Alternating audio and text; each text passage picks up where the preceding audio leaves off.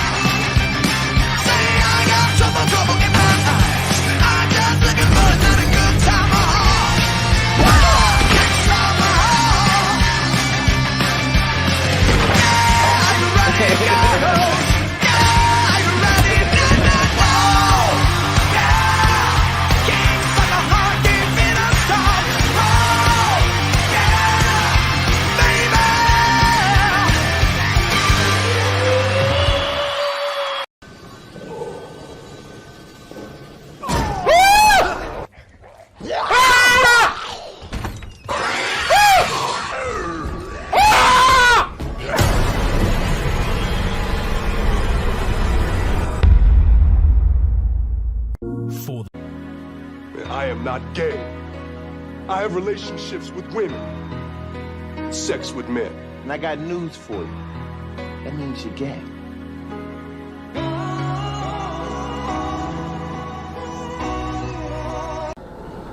Do not come. Do not come. I'm gonna come.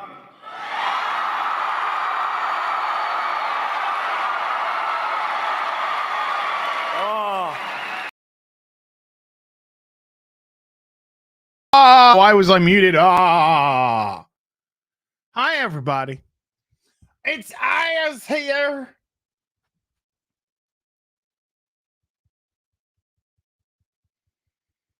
So much noise. Oh, somebody says they want Ocean Man. You want Ocean Man?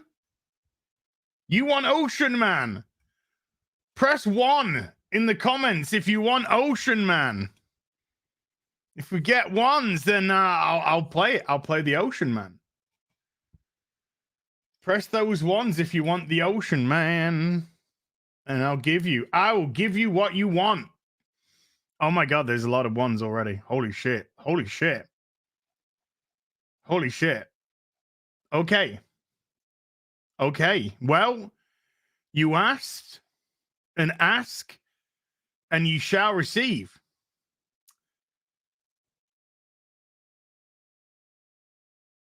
It's really ready to go.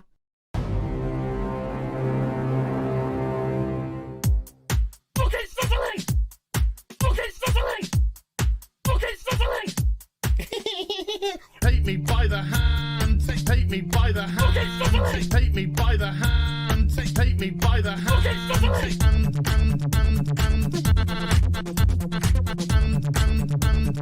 He, him, they, them. He, him, they, them. Some people just call me Fluffy.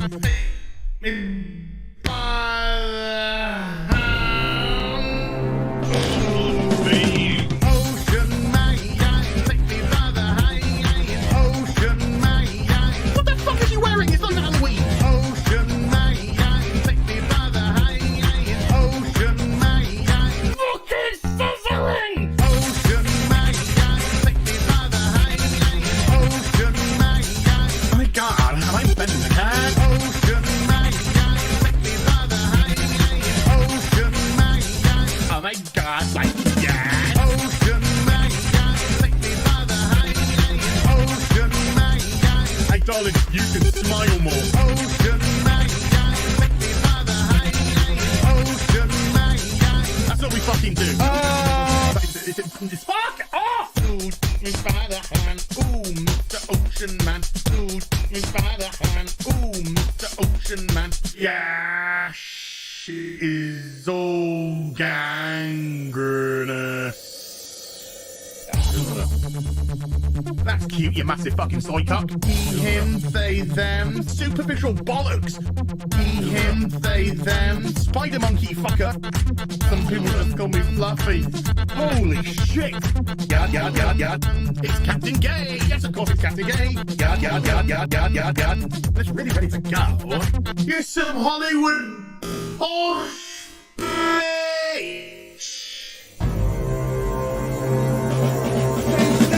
Ocean man, take me by the high.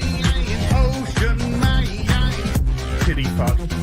Ocean man, take me by the high. Ocean man, fucking sizzling. Ocean man, take me by the high.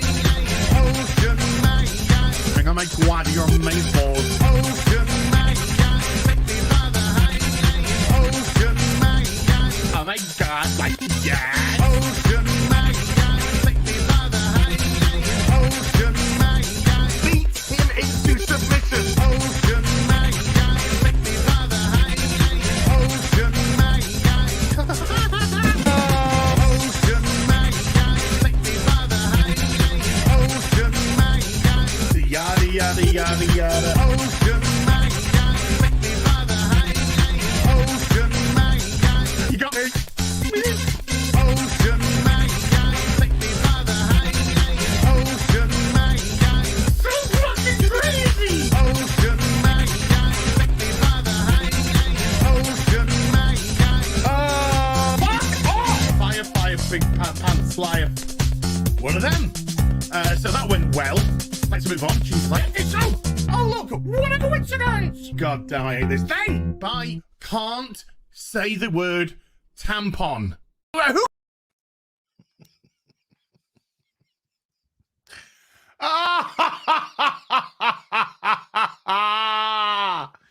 Oh, we're just gonna have to do it again. We're just gonna have to do it again.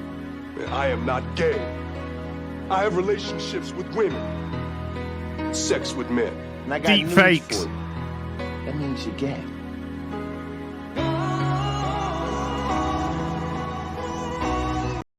Oh, sad story.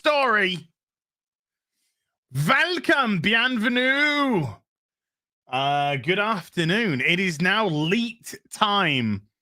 13:37 in the afternoon here in the UK. It's late time.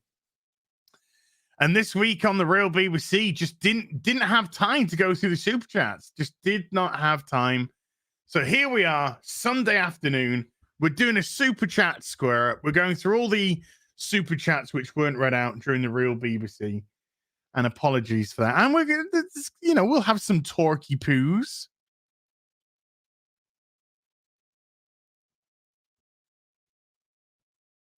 I thought there was something in my eye for a minute then. And then I just realized it was starlight.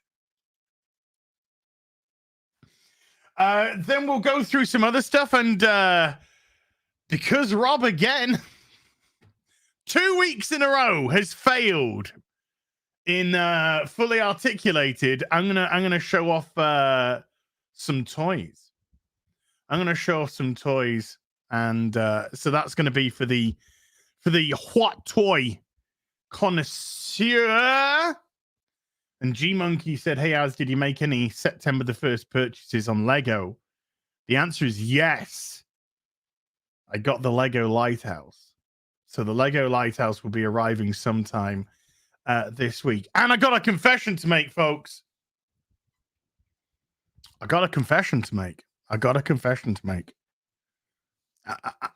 sad. I'm sad and I'm lonely. It's the afternoon here in the UK. All my American mates, they're sleeping. So I'm here on my own. I'm lonely.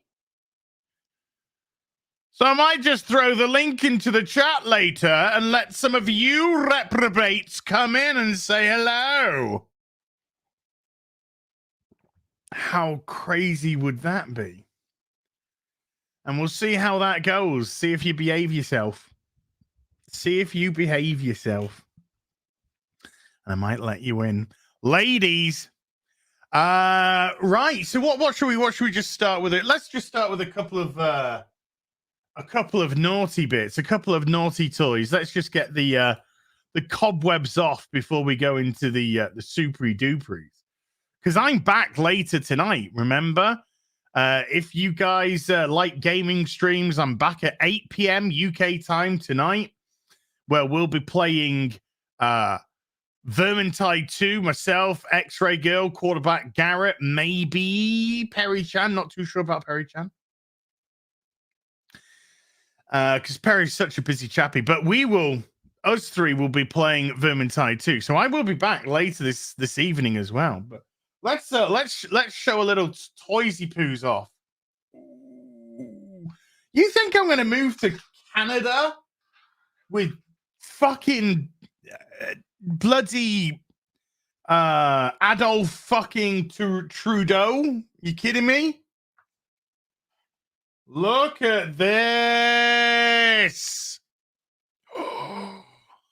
It's Gambit. We got Gambit, you smell good, dude. Oh yeah. Oh, you smell good. But we got Gambit. And I've set him up to be throwing some cards and then holding the last ace, which is the ace of spades. The ace of spades. So there we go. We were going to do a Final Fantasy 14 stream last night, but X-Ray Girl and Mark's internet went all fucky fuck. I'll sniff his ass. Don't you get jealous, Ladar. Just because I'm sniffing. Oh, it smells like leather. Like quality leather, though. Not like leather that somebody's farted on. But we got ourselves Look at this beauty, man. It's coat. It's got some lovely lining in the coat as well. It's got interchangeable hair. You can go for the short hair if you want. Interchangeable hair. Loads of interchangeable hands. And he's got his pole. Giggity ladies.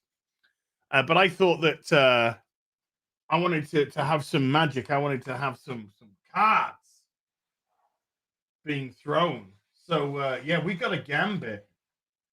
But I don't want to let Gambit be lonely. Oh, look, you can maybe just see. You can see another one to show off in a bit. Next to Gambit, because Gambit don't want to be here on his own.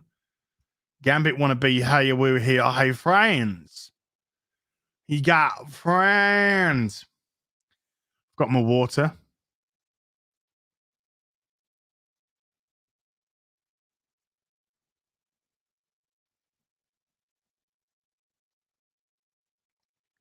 Had my mouth open, so nothing actually went down. Because magic! That was me doing my magic. Watch. I'm going to drink all this water, and this water's going to come back.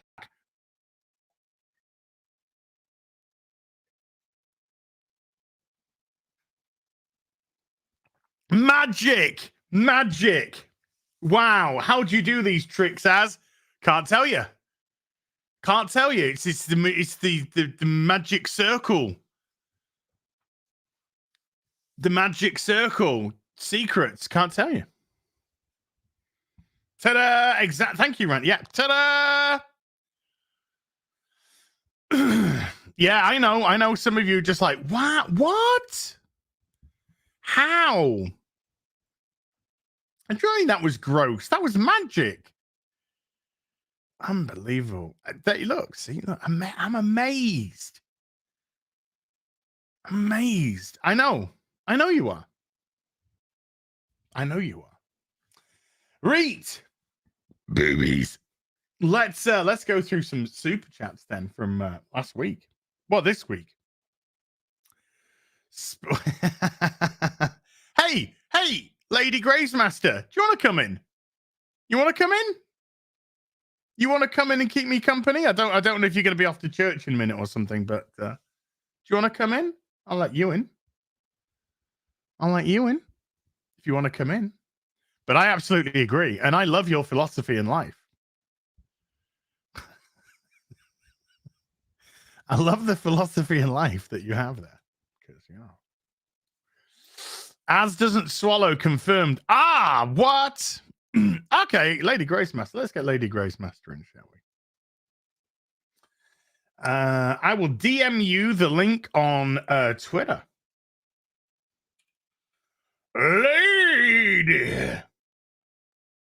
Lady Grace Master. There we go. There we go. I've slid into your DMs. Oof, ladies. So while Lady Grace Master's doing that, I'll read out from Byron Luke for $20, which is very generous. Thank you, Byron. It says also, I wanted to ask, what manga series have you guys been reading or anime watched, since you probably need some good entertainment to watch your palate after reviewing the god-awful shows from the West? Yes, definitely need palate cleansers. Lots of palate cleansers. And I do. I when I'm not doing this shit, unless I'm doing homework, research, whatever you want to call it, I don't. I actually watch good stuff. I watch stuff which I like. I watch stuff which makes me happy, or I read stuff which makes me happy, or I do stuff which makes me happy. You know what I'm saying? I go out for a walk.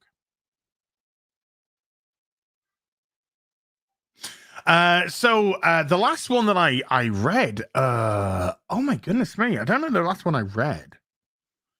The last one I watched, it's been a little bit since I've watched a bit of anime. I've got to confess, it's been a little bit since I watched some anime. I think the last time I watched something to do with anime, I watched the live action series of Alice in Borderland. I think that was the last anime adaptation that I watched, and that was great fun. I gotta say, that was great fun. Hey, we got a chick in the back, ladies. That was my. Oh, what's going on here? Bloody hell! There we go. We were very stretched out. I cannot possibly comment on that. Good morning, Az. How are you? Well, it's your afternoon. It's my afternoon. Yeah. It's 1:30, just after 1:30, 20, it's 1:45. It's 7:45. It's 7:45 for me. Wow. Mm-hmm. It's early. What time you got to go to church? I actually went to church last evening. So this was meant to be your lie-in. Yes. And I dragged you into a stream. It's all right. It's all right. We haven't streamed in a long time. No, I think the last time we streamed was when I went to your inaugural stream on your channel. I think that is correct. I think so. And that was a little bit ago. So we have not. I mean, obviously we've communicated, but we haven't streamed together. No. And since, I was going to say, since then, you've actually met up with the gang. Mm-hmm. Not you, though. I got to see your Not head. me. I got to see your head. I got to hug your head. But... Head's best thing about me. That's what I can say. Goes down from here downwards, all wrong. Oh, it's all wrong. All wrong. Everything's wrong from there. I don't know. I imagine you look something like bear, and I like bears. Like a bear? Like a bear, yes. Just a bear. Yeah, I could do that. That's just what I picture. I mean, after Perry Chan putting your face on so many things, I'm like, Az is a bear. Whether that's a teddy bear or a grizzly bear, we're not quite sure. But I don't know. Teddy bear, maybe. That's what I reckon. But there again, the Legion of Memers has put us onto so many different things. I know it's nigh impossible. Normally fucking somebody from Friday Night Tights. Friday Night Tights. The one where Gary is, I don't even remember the dude's name from Last of Us 2, but then they put Amazon's face over Abby this past week. Oh, yeah. What was his name? He was such a memorable character. I just know he was a self-insert of the Tuckman. Yeah, so like that's literally who he is to me. Like he's just Cuckman, but in video game form. And he died for his sins. he did. Yes, because apparently Joel's sacrifice wasn't enough to cleanse the world of sin for men. Oh my word. Oh my word. Cockman's idea of a utopia is mentally ill trans people and lesbians. Yeah, it's I don't know. The crazy thing about it is I remember I think Ryan especially, I think he jumped like 30,000 subs because of Naughty Hmm. Dog. And they got so mad, but they couldn't directly ignore him. So all of those ridiculous articles with like side comments about him started coming out, him and Jeremy. And then when that didn't work, they tried to just ignore him, and it made it worse. Like they just couldn't win. They had created this monster. It was hilarious. That's what they tend to do, though. They tend to go after somebody thinking, "Ha, we're gonna get them," and then they don't realize we don't care, and all you're doing is shining a spotlight. Like my subs went up 20,000-30,000 during that period as well. Yes. Because I was also under attack by Sony. Yes. But I think because Ryan had like 10K subs at the time, it was like such a huge a huge thing. But yeah, they were just shining a light on all of us. Mm-hmm. It's like there was a very weird time. It really was, because it's like because I can't even remember the article, but like you guys weren't named by name, but they were like directly quoting you, so we all knew they were watching your guys' stuff. And then they just went like dead quiet, and that didn't work because you guys were like, oh, now they're on the ropes, now they're on the run. And then I think not even 6 months later, not even maybe it was 3 months, I think it was pretty quickly, that article from the Mary Sue where Ryan's been radicalized and you guys and the rewriting Ripley one. Yeah, that's what it was. And Mary Sue had boosted it, and somehow you guys were responsible for Gamergate. Like that. Well, we take our orders from Bannon, apparently. Bannon gives us orders, and then we have to perform his tasks. I was unaware that you were actually an expatriate for the US. No, same. It's a bit weird, but okay, sure, why not? But I think the funny thing with this Sony business, what we're talking about, folks, is when Sony copyright struck myself, Ryan. Geeks and Gamers, as well as Ryan. And there were some others as well. I think there were Mannix and some others.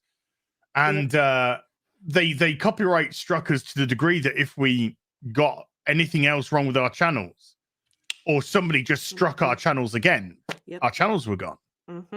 So I think they did that in an effort to shut us up. And the very first thing we did as soon as they did that was, Sony are attacking our channel. Sony then immediately passed those copyright strikes to a third party, which I can't quite remember what they were called. So I contacted that third party via email.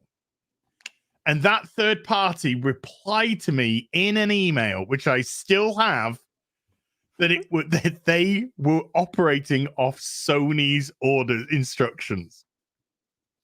So I had it, boom, there in black and white from the company who were copyright striking us, that they were actually hired by Sony to do this. Yep. And then I don't know what happened at Sony. Like, so the really optimistic part of me would like to think that after they jacked up with you guys so much, because I do remember all of the Muso, thank you, yeah. Oh, okay, yeah. Sorry. I'm just reading. I'm reading chat as we talk as well. Yes, so, yeah. No, that was the third party. Yeah, but it was. I remember after all of that happened and everything, everything went down. Do you remember? I think we were DM. It was in a we were talking in DMs on Twitter. Sony was having like all these emergency meetings and like trying was Naughty Dog were having the emergency that's meetings. what it was. Yeah. And so like because Naughty Dog, we contacted Sony and Naughty Dog on Twitter, by the way, because we wanted this out in the open for all to see. Yep. Naughty Dog claimed that they had nothing to do with this. They didn't know what was going on. They had nothing to do with this.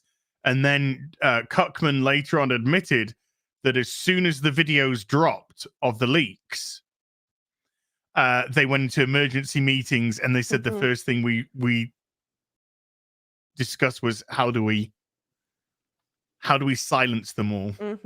And I remember all the shills came out. They're like, you could have done this privately. You could have done this behind the scenes. You don't need to call out this company because you hate them. And I'm like, this company has millions of dollars, if not billions, when you think about Sony. Like, if you're thinking of just like the gaming sector, you're still probably hitting billions. But with Sony backing, they have billions of dollars. We've got Twitter. Like, yes. I mean, we're a guy or a gal in a room with a microphone. Like, it's just, and we have a $1 billion corporation on the rocks. And now here we are yet again, about what, a year and a couple months later, about give or take, just under 2 years later. 2 years. It's been like 2 years now. December will be 2 years, right? Yeah, but the leaks came out. September. All the business with the leaks was like May, June-ish of 2020. Okay, so yeah, it's been 2 years. And then the game came out in May. So it was literally, it all happened around here. It's just been over 2 years now. Just over 2 years. And now here we are again. Here we are again, calling out Amazon, calling out directors, and they're freezing comments for 72 hours. I have a question for you, Az. If these were all 5-star review bombs, would Amazon have shut them down? Well, I did a video yesterday about the reviews, and the media is saying that this show's being review bombed, and IMDb stopped people from reviewing the show as well for I don't know how much time, but there were a significant amount of reviews already up, which I clicked on, and do you know what the highest review was? 10 out of 10. Of course. 33.1% of all votes were 10 out of 10. The 1 out of 10s were 25% of the votes. So there was something like 13,800 10 out of 10s and 10,000 something hundred 1 out of 10s. So how can you say it's being review bombed negatively when the 10 out of 10s outweigh the 1 out of 10s by over 3,008% of the vote? I'm not quite sure. Maybe because it drags the average down. Because even if I'm assuming, I have to go watch your vid. I'm sorry, I was super busy. No. But I've explained it all there, and I could do that normally, but fuck it. Yeah, algorithm. Go watch the vid. But I'm assuming there were some 2s, 3s, and 4s in there as well. And I'm betting when they averaged it out, it dropped it below 5 stars. It dropped it to 6.2. Yeah, that's why they're getting review bombed. Because if it's Amazon said, if this is not, because that's not success. That's not successful at all. That's an average show. That's for anybody that we can put it into American school grading system. That's a D. That's a D-. Yeah, but for an entertainment grading system, 7 is basically 5. Yep. You get a 7 out of 10. That's basically saying you got an average show. Yeah. Because of IGN, hence the IGN 7 out of 10 meme. So 6.2. It's very bad, especially when you. I'll check what it's on now. I know that you I know you guys talked about it on FNT. I know you've done your reviews. I was actually, while I was out working in the garden and the yard yesterday, I was listening to I think it was Disparew's review, but I have listened to yours. Cracked me up so much. Also, I couldn't believe that you were the reason I found out that She-Hulk twerked. in the show. And because I thought when I saw the twerk with me on your clip, I was like, Az, what are you doing? Like, stop being silly. No, nope. The end credit scene of She-Hulk was her. Now, I don't know who when Jane said the name, I thought she said the woman was called Thirsty Stallion. So I just kept referring to her in the She-Hulk review as Thirsty Stallion, but it's Megan the Stallion. I mean, why a woman names herself after a male horse, I don't know, but whatever. So apparently, I don't know who she is. You know, I'm in my 40s. I'm in the UK, and I'm white. So I got no fucking idea who this person actually is. I mean, apparently, a lot of people in America didn't know who this is. But this is, I believe, one of the women who did the video "Wet Ass Pussy." Is that correct? Oh, is that who that is? That's what I was told. I'm not sure if I don't know if that's actually true because I don't know. But I was told that this was there were two women that did a song called "Wet Ass Pussy." Yeah, and Nicki she Minaj. was I Nicki know Minaj. Okay, that's I know. I know who her. that is. Yeah, never. I didn't know who the other chick she was doing it with. Did you ever see the Wings Itza? The actual like the parody? No. Oh, I'm about to change your soul. Hang on. You probably because I don't think we could share it, but someone within like gosh, I think a day they made I'll okay, hang on, I'll share my screen. So she calls all right. Here we go. Cardi B. Lardy B. Cardi B. This is a parody. Oh, it wasn't Nicki Minaj. It was apparently Cardi B and okay, Cardi B. That's who it was. Okay, the Stallion. Cardi okay, Lardy B. Lardy B, and it's Wings and Pizza. But like, hang on. There's one scene where they're like, there's ranch in it. There's wings. There's pizza. Oh, that's really. Oh, you can't hear it. I didn't share audio. Oh yeah. They're liking the pizza. Yeah, there's pizza. Oh, wait. Oh, Parmesan cheese. Parmesan cheese is good. Yep, they've got the parm. She's cleaning off her glasses. They got the hot sauce. They got the wings. They got the pizza. I'll send you the link so you can listen to it. But it's a hilarious parody. Came out ages ago. I think it's been like 2 years. But it's actually catchy. It's super catchy and it's hilarious. And but also I look at one of the women and I'm like, if you were eating that much wings and pizza, you wouldn't look the way that you do. But bravo on the song. Yeah. I mean, if I haven't even heard the OG song, so I'm just aware of it. But I'm just kind of like, this is a Marvel Disney Plus show. So they're also pushing this towards kids. So hey kids, watch the She-Hulk spread her asshole, right? With the woman who did Wet Ass Pussy. Yeah, I just like first of all, I'm wondering if Megan Thee Stallion is trying to tell us something with, like you said, naming herself after a male horse. Like I don't know.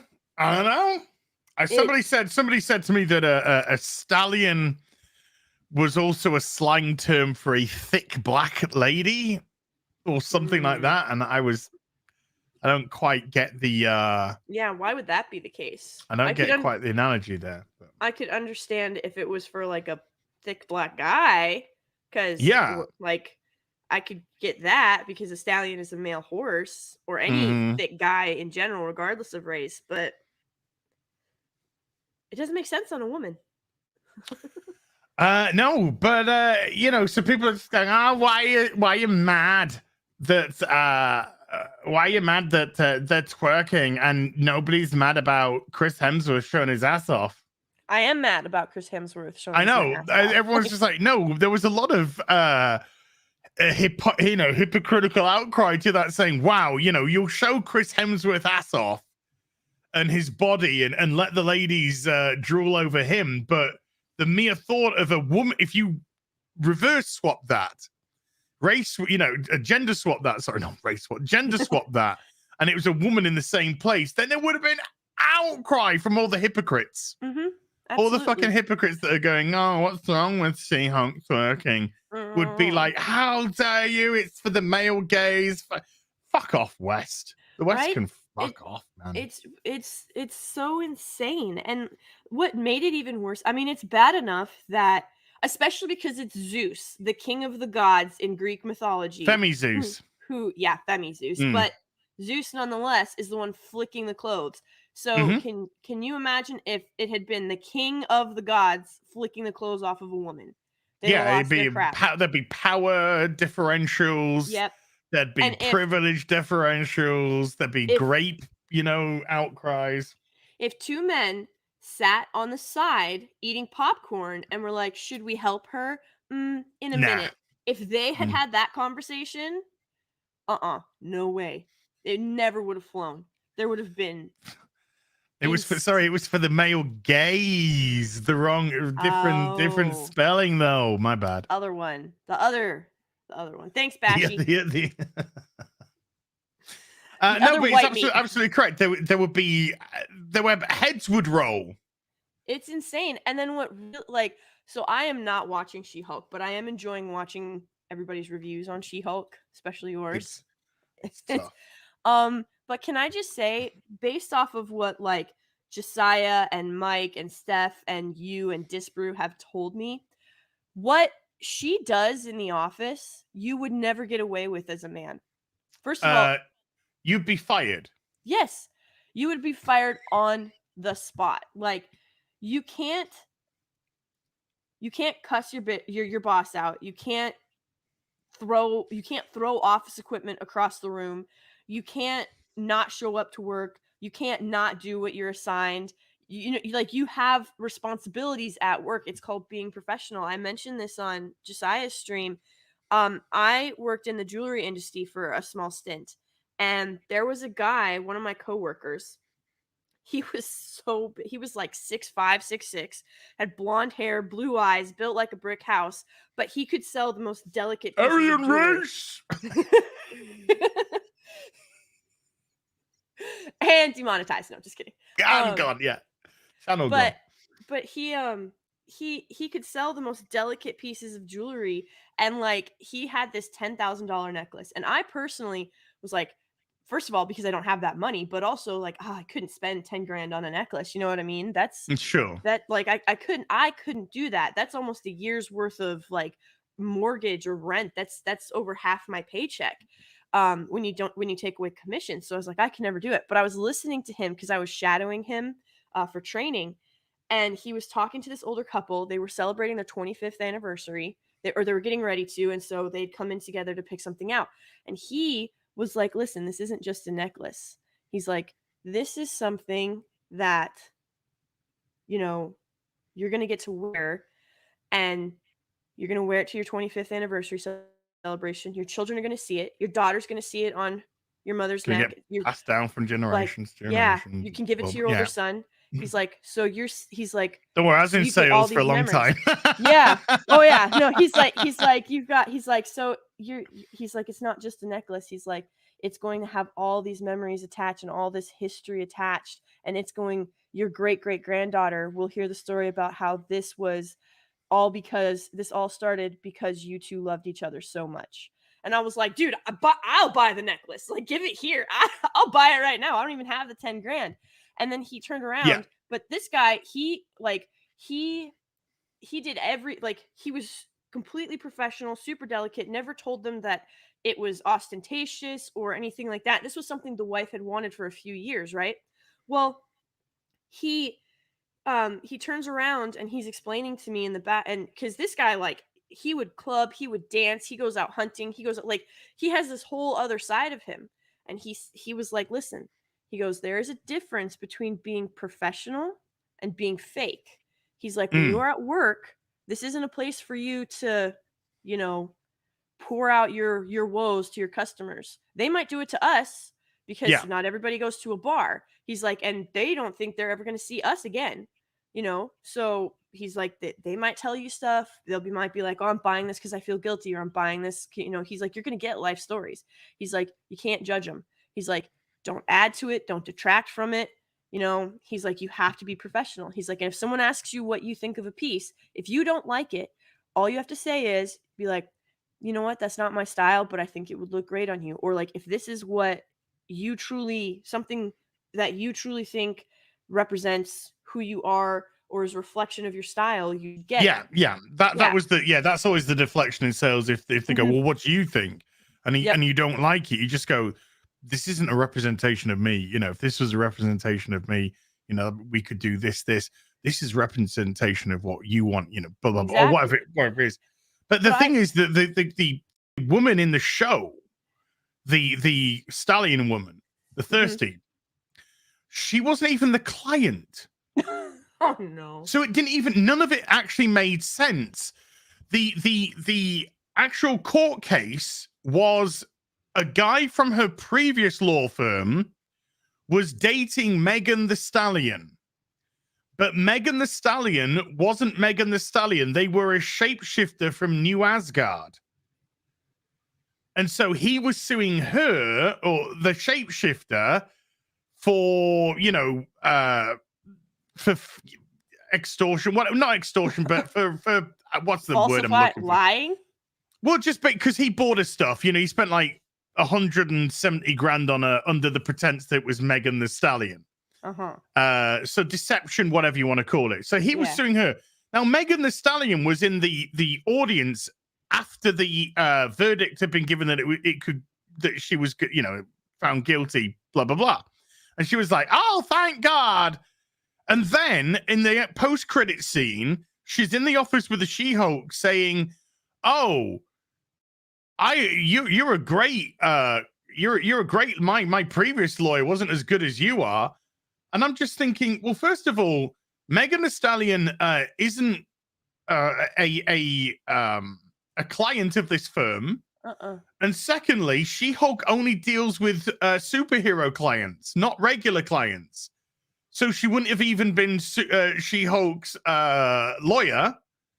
And then third of all, why are they fucking twerking in an office environment where everything is a window and all their colleagues can see, and her boss even sees and just goes, huh, and then walks off. I don't think so. That's what I'm saying. You can't act that way professional. Like, it's like, well, this is who I really am. Okay, it's not for work. Like, act professionally. Twerk in your pub. Imagine?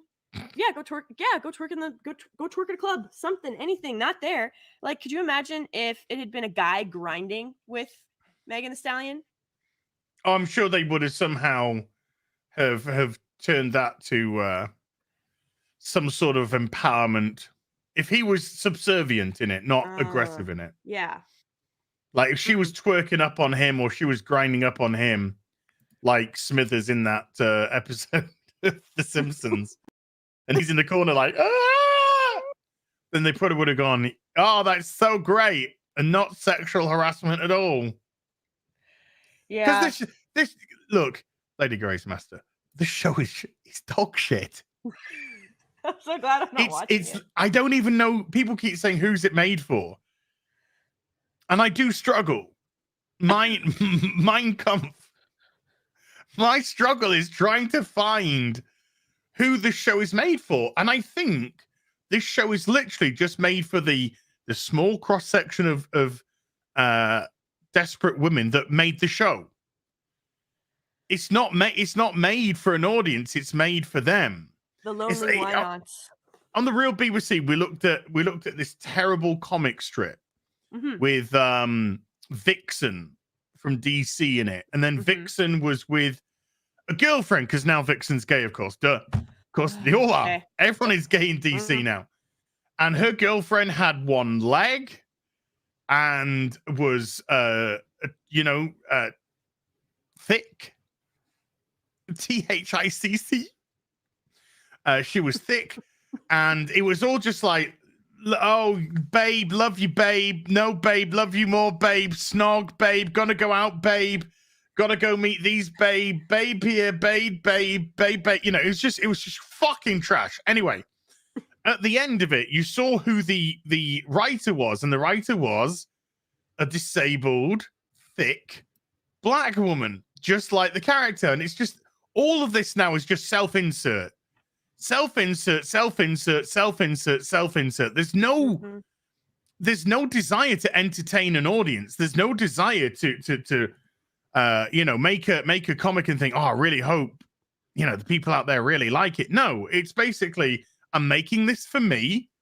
I'm inserting myself in it, and I don't give two fucking shits if anyone buys the comic. And the DC Marvel, they're all going, stunning and brave. We don't care if we're losing money. We don't care if we're on the verge of being closed down by Warner Discovery. It's stunning and brave that you put yourself in because you're a narcissistical cunt. See, and they've manifested it now, because now it is pretty stunning and brave of you to take millions of dollars of someone else's money to make a vanity project that no one is going to do anything except hate watch and monetize and make more money than you did. Or thank you, Chin Chin.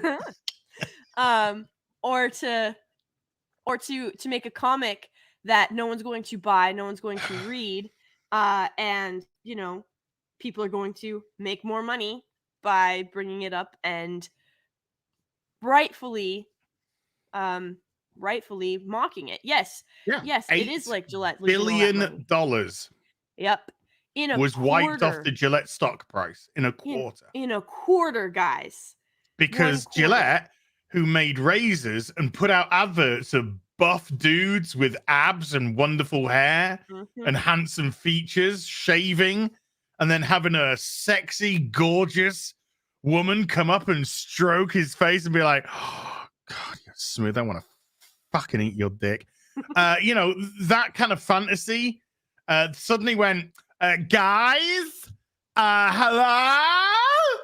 You're all sick, right? Okay.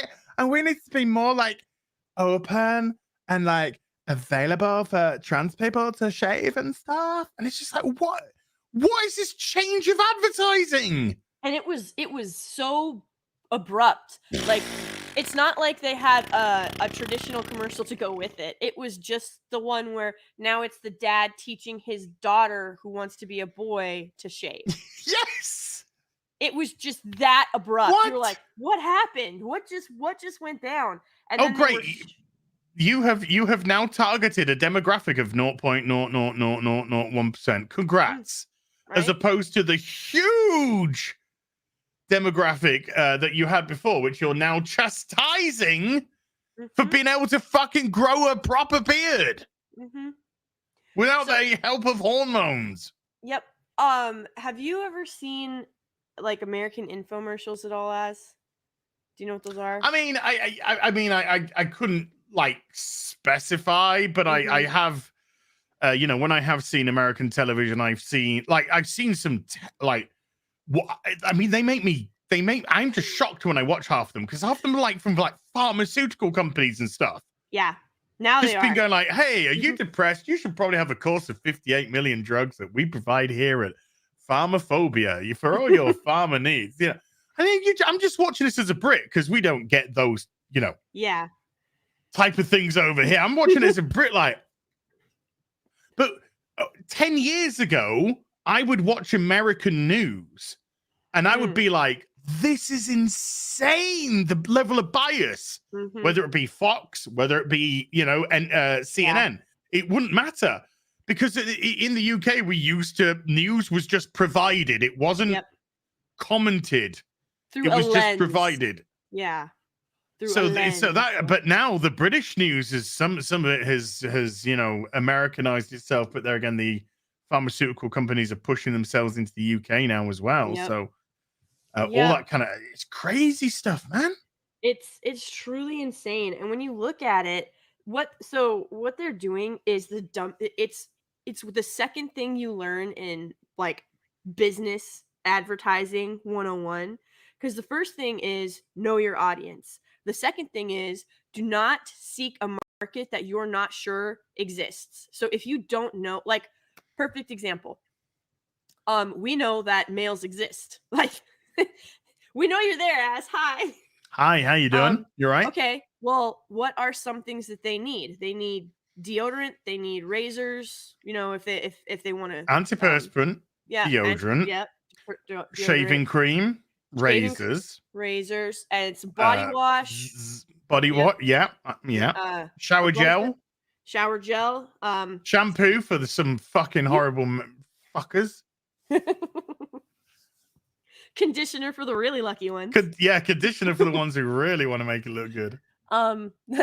We need to find out Dan Vasque's mixture, by the way. I bet we could sell it for trillions Cleanser, of dollars. toner, moisturizer, if you want to go down that avenue. Is that what you use? Yeah. Yeah, face regime. Yeah. Oh, I thought you meant for your head. No. Just Dr. Balls. But you know, so like men have certain needs, and you're like, okay, well, we're gonna make a product. Oh my word! Yep, there it is, fresh bollocks. There it is. But yeah, men have certain needs, and like I remember, before this was 2015, and I remember thinking, oh my god, thankfully someone came out with something for blue collar men, and it made so much money. And it was from Dr. Scholl's, and it was called the working man's hands, because they would get so dry and cracked because men are out doing all of these insane jobs, and even if you manual labor, yeah. And so they finally made something for men's hands, and it sold insanely well. But then 2016 happened with like all of the and you roboted away. You roboted away. Yeah. It disappeared. Your voice you disappeared. Sorry. You're well, back I was gonna say that I know I have a short in one of the wires, and when I move, it freaks out. I'm sorry. But the commercial for the working man's hands, it disappeared. I've not seen it in years. Sold fantastic. 2016 hit. That whole feminist agenda shove, the whole feminization, everything, TDS. I've not seen that commercial in years. But I know it sold really well because on Twitter, like, you know, I could be very inflammatory on Twitter on purpose because I do love a good bite. And you know, I've put plenty of stuff out about Marvel, She-Hulk, all these shows which got plenty of Marvel stands biting. Lots of fun to be had by all. But the tweet that I put out recently, which got them, like, not just Marvel, it got people mad. And you could tell exactly where these people were from, because a lot of them were from California. And the tweet that I put out was, we are lacking massively in society today masculinity. Masculinity is under attack. You know, all we see on TV are femme men and you know, pathetic beta males and this kind of stuff, and all the women have been infused with what they call toxic masculinity. They take all the traits of what they call toxic masculinity on a man, and then they shove it into a woman, and then they say, "Oh, look, it's a strong woman." And that tweet. Oh man, I had people going crazy because I think I stuck at the end of it. We need proper gender roles returned. Oh my god, it was so good. It was just so good. The level of cope that people were the nuclear bomb. Oh, so to speak, I was just like, Twitter. My work here is done. Chef's kiss. Chef's kiss. Bravo. And so I actually had like blue check marks commenting on it as well and shit. And I had, because I put the tweet out like 2:00 in the morning, I spelt roll incorrect. I did roll as in bread roll as opposed to like gender roll. So I did ROLL as opposed to ROLE. So I had a couple of blue check marks going, oh, yes, I do love I do love butter on a good gender roll. And I was just thinking to myself, hey, that's great. If that's the only thing that you can criticize is you know, A spelling mistake, but you can't actually counter the actual thought behind the tweet itself, then yeah, I'm okay with that. Yeah, that's perfectly fine. No, it kills me because these are also the same people who will be like, touch grass, go outside, get a life. And it's like, you realize we're both on Twitter, right? So like, why does you being on Twitter mean you have a life and I don't? Like, you came into my mentions. It means they have no answer. Yeah, like you came into my mentions, you decided to type up that reply, and you decided to hit send. So why do you have a life and I don't? Because we're both here on Twitter, yo. Like, for real. I'm the one who lives in the country. I bet I could touch grass quicker than any of these fuckers ever could. I've got an acre of grass like right there that I just took care of yesterday. Oh, there we go. Done. How about you? But meanwhile, I was tempted the other day. I was up early the other day and the sun was just coming up. I thought, I might nip across to the field and just start rolling around, recording myself in the grass, touching the grass and stuff, just like rolling. I still might do that. Oh my god, can you? And then just post it up, going, look, I'm touching grass. Please put the look at all this grass I'm touching. Please put the wig on when you do it, and just like pull it off at the end. Just like rip the wig off at the end and be like, oh, liberation. Look at this grass I just touched. Oh my god, I think you might actually make some brains implode. Like, I think that might possibly, yeah. Especially like scanners. Oh my gosh. And what kills me is the people who are like, go touch grass. I'm like, I bet you live in a concrete jungle with 60 people in an apartment building and you haven't seen grass in months. So, but you've seen plenty of kitty litter.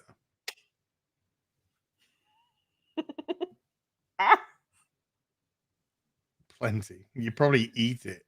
Oh my word. Don't eat kitty litter. No, don't eat kitty litter. Don't eat kitty litter. Speaking of kitty litter, how's Belle? How's Belle? Belle is currently asleep in the front garden. Aw. That's all she's done this summer. Every morning, as soon as the sun comes up, she goes outside into the front garden and then just dicks around for the whole day. Whether it be sleeping, cleaning, shouting at everyone who goes past. But as soon as the sun goes down, in she comes. In she comes straight up here, straight to the food bowl, straight to the water bowl, and then falls asleep here. Well, falls asleep somewhere in the house, wherever she wants, because it's a cat. And then as soon as the sun comes up, boosh, back outside, front garden. She's been doing that for weeks and weeks now. Is she waiting for her long lost love? Is that what it is? No, she's just enjoying the good weather. She's just enjoying the sun while it's here, you know. Because winter will come around and she'll just be in the house all winter. She won't leave. Yeah. So I don't know, how hot is it there for you guys?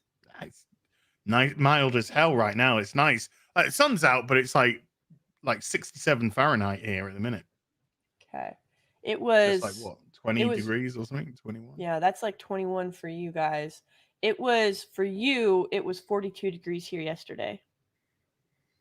Oh, we had a couple of that. My office was warmer than outside because of all the like computer and lights and shit. Yeah. So there was during that I was I don't want to put a horrible thought in your head, but I would literally just do what I needed to do video wise, strip off to my knickknacks. And then I would sometimes just pour water all over me from head to toe, and then just lie on my bed with the fan blaring at me. And then when I dried off, rinse and repeat. And then he went and used fresh bollocks, right? He used Dr. Oh Ball yeah, Fresh. and then I just like smeared myself. But you tried to do that in that heat, and it was just like it wasn't man. good. It wasn't good. So what Az actually just described is the next week's scene in She-Hulk. She's just gonna strip down to her knickers and pour water on herself, and it's gonna be empowering. Yeah, I think this week is Daredevil this week. Oh, I know Disparu told me. I know what episode Disparu is waiting for. It's the one where she swipes right. Yeah, I'm waiting for the Tinder episode myself. Yeah, Disparu is like, I can't wait. I'm waiting for the whore episode to just call her a whore for an hour. Oh no, but the funny thing is, right? This show is 3 episodes deep, ladies, and it is just dripping in misandry. Just absolutely, from head to toe, hates men, portrays men in a terrible light. Literally, you might as well just have a look at the screen and go, I think all men are fucking shitheads. You know, It's just terrible the way that they treat every single solitary man, who, by the way, isn't a femme man. If you're a femme man, then you're basically a woman anyway. But all she says in the episode, like when she goes alone, she's just like, oh, I'm sad and lonely. And I'm just like, yeah, do you know why? Because you haven't got a man. You haven't got a man in your life. That's why. So the way that she's gonna get over her misandry is to do the swipe right episode. Where she's gonna go a ton of dates trying to find a dude, and then she's gonna get that tiny dude, and then she's gonna pick him up and take him to bed and break his pelvis and all that good stuff. And it's gonna be great because she's gonna be like happy for a moment, and you're gonna go, yeah, because you had a dude, and then it's gonna break their minds. You know what's truly terrifying? 2 women on having a spider crawl up your nose. Yeah, that is pretty terrifying. My soul would leave my body. Not a fan. But 2 of the women apparently on this show have sons, like young sons, who are helping like write or produce they're or done. Whatever. Yeah, they're done. They are raising 2 sons, and they're raising 2 daughters. Death by Snoo. They're raising 2 daughters right there. Death by Snoo. Yep. It's like when I found that out, I'm like, how could you possibly look at this? I think that, one, this is a good environment for your young son to be in. Because here's the thing, whether these women realize it or not, and they probably don't because they probably keep men at an arm's distance all the time, and their sons are probably taught by female teachers or tutors or whatever. But those boys are watching those men on set act a certain way. And like one of these boys is like 5 years old or something. If I like I said, don't quote me on this. I don't know that they're actually seeing this. I'm not there. I don't know that the boys witnessed anything. But like boys are going to watch the men act a certain way, and they're going to act that same way. It's just what boys do. Well, it depends what the father's like in their life, I guess. Yeah, that is true. I mean, if they actually have we both know, right, that a lot of this is performative theater. All this stuff about, strong, independent woman, we don't need no man, and they go home and they got a good husband. Yeah. A bit, behind them. But so a lot of this is just commie Callie propaganda. Woman, you don't need no man. I'm going home to my husband who provides, and all that. My husband of 15 years. We've got 4 children together, and we live in a beautiful house. We're living the American dream. But you don't want this. You don't want this. No, you want to be a miserable bitch, barren, nobody in your life, casual, meaningless sex which won't fulfill you. You have no respect for yourself whatsoever. No. And like that's the thing. I really hate when it's married. Like it's bad enough when you have spiteful, bitter feminists who are eternal cat ladies who are going to be eternally single. I don't think you're going to be eternally single though, I think you're going to find the right. You've got the pink-haired wig. You're going to find the right blue-haired wig. You don't know. You don't know what nerd's going on behind my scenes. Yeah. I don't. I have no idea. But you waved at cat lady. I was waving at someone in the chat saying hello to us. I thought you waved at cat lady. I was like, you're not a cat lady ass. You were. No, my cat man. Yeah, cat man. There you go. God, no, DC, don't make Catman. We don't want Catman. Catman's a thing already. No. He's been a thing for decades. No, I'm saying don't make cat. Like, don't make a. I don't want Catman. Don't do it. Don't touch it. Well, no, because he's male anyway. So yeah, that's true. They wouldn't touch. They got plenty of female characters to make up burn first. through. But no, I like these. I really don't like when these bitter feminists are doing it. But for married women to come out and be like, marriage is a sham, marriage is shackles, it's a ball and chain, it weighs you down, children are terrible, and then they go home and they kiss their kids and they kiss their husband, they have a house full of love, and just, oh my God, those hypocrites I truly despise, because they have that type of fulfillment and they are robbing other women of it. It's just, but that's the point. It's about the destruction of the nuclear family. It's about the destruction of a wholesome family, because they're just a bunch of commie cunts, you know. The destabilization of all of that. Look, they can do that to their pink, literally pink in the hair, I guess. But most regular people, you go out in the world, you speak to a normal person, no, they ain't buying any of this fucking dog shit. No. It's not going to have any effect whatsoever. They just look. If California broke off the fucking world right now and sank into the sea, the world would become an amazing place overnight. Yeah, become such a better place overnight. Really would. It's one small segment, because I've heard with like She-Hulk, for instance. I've had a couple of people that claim to like it, but it's like, oh, this is so like California though. It's just like, well, okay, that's great. But you know what this show's meant to be for? Everyone. So if you just want to, but there again, that's where you get your self-insert bollocks again. Because people just, all they know is their own world. They don't know how to be creative. They don't know how to think out of the box. They don't know how to say anymore. They used to, you know. There's great women writers throughout history, throughout literature, and then throughout TV and film. But you know, once upon a time they were writing for everybody. Now we're getting into organizations that were dominated by the message, and being dominated by the message means that they literally just spout this calamitous trash. But nobody's buying it. No. And the thing is, authors used to travel. It was basically a requirement for the job, because how could you describe like an Arabian desert or a South American jungle if you'd never been there, right? How could you know? So authors used to travel and do shock of shocks.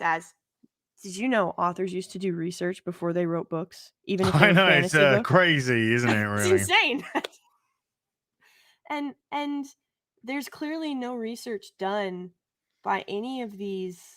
Their research is California. Yeah, like, that's their research. That's their bubble. That's their life.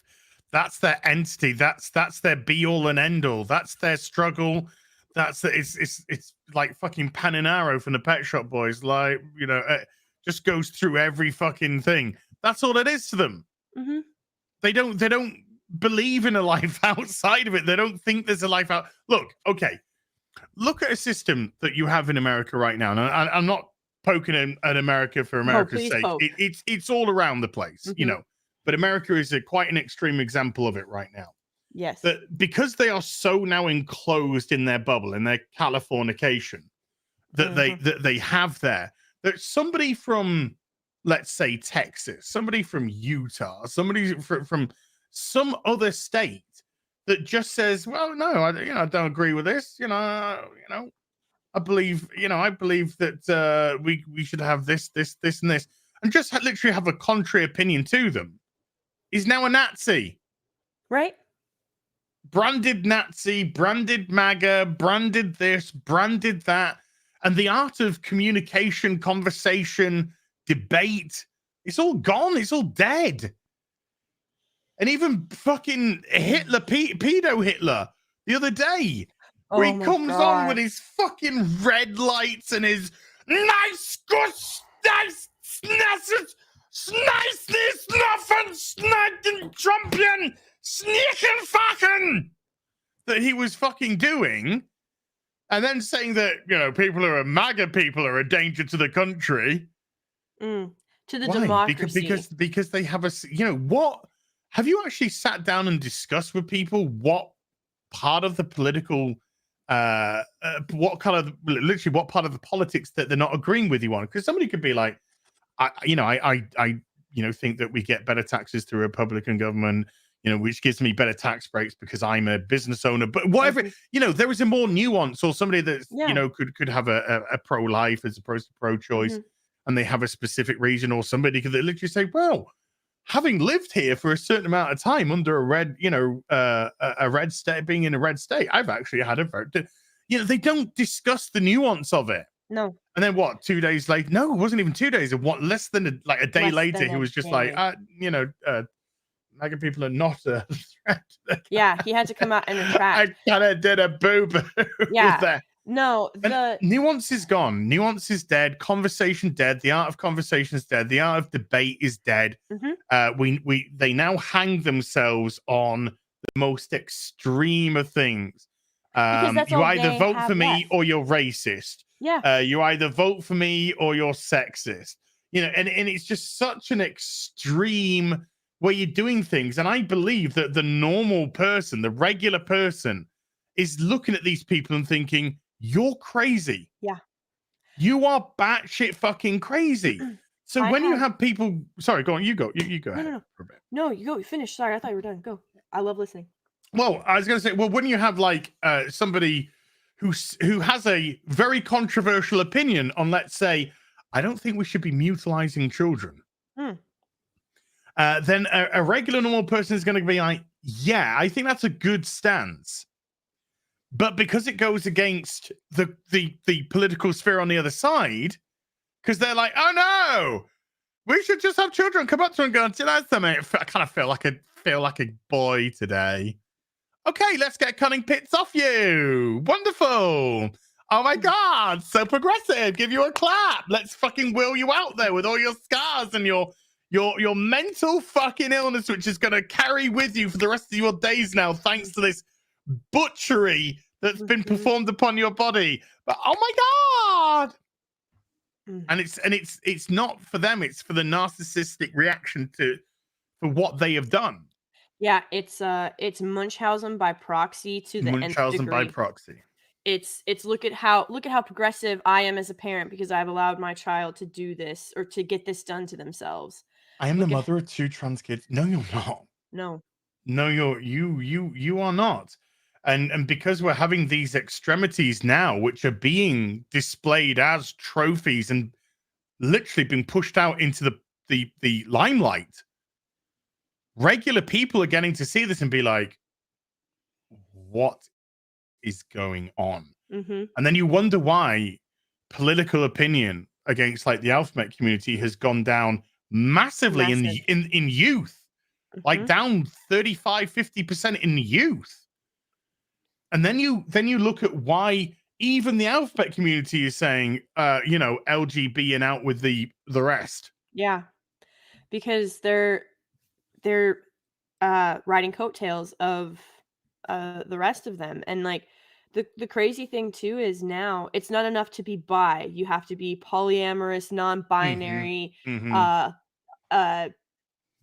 other made up stuff. Frog self. Yeah, like it changes and these people, like how you know that the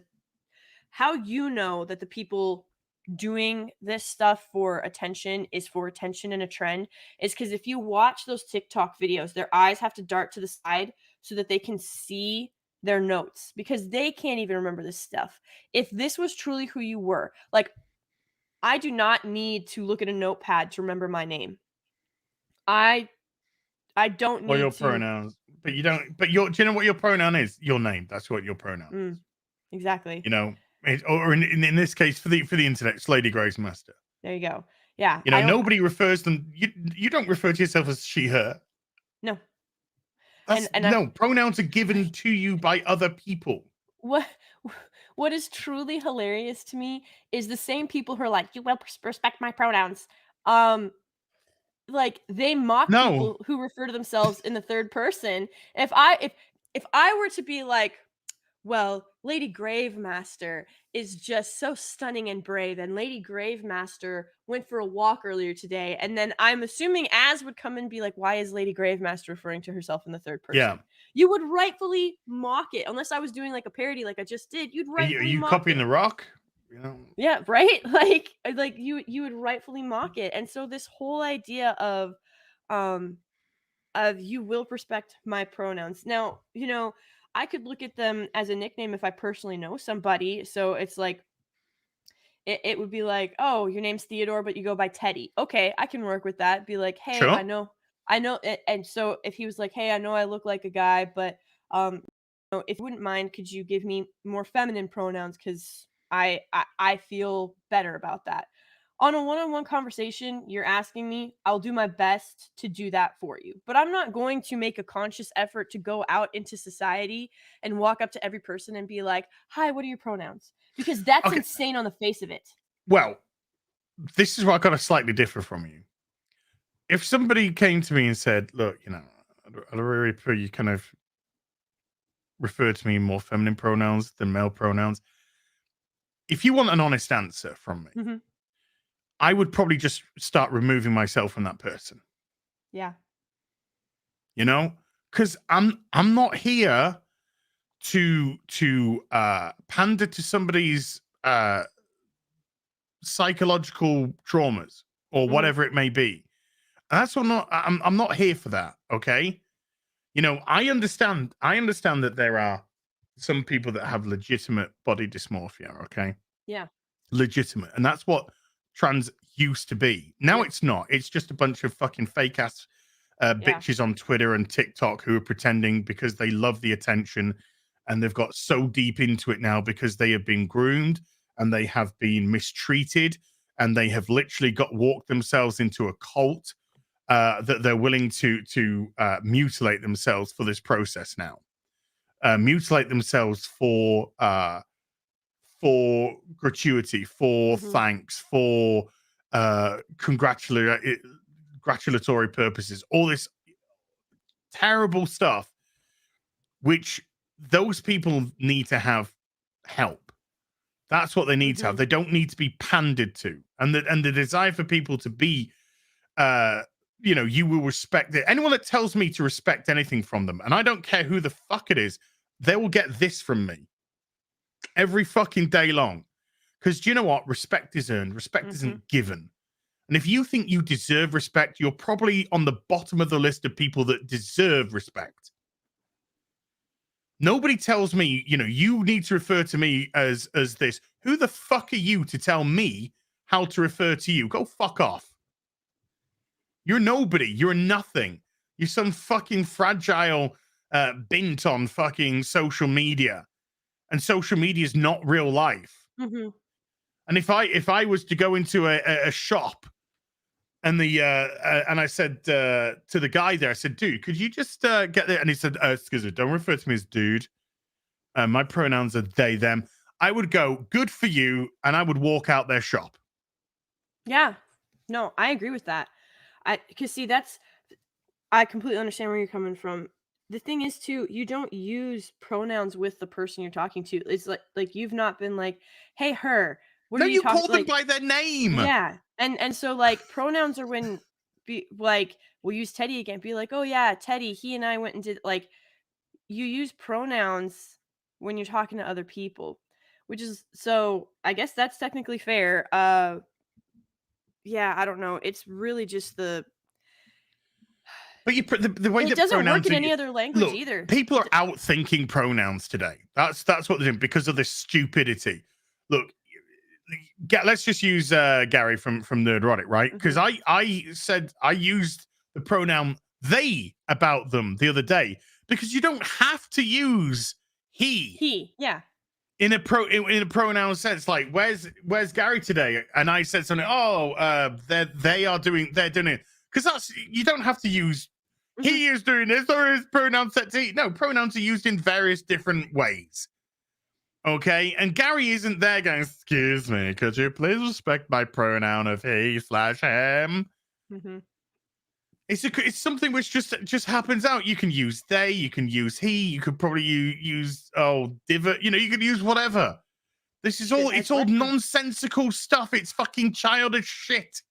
Well, because the thing is, like, too, if you actually talk to people, and they're like, well, I need to stand out. Okay, so stand out by your merit, stand out by your worth, stand out by something that you can actually accomplish, because you simply going on to TikTok or Instagram or whatever to say these are my pronouns, this is how I identify, all of this stuff.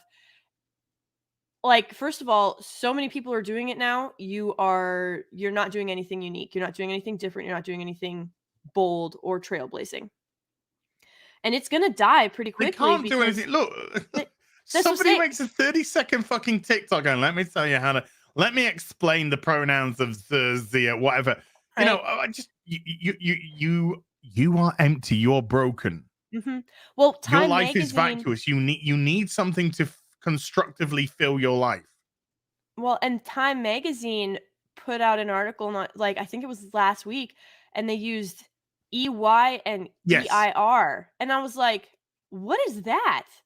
And it's It's like mental illness. yeah, I don't even know what that is. Like, what is that supposed to be? And they had to drop the TH because it's wait.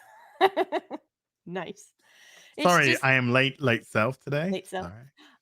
I don't understand it because like what could you possibly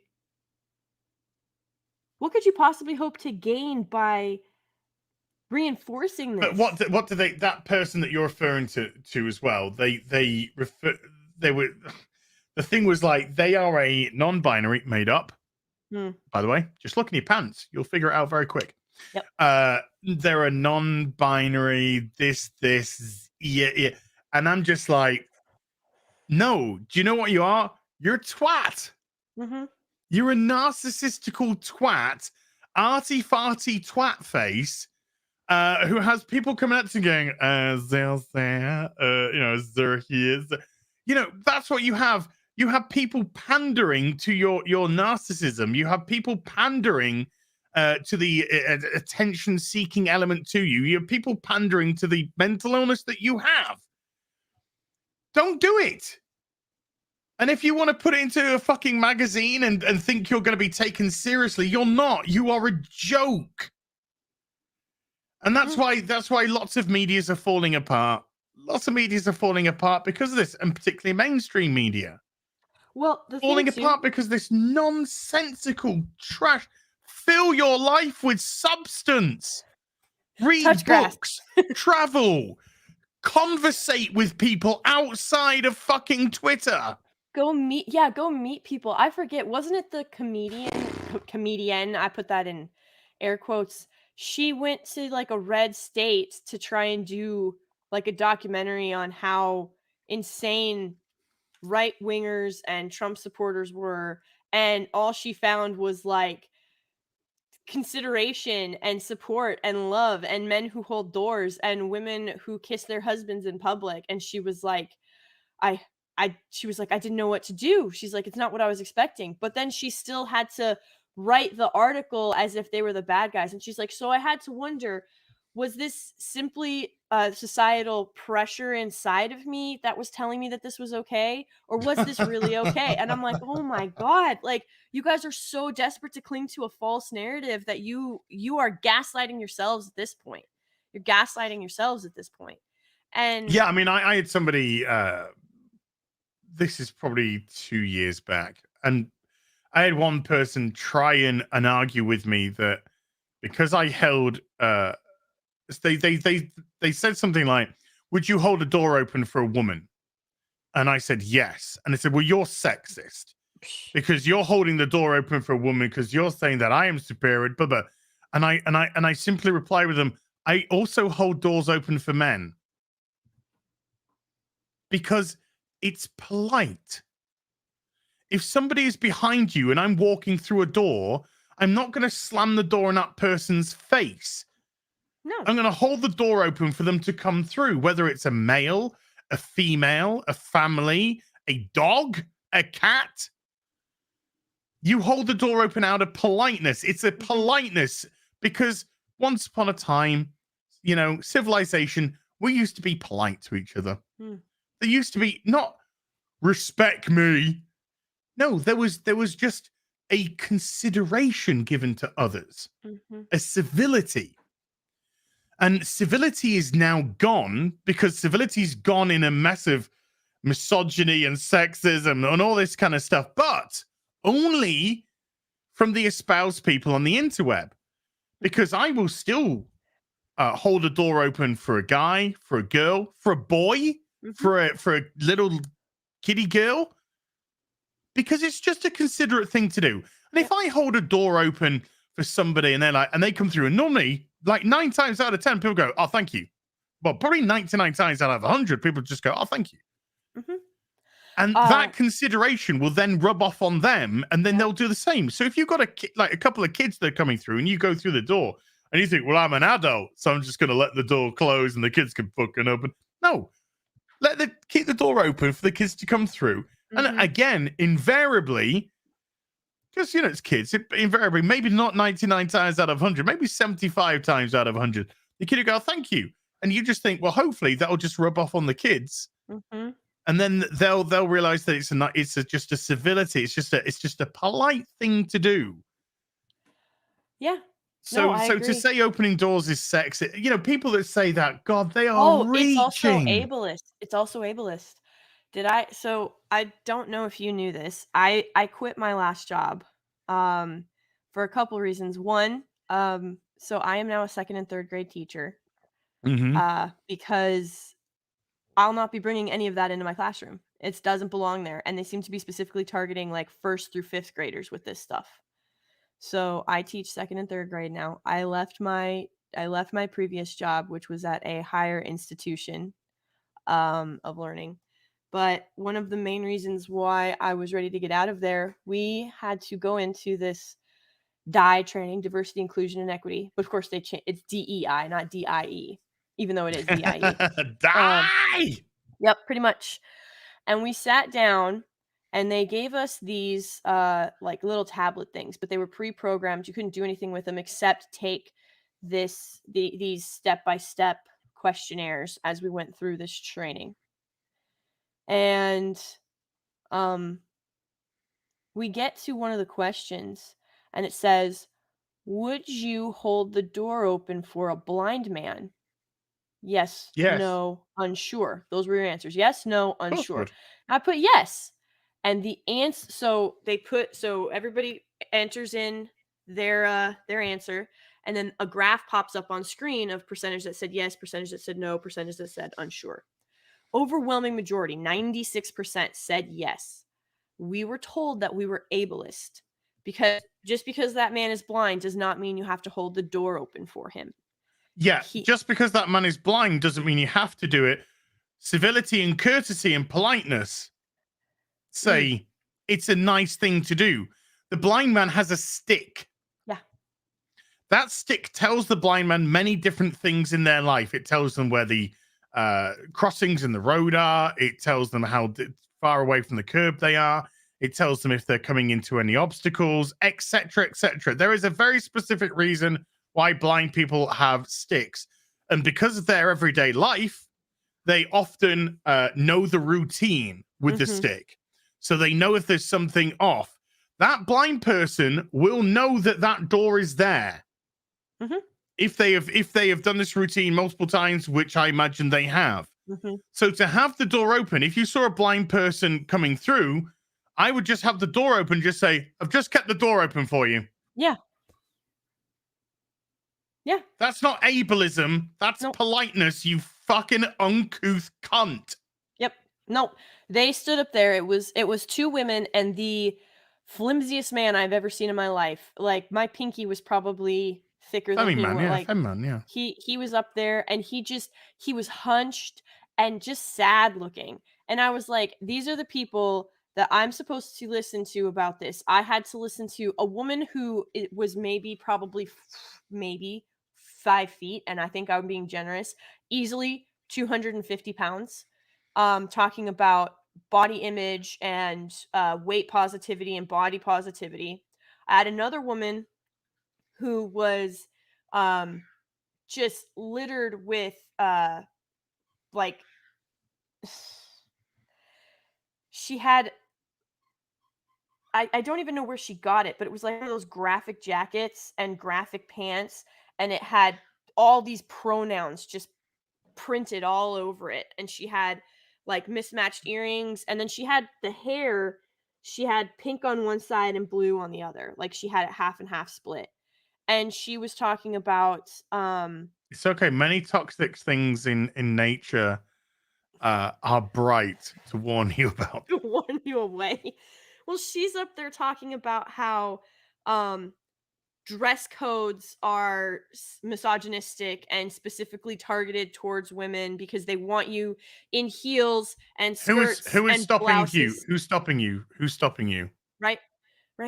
Like, it was ridiculous. We're sitting there, and then the guy on the end was trying to tell the men in the room how the men should be treating women and should be talking to women, and that we need to literally, this came out of the man's mouth.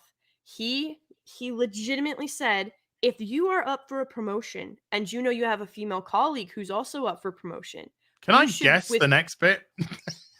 Go ahead.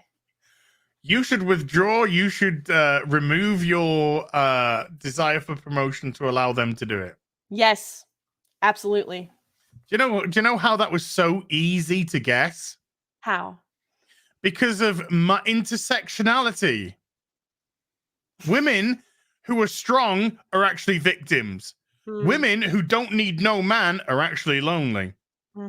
It's obvious as fuck. Because the meritocracy to them is a scary thing. Getting stuff on merit is a scary fucking thing. I wouldn't let fucking people like that anywhere near my fucking building or what.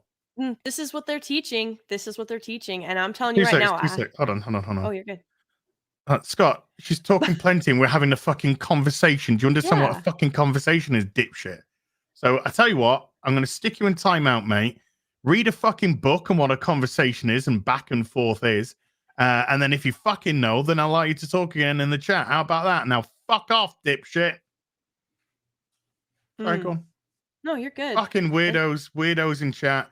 This is exactly what we're talking about. Fucking these type of fucking weirdos. But yeah, when he said that, one of the guys, he was sitting next to me, he laughed. We're like in the middle of the, if you want to call it a seminar, it was really more of just like a male bash session, as much of these were. But he went,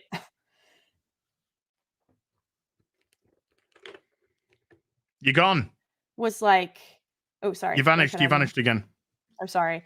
So the guy sitting next to me, he went, and he wasn't the only one, but his was a little bit more audible. I chuckled too. I giggled. And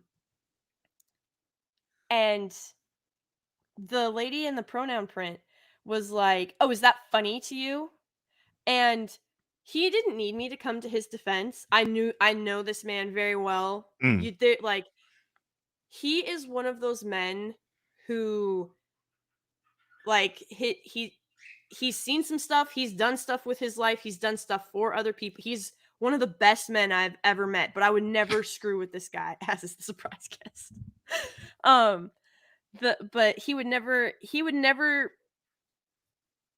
not guy that I would ever want to tussle with, essentially. So he didn't need me. But I looked up and I was like, no, that was me. I laughed because my birdie wants some food. I know, I can hear them.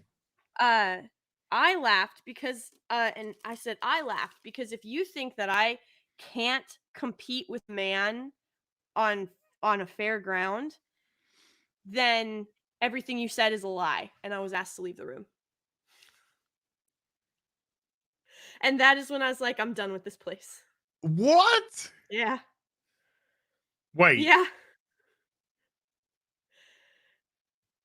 I said, if you think that I can't fairly compete with a guy, if I can't fairly compete with a guy, then everything you This just is said is a breaking lie. my brain. This is breaking my brain.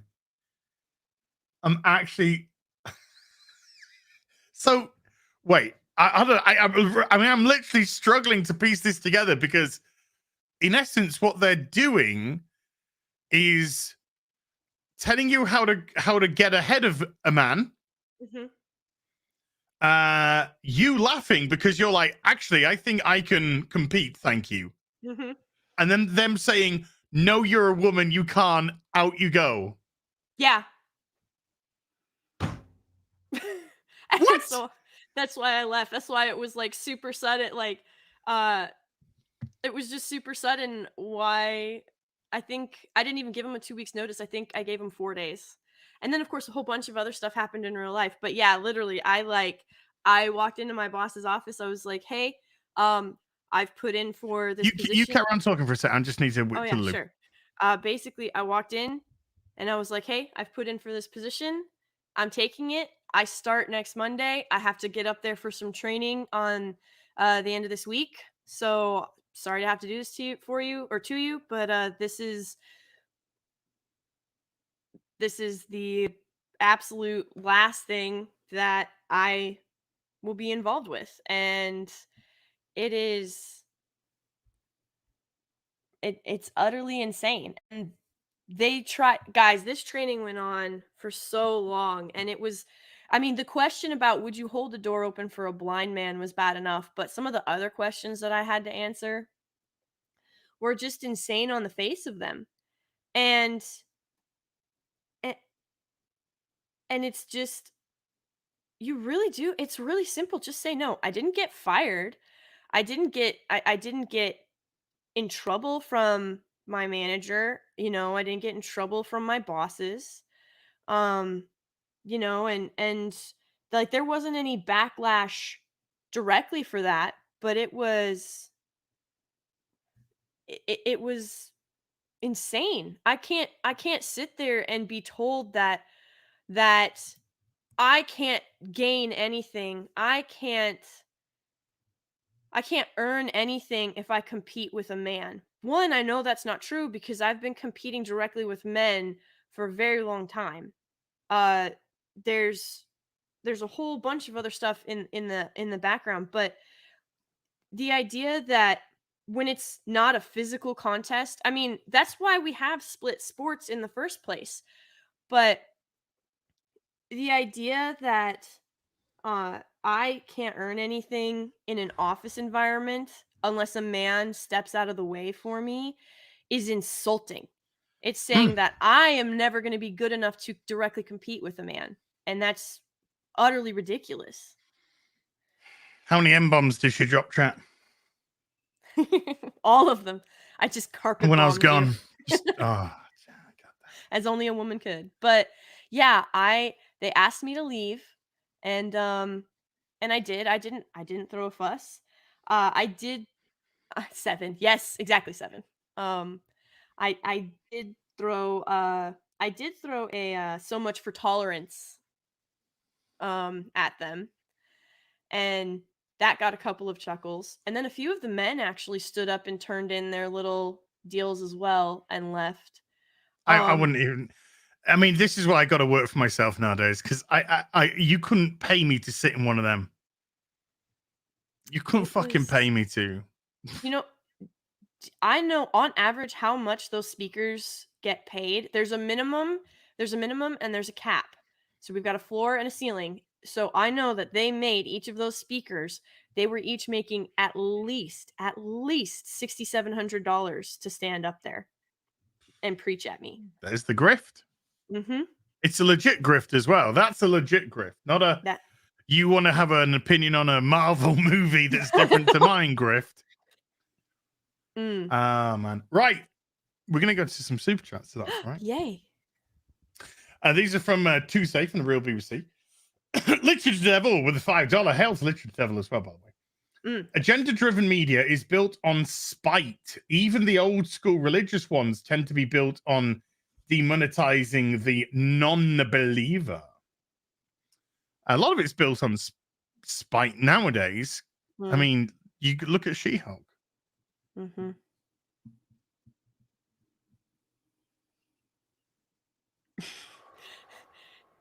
You okay, Az? No, I'm not. I can't.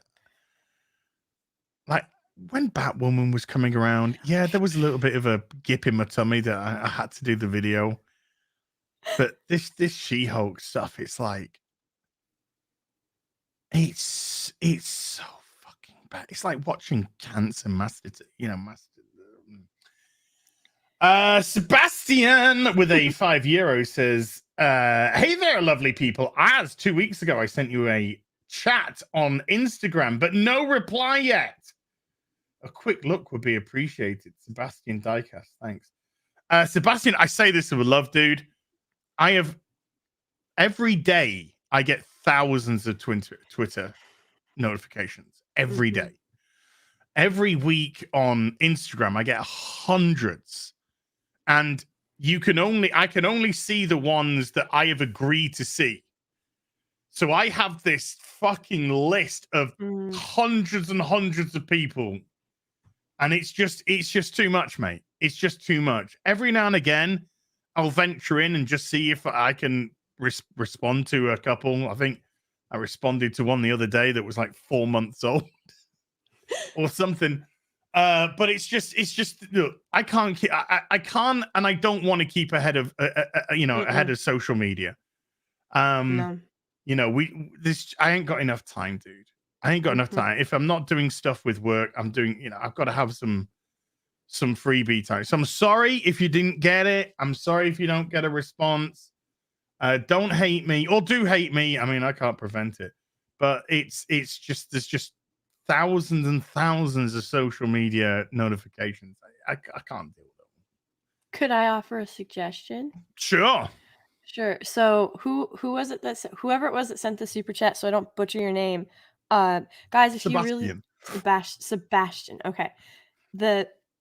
If you guys really want to let Az know something, send him food to his P.O. box. And like put your little note on top and just be like, with much love, hope you enjoy. Also, have you seen whatever? And then have food underneath it. And then Az will say, thank you for the food. I got the letter. Thank you ever so much. Hopefully thousands of people don't start doing that to Az, because I don't know what you would do with like thousands of pounds of jam and jelly and bread. Trying to reduce, not get bigger. But yeah, it's just one of those things. Look, you did a super chat, and because you did a super chat, you got your stuff read out. So you probably should have attached so got a super chat as well. But there you go. But it's just hard, mate. It's nothing personal. Never take it as a personal slight. If I don't, it's just a lot of stuff. Az gets 20 door dashes a day after Lady Gravesman has to send him food. I never got your jellies though, did I? They got sent. Didn't they get sent back to you? I have to wait until it's not quite time to harvest the new, because the batch I sent you was from last year's jarring session and pickling session, and so now I have to wait until it's almost time, but I have to wait until I can pick everything, and then I have to process everything, because obviously, guys, I don't know if you guys know this, Customs doesn't let you send raw produce. I know, Laura. No. Yeah, so I can't send as like lamb, like, so I can't send him any cattle meat. I can't send him any elk meat unless it's already processed. So I could send you like elk jerky, if you want to try some of that. But I have to. So bribe as, yes. I mean, Send me toys. yes, send as some toys. Send me toys. Never mind food. Fuck food. Send me toys. Yeah, no more food. Just send to That'll as work. all the toys. All the toys. But yeah, so like my garden, I think I'm probably about 2 weeks away from harvest. And then I'll have around probably 200 pounds of fruit and veggies to pickle and jelly, and I'll send you some. Wow. That's crazy. It's so worth it. I have actually never been more thankful that my grandma and my mom and my cousins and my aunts all like we would do that when I was younger, and it's like oh, when am I ever going to use this skill in my life, because you can just go to the grocery store and buy this stuff. And now stuff is like ungodly expensive, and you're like, I am so happy that I can do that. But yeah, there's a couple things because I'm down south. There's a few things that don't really grow down here, that grow as well as they do up north. So like I don't have any boysenberries. I don't have any huckleberries. I don't have any choke cherries. Choke cherry jam is like my favorite. But To me, it just sounds like you're making up words. Yes, I am. You can't go look these up at all. They're not real. Choke cherries, huckleberry. I know Huckleberry Finn. He's named after huckleberry. It's a real berry. It's really good jam too. Schnozberries, yes, schnozberries. Yes. These schnozberries taste like schnozberries. You're Willy Wonkering me right now. Absolutely. But yeah, no, so you should hopefully by Christmas you'll have a new crate. Ooh. Because for anyone who doesn't know, I sent him one crate and it just disappeared. Like we didn't know what happened. So then I sent him a second crate and one of the jars broke and it got flagged in customs for suspicious material. And it was just a blackberry jam that broke. But they don't take material. Apparently when when blackberry jam leaks, it stains things like a purplish red. And so they're like, that's really suspicious looking. Could be blood. And then they opened it up and it was all this food that has been processed. I didn't get like a fine or anything, but the food just kind of disappeared. Oh, send me beef jerkies. Okay. I'll send you some. I love beef jerkies. Do you like jalapeno, teriyaki, original, salt? Yes. Black pepper. Yes. Oh gosh, what are some other ones that they have? They've got barbecue beef jerky. Yes. Just send it all. Send it all. Everything. Okay, I'll send you. Anina just sent me a package. Oh. Okay. Full of Mexican sweets. Mexican sweets are delicious. Do you want them? I'll send you some beef jerky and then. Do you want me to send you them then? No, I did a video for Nina. I did a recording and I stuck it on YouTube. It's all privated. It was just for Nina of me opening up the box and testing some of the sweets. I had to stop testing about halfway through because the amount of fucking sugar which was on these things. Yes. And I was feeling myself. So I had to I was just like, ooh, okay. But like the first one I had was sort of like it was like an orange ball, and you ate it and it kind of felt like coconutty texture. Yeah. It didn't have like an orange taste. It just had like a coconutty texture, and that was okay. And then I had she had there was like a couple of chalky things in which were okay, you know. Mm-hmm. And then there was some lollies, and I put a lolly in my mouth, and that was okay. And then there was these alcohol sweets, which were different. And then we got to the spicy sweets. There it is. And it was. I don't know if you've ever seen, you must have seen, of course, the 11th Hour. Yes. Matt Smith is. Yes. That was me in the kitchen with the spicy sweets. Everything was. So So now Az is hooked on phenolid. Yes. Oh my word. Okay, so the reason Americans love Mexican candy and Mexican pop and other countries. So in America, they use a sweetener that is not sugar. It's usually like a Mhm. syrup. It's a syrup or it's a derivative of sugar, Sure. or something like Corn that. syrup. Is it corn syrup? Well, it can be, yeah. So corn syrup is one. Ma- uh, they they use oh god, what is that other? There's another one that I can't think of, but yeah, it's hooked on insulin for sure. Um, but the difference, like when that was probably the biggest culture shock for me is, you go Coke is a much more worldwide brand than Pepsi, but Pepsi dominates in Mexico in a lot of places. I don't know if that's Okay. still the case, but um you go down there and like Pepsi is Pepsi is made with real sugar down there and it tastes completely different. And so does Coke. Like they actually taste really good um because it's small minute amounts of sugar. And you go other places in the world, it's made with like real sugar or real confectioner sugar or something like that. Here it's all fake. It's the high fructose corn syrup, or it's the other one that they love to use is Splenda instead of sugar, and it's supposed to be this low calorie sweetener, and it's actually quite terrible for you. And the other one that they love to use is aspartame, which one of the ingredients is ant venom. So yeah, so aspartame is like chemically identical almost to ant venom. In case anybody was curious, that's what's put in your body. So Americans think that a lot of other countries' food is really good because it is so much better than what we're putting into our bodies. Um, so the first time that I had a spicy sweet Mexican candy, I was in SoCal. And I thought I was gonna die, but it was also delicious, and so I had another one. Okay, these weren't delicious. All right, I'm just gonna say my body was just Oh. like Reject. yeah. In that case, the spitters were not quitters. Fail, go. Spitters were survivors in that case.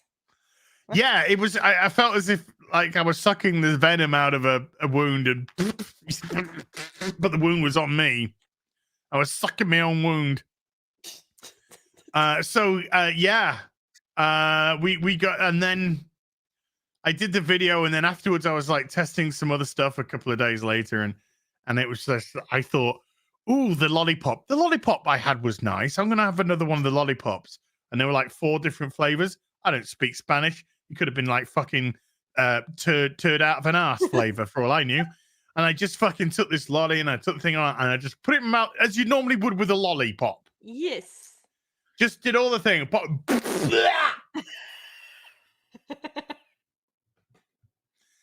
and it was a like a spicy mango pop. Yep. And I was just like, how fucking dare you? It's my bird got offended for you, as I know. Thank you, Birdie. And then it was like, because there was like a nice lollipop which I had, and then there was one which I thought was similar, but when you got to the center, it was all spice. And it's just like, we don't have this in the UK, so my brain is not comprehending what is going on here. What's happening here? Yeah. See, and it's hilarious to me because I'm gonna make a horrid joke, but I'm still gonna make it. Do it. Britain literally conquered the world for spices and then decided they didn't like them. And then just They don't like them. Stuck with salt and pepper. Stuck with salt and pepper. That is me in a nutshell, right? I traveled the whole world. I took all their finest spices and herbs and then decided they're all shit. Just want salt. I was talking to Quote Black Garrett a couple of weeks ago about steaks. Because I was just making a steak. There's a lovely guy called Trucker Rob, and he super chats and he says, get some steak with this super chat every now and again. So I will. Yeah. I do what he wants. So I go and get myself some steak with that. So I'm cooking myself up because I love a ribeye.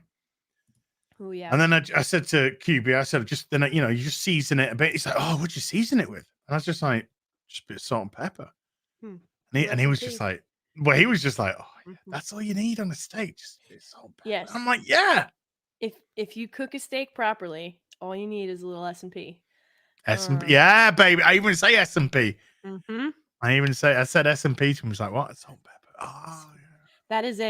That is a Brit, Canadian, and Northern American thing. Like if you go to the northern states, well, at least in the middle of the country, and you say S&P, they know you're talking about salt and pepper. All right, cool.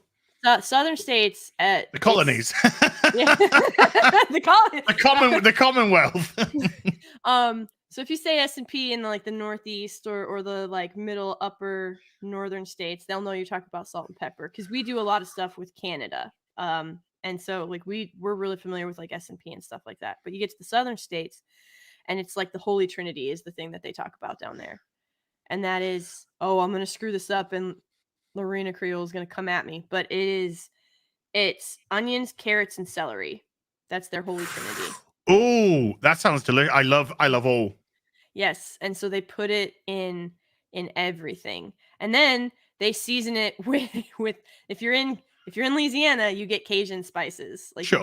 you get Cajun mix. If you're in Alabama, you get Cajun and garlic and salt and pepper. Like Alabama had some of the most insanely flavored food in the US that I have ever eaten.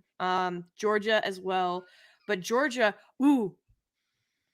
So Georgia's really famous for its peaches. I had Creole, like it wasn't Peach Creole, cayenne pepper on peaches. So they had they took the peaches and they see this is now you're losing me. Well, they took the peaches and they added the cayenne pepper, and I was really hesitant. But then I gave it a shot, and it was kind of like when you put salt on watermelon. Have you ever put salt on watermelon? I was tricked to do that once. Never again. Well, I like salt on watermelon. I love watermelon. Oh, okay. I fucking adore watermelon. Watermelon don't need nothing on it. I've had people go, put some sugar on watermelon. No. Done that before, tasted that. No. I just want the watermelon. Now, soaking it in vodka, different thing altogether. We can talk about that. But no salt, no fucking pepper, no cayenne, no sugar. No, I want my slice of watermelon to be a slice of watermelon. Okay. Because watermelon's just got such a beautiful, subtle taste. But I love watermelon plain. I also love salt. From a can. In a can? Okay. Listen, I was poor, and we were poor. PB&J out of a can, peanut butter and jelly sandwich in a can is a thing in America. It's 10 cents. Yeah. It's 10 cents. It comes in a can. It's peanut butter and jelly sandwich in a can. They're delicious when you're starving. They're 10 cents a can.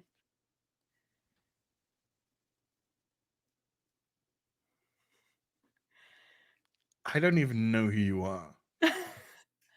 We were poor, and I was like, no. Look, I respect the poor. There's, when I was a kid, we didn't have a lot.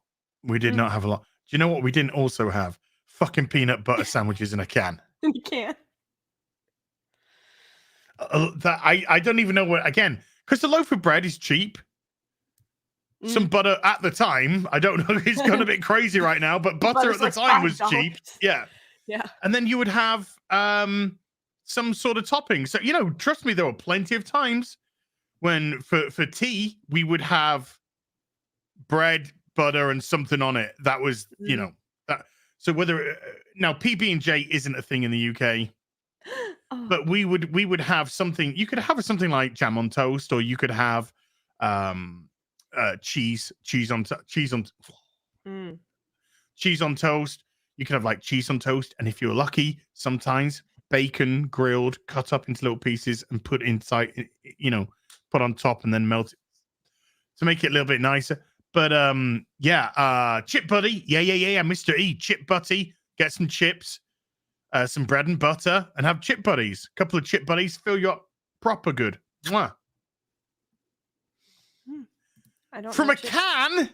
It's in a can. Well, so the peanut butter and jelly sandwich is in a can, and they're 10 cents a can. But also, like, everybody's like, that's disgusting.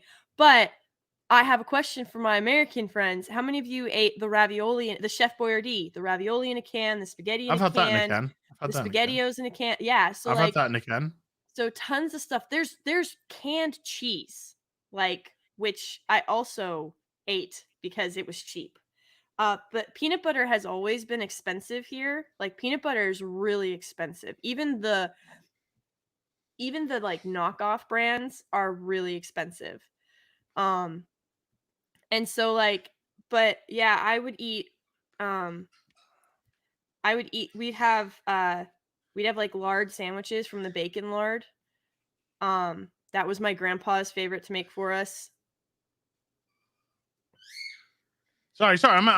You keep talking. I'm just answering the chat's food questions that are going on right now. Yeah, so like now peanut butter is, I can't believe I'm gonna use this word, accessible, because like it comes in the little packs, and the little packs are really cheap, but you get like maybe 1 or 2 uses out of them. But it was good. Like, it definitely taught me to appreciate good food. I'll tell you that. Okay. Like, when you live off of that stuff. I would like you to pronounce this, please. Worcestershire sauce. What are you looking at me? No, I honest to God, I was expecting a Worcestershire sauce. Why would I say it like that? It's Worcestershire. Because that's what 90% of the Americans I've ever fucking spoken to have called it. And you have like Worcestershire sauce? No, Worcestershire sauce. Or if you say, have you got any Worcestershire sauce? And they're like, what? And you're like, you mean Worcestershire? I've heard Worcestershire sauce, but never Worcestershire. Worcestershire? I can't even say that. They break it up into syllables, you know. I can't even say that.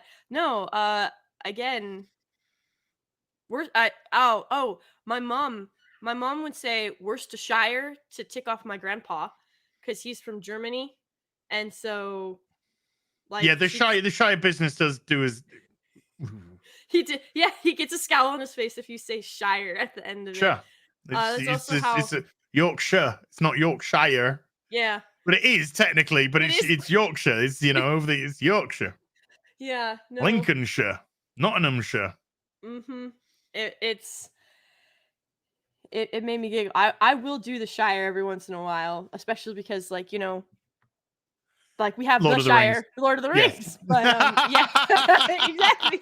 I think that's probably why they say Worcestershire or Worcestershire or Worcestershire, because Tolkien did it. Yorkshire pudding, yeah, it's Yorkshire. It's not Yorkshire pudding. It's Yorkshire pudding. There you go. Worcestershire sauce is delicious. Yes, my husband. So when I do braised pork, I will add Worcestershire sauce to it. It's one of his favorite ingredients. So like it'll be in it, and then he'll also use it as like so I'll marinate in it, I'll cook in it, and then he'll pour it. Like, you'll marinate in it? Yes, I marinate in the Worcestershire sauce. I just get a big old tub, kind of like what you're gonna do in the grass ads, and I just roll around in the Worcestershire sauce. Just roll around in it. Yep, that's and what I do. And then just cooking my pork chop, a regular pork chop. Just a regular pork chop, and then I'm covered. But it licks off, yeah. Okay. Yep, exactly. But yeah, no. So we'll marinate the pork chops in it, and then we'll braise them with it, and then he'll use it as like a gravy almost as well. So gravy. Right, let's go through. I gotta go through some of these supers. Sorry, we got off on food. 2 supers in 2 hours. Sorry. On the super chat catch up, we've done 2 in 2 hours. No, not your fault. My fault. We've all been chatting away. Jack Robinson with a £10 says they gender swapped the prince in Bullet Train, though. In the book, he was a schoolboy, not the daughter of the mob bosses. I didn't even know that Bullet Train was a beloved literature, but okay. The Uber Geek with a £2 says we have Taco Bell in the UK. We had a big Taco Bell discussion. Kelly Johnson with a $2 says G, which I mean it thinks Gary. Convinced as he's missing out ripping House of the Dragon apart. Well, from what I can gather, House of the Dragon seems to be okay. Mm-hmm. So I don't think I'd be ripping it apart anyway. I'll probably go, it's okay. But Morley's going to watch the whole series for me. Then Morley is going to tell me whether or not it's worth a watch. See, make sure that they don't pull another season 8 on you. EFAPing the super chaps. Yes. Well, the thing is, season 8, it didn't. Season 8 just killed any interest I have. Because I don't read the books. I didn't read the books. So to me, it was the TV series. Yeah. And it started off really well.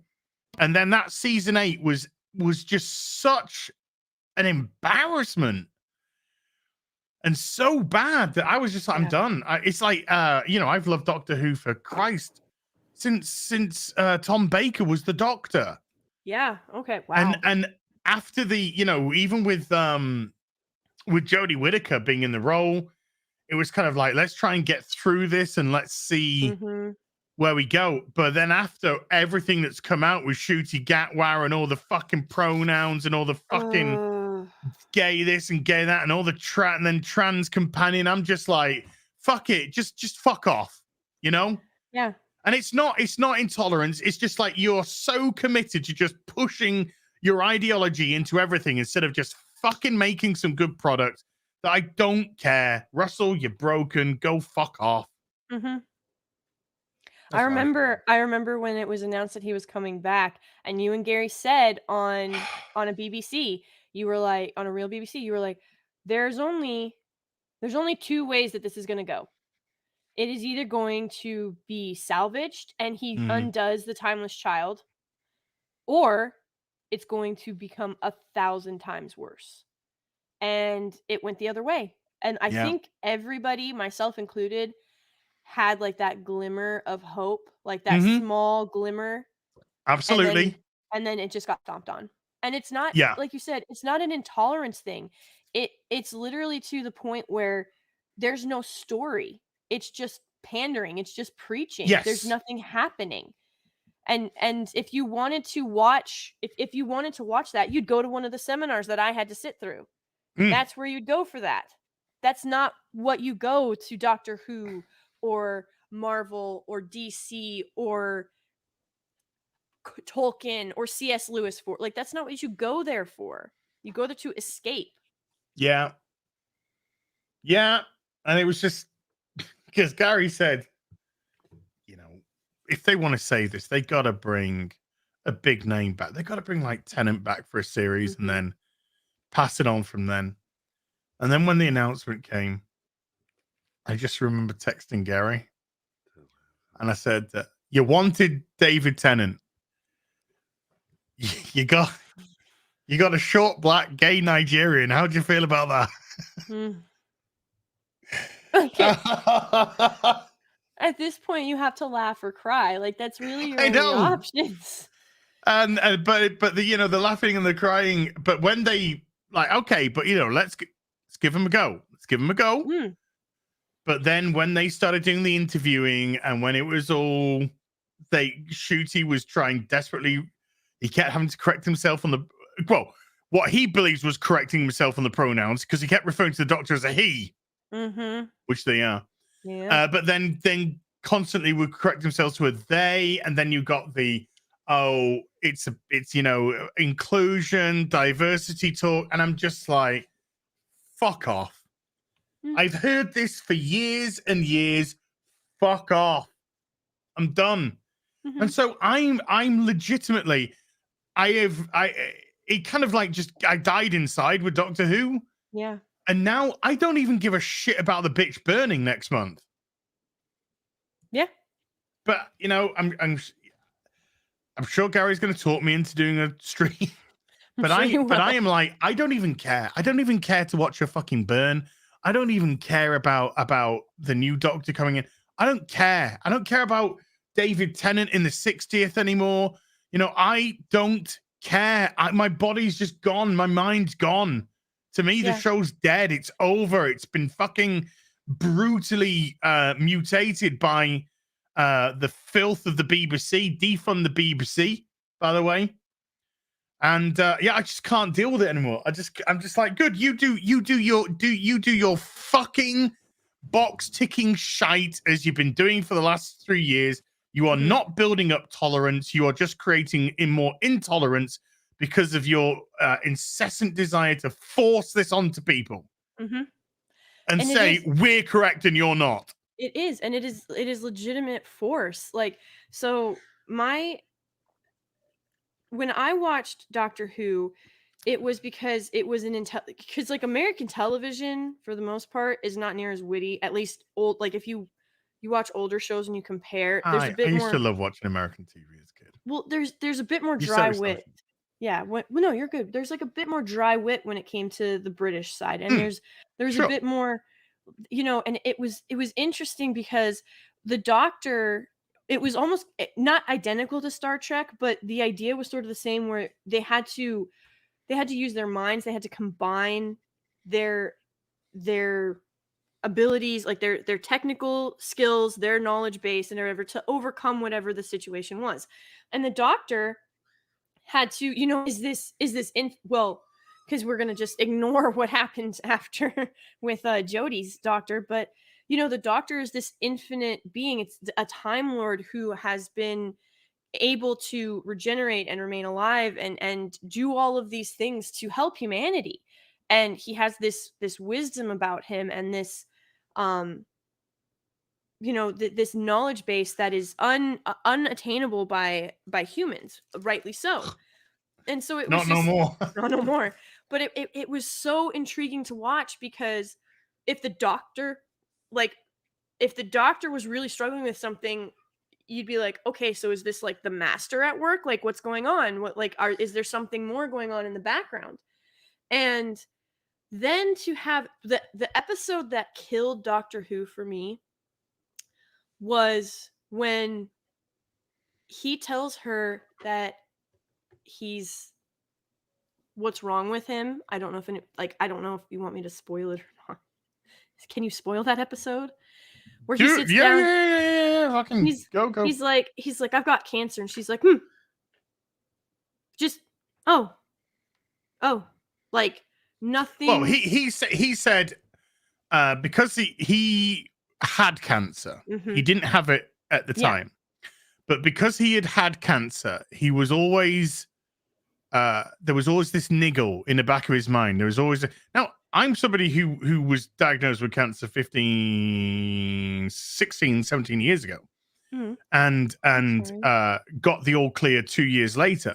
Congrats, that's awesome. And it wasn't me fighting cancer. It was me going through 2 years of testing because I was told I had a 50-50 chance of cancer. Oh my gosh. And then I got another hospital saying, we don't think so. And then these two hospitals that I seeing suddenly just started getting into a massive fucking argument with each other. And so I ended up having to go with a third. It's just saying, look, you both of you fucked. I'm going to a third hospital. So I went to Jimmy's in Leeds, St. Jimmy's in Leeds. And I had to go through 6 monthly checks.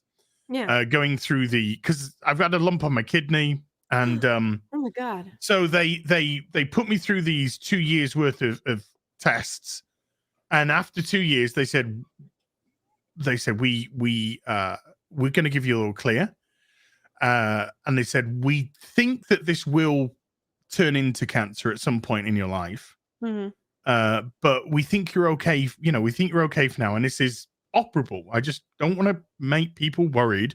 Okay. They said it is operable if it gets into a situation. Okay. So I dealt with that. But you always, even now, you just always have that little niggle about will it come? When will it come? Is it come? So you do have that in your head, and it is just one of those things that not all the time, definitely not all the time, but sometimes it happens. So I could relate to this talk by Graham. Yeah. Where Graham said, I just I've been through the cancer, and I just worry that maybe it's gonna come back. And I was kind of like, I get that. I get that. And then to have the doctor just say, I should probably say something like upbeat and encouraging right now, but I just can't think of anything. So I'm kind of socially awkward. So I'm just gonna go over there, and then in a few minutes' time, maybe I'll say something that I should have said now. And you're just like, that's not even how a human reacts. No, the doctor's not human, but they were trying to push the socially awkward because they're trying to put people are socially awkward, so they were trying to push the socially awkward as some sort of humor, and it just came across terribly. But so yeah, that was just I'm looking because I did a video on this. Yes, you did. I think I did a short.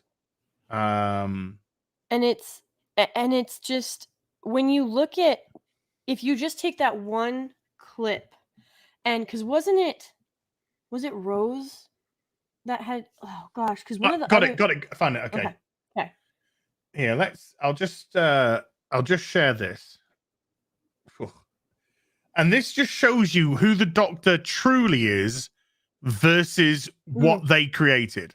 Yep. Now, this is going to get copyright flagged by the BBC, but go fuck yourself, don't care. This was the Curb Your Enthusiasm Doctor Who style. I'm the doctor, and I save people.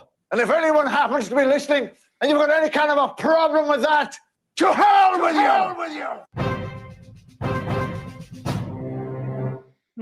Yeah, Doc, I worry about getting sick again, about the cancer coming back, and I didn't know who to say it to. So once you have it, it's with you the whole time.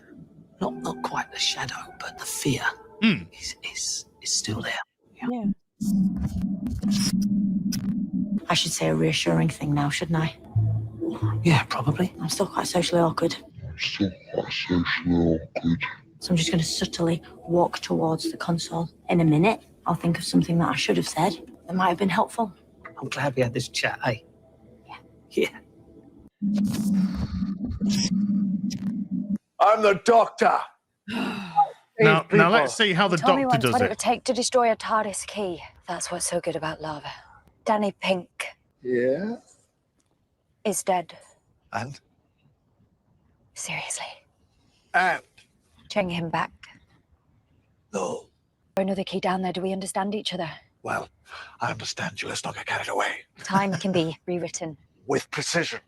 The timeline disintegrates. Your timeline. And yes, throw away the key. You will never step inside your TARDIS again. No. Do as you were told. No. There's nothing in my hand. Yes, there is. Look. Did you seriously think that was going to work on me? Then What now? go to hell. See what we're made of. You and I. I'm the doctor, and I save people. Oh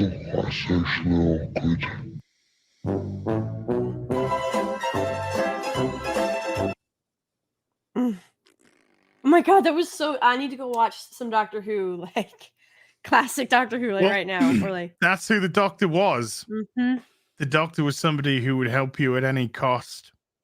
Somebody who, even when you betrayed them and they thought, they knew who you really were, wouldn't be dissuaded by that.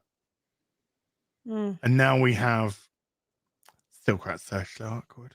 And what's truly disgusting is it's just like in Rings of Power and in STD, they are narrating what they are thinking, or they're narrating what they're doing. Like, rather than her having that that's an internal thought where, okay, I need to say something reassuring. I'm socially awkward, but I'm still going to give this a try. Yeah, I know, right, Bashi? Oh, no, she said that out loud to him. Like, But it's not the doc. That's not the doctor. no. That's No, not how the Doctor would respond to you. It's not how the Doctor. That would be what we just saw with Capaldi.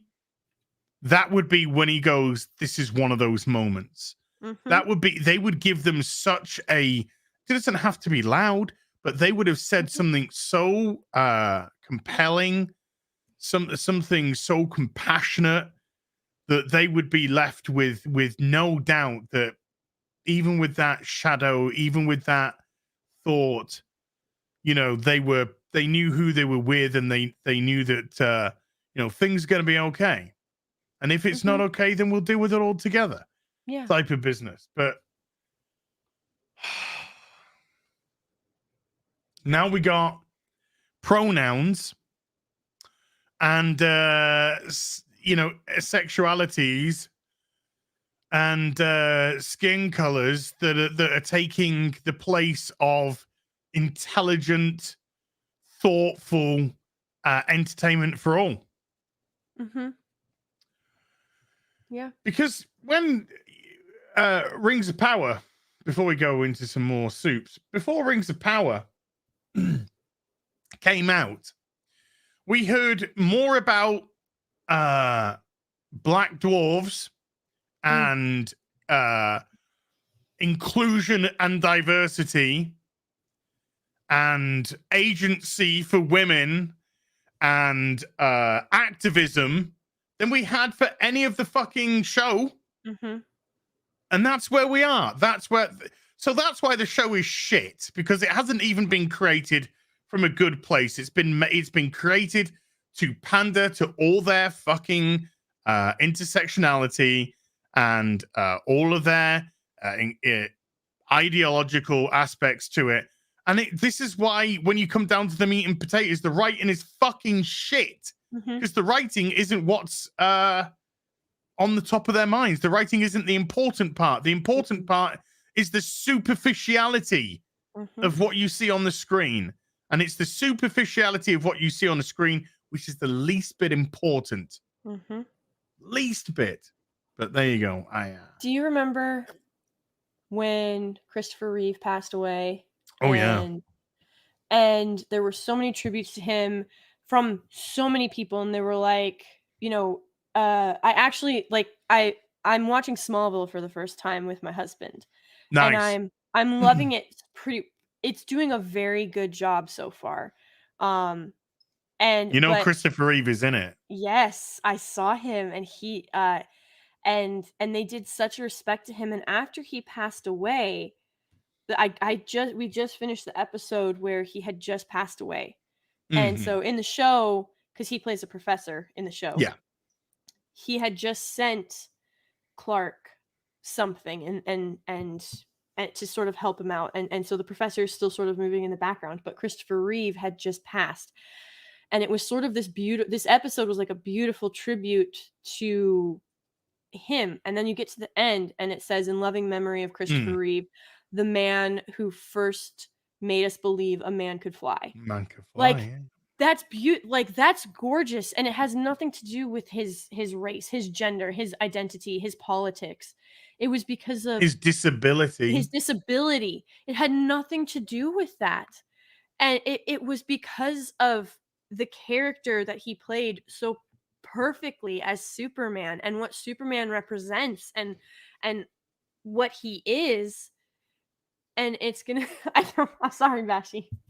But he did such an incredible job, and he inspired so many people. And it had nothing to do with any of that superficial crap. I mean, no, look, character used to be what defined you. Used to be your character. And it still, to me, is the thing which defines how I think and speak of other people. So if I think somebody's got a good character, then they get my respect. I think Gary's got a good character, for example. I think Jeremy's got a good character. I think Ryan's got a good character. You know, I'm not going through everybody, so don't get offended if your name was... But, you know, because I have spent time with them, and I have, you know, listened to them, heard them, seen them work. seen them with other people, seen them with me. Yeah. So, you know, I have enough evidence to base my my findings on that I think they are Your people judgment. of good that I think they are people of good moral compass. You know, we joke about stuff, you know, we Yeah. joke about women and misogyny and you know, all this kind of other stuff. Why? Because because our audience is made up of so many different demographics that we take the piss out of everyone and everything. Absolutely. Because the people who come into our chats, people who come into our streams, watch our videos, and leave comments and stuff like that. These are people who we are connected to, not through superficial elements of our sexuality, our skin color, our gender. We are bound together by our loves. We are bound together by our characters. We're bound together by what has defined us as we've grown up, which is, you know, the science fiction, the fantasy, the this, the that, the other. And so, you know, that's how you include a group is by everything's on the table. You know, everything else doesn't mean you have to laugh at everything. Doesn't mean you need to have think that everything's hilarious or funny. Stuff's gonna land, stuff's not gonna land. That's just the nature of life. But when I get an email from somebody saying, I think you're funny, but then you did a joke about this, I'm like, I ain't even fucking giving you time of day. No. Because you are saying that this thing outweighs and is more important than everything else, and it's not. It is not. And if you can't accept that, and if you can't laugh at yourself, or you can't laugh at that certain element, then you can't laugh at anything. No. So you know, it is about character, and you know, the people that I deal with, the people that I want to stream with, are the people who I believe have good character. They're fun. Yeah, and I think that's something we can, you know, we've said that manners, common courtesy, respect for like just being like general respect for human life or whatever, you know, has sort of gone down the tube. But honestly, something else, people can't laugh at themselves anymore. I mean, that's probably one of the biggest things where, you know, I giggle at myself all the time when I do silly things or stupid things. And because if you can't laugh at yourself, then You can't laugh at anyone. you can't laugh at anyone. You can't laugh at anyone. Look at the fucking memes that we get. Look at the tweets that we get from people that love it. You know, when I say lovers, you know what I mean. From people that like our contents and stuff. They're scathing. It's funny And hilarious. And you guys, I remember gosh, it was Alex's big booty Latina thing or whatever. Big Booty Latina, yeah.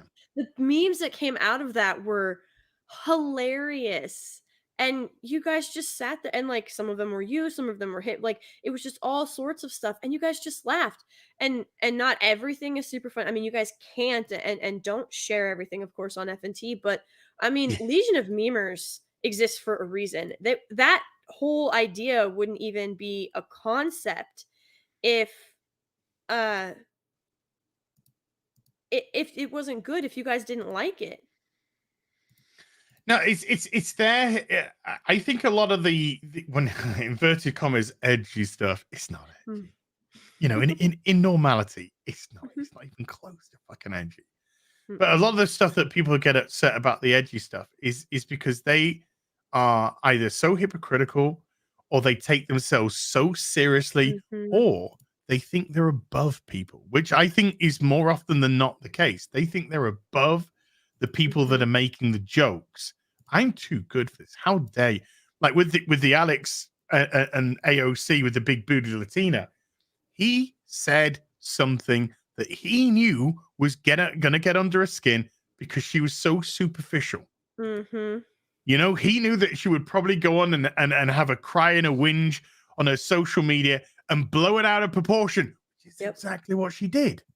Yep. Exactly what she did, because this is a vacuous drama queen, and so that's how you treat them. So you take what they, they're a vacuous drama queen that somehow has been voted into political office and thinks they're something. So what do? You take away what they believe is the serious aspect of them. Mm-hmm. Absolutely. We keep saying time and time again, look, we ain't better than anyone else. Mm-mm. I'm a dude in a fucking room in my house. I'm not better than fucking anyone else. I just got fucking opinions. I'm just a gobshite that can, that can get my opinions out there. And inflame so many souls in the process. There's always perks to the job. Hmm? That's all. Because we're all coming from the same place. We're all coming from the same fandom, the fan base. Mm-hmm. We're all talking about Star Wars and Star Trek and all the stuff that we love. X-Men, Batman. It's all different stuff that we love, and this is what's bound us together. Yeah. And this is where our conversations come from. I'm just fortunate enough to be able to have a platform that people have gravitated towards. That's all. So don't take yourself fucking too seriously. Yeah. Could all be gone tomorrow. It could. Don't put yourself on a fucking pedestal. Mm-mm. Usually, and they always say like pride cometh before the fall, and it's not a reference to. It's not saying you can't be proud of what you've accomplished. And where you've gotten, especially if you look back at where you started and you've made significant progress. Sure, be proud of that, but don't suffer hubris from it, and you certainly don't mock or belittle other people for it, right? And that's where it's like, oh, so you're saying that like if I do well, I just have to I can't be happy about it. Like, no, that's not what we're saying either. No, like, it's the poisonous nature of the pride. Mm-hmm, exactly. And so take pride in your work. Yep. Take pride in yourself. Take pride, But no, don't put yourself up there and believe you're better than anyone else. Absolutely. And if you look, it's anytime that, especially you guys, take the piss out of someone who, oh God, now I can't think of her name. It wasn't Anita Sarkeesian. If you don't like my politics, don't buy my book. Kelly Sue DeConnick. That's who it was. And look at what happened. It was, and people who probably have near identical politics to her were probably turned off by that statement, because not everybody functions in this binary of you've just hit a phenomenal point. See, you are correct. They think in the binary. Mm-hmm. With us against us. Yep. You're on my side, you're not on my side. Very binary kind of thinking. Mm-hmm. Kelly Sue DeConnick also took a photograph with Gail Simone, and they put it up on Twitter, and they're just like, so sorry, we just took over your comic industry. Both of them struggling to get any work in it at the moment.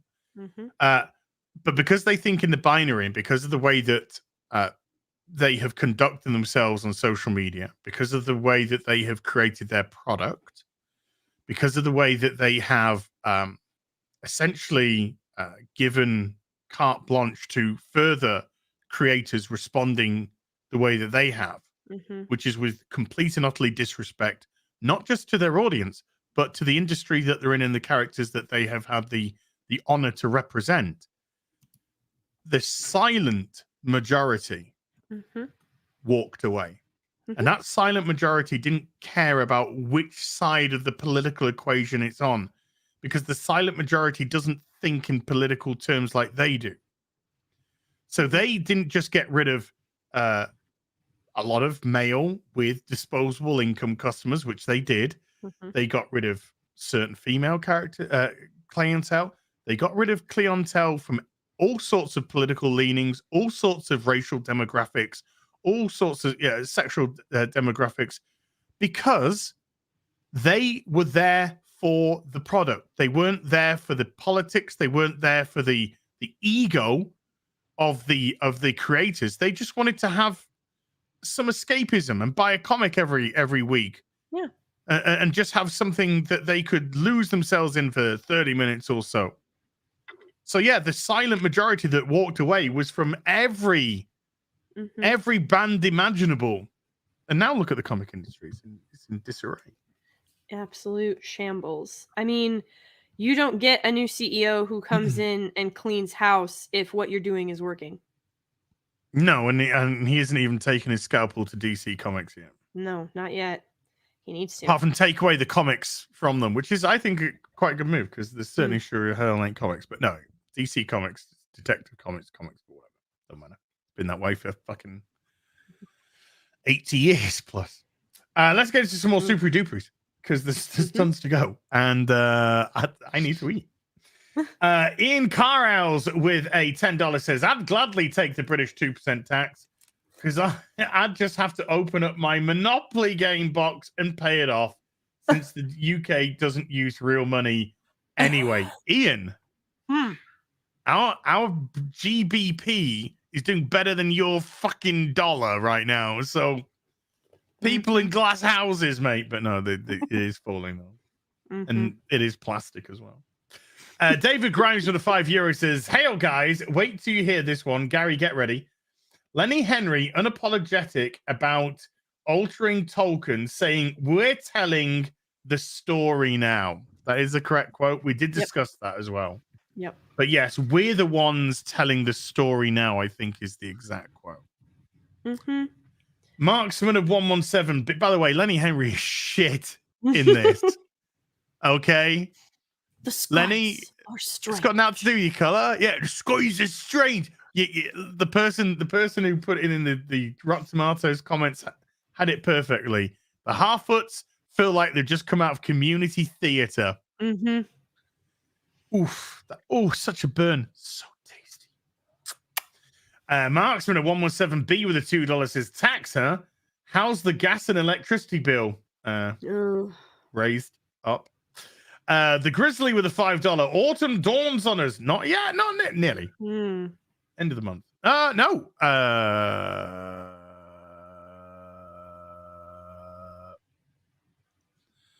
First day of autumn 2022 is September 23rd. So yeah, about just less than 3 weeks. So it's still summer. Autumn dawns gone. Oh no, I was gonna say not that in the South, like it's like, oh, it's the first day of fall. That means nothing down here. It's still hot AF. Yeah. In the UK, I mean, we've already seen a temperature dip. So but I'm waiting. We're British, so I'm okay with it.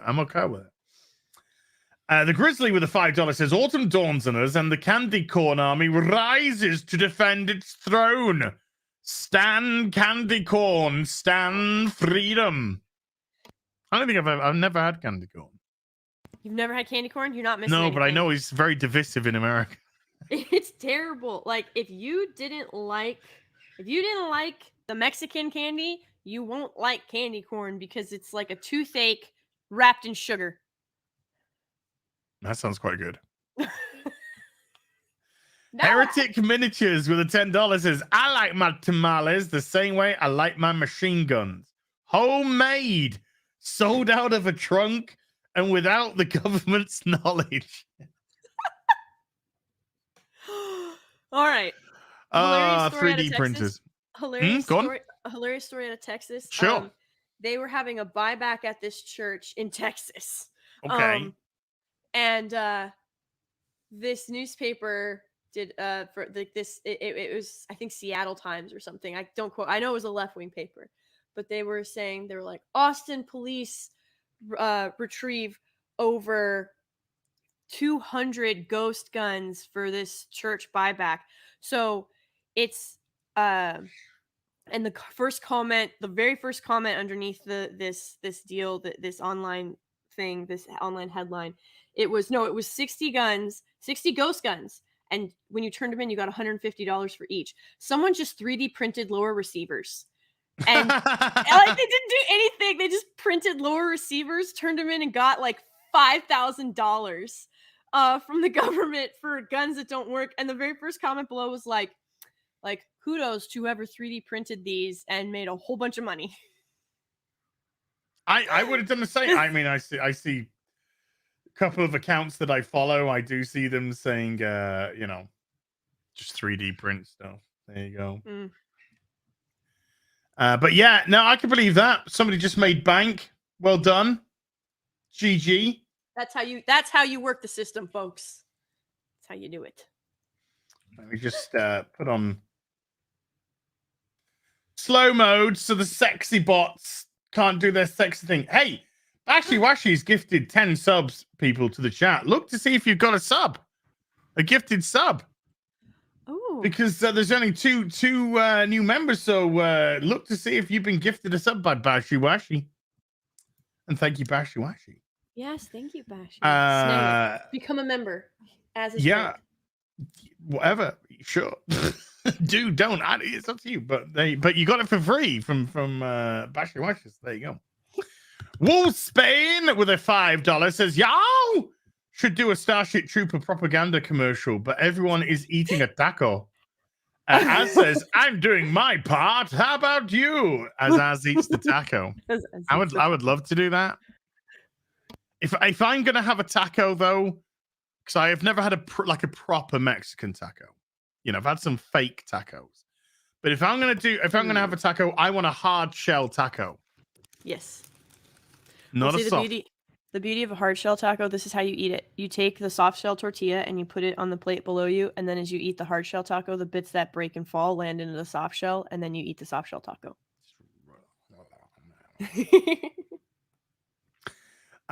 Food is making me even hungrier.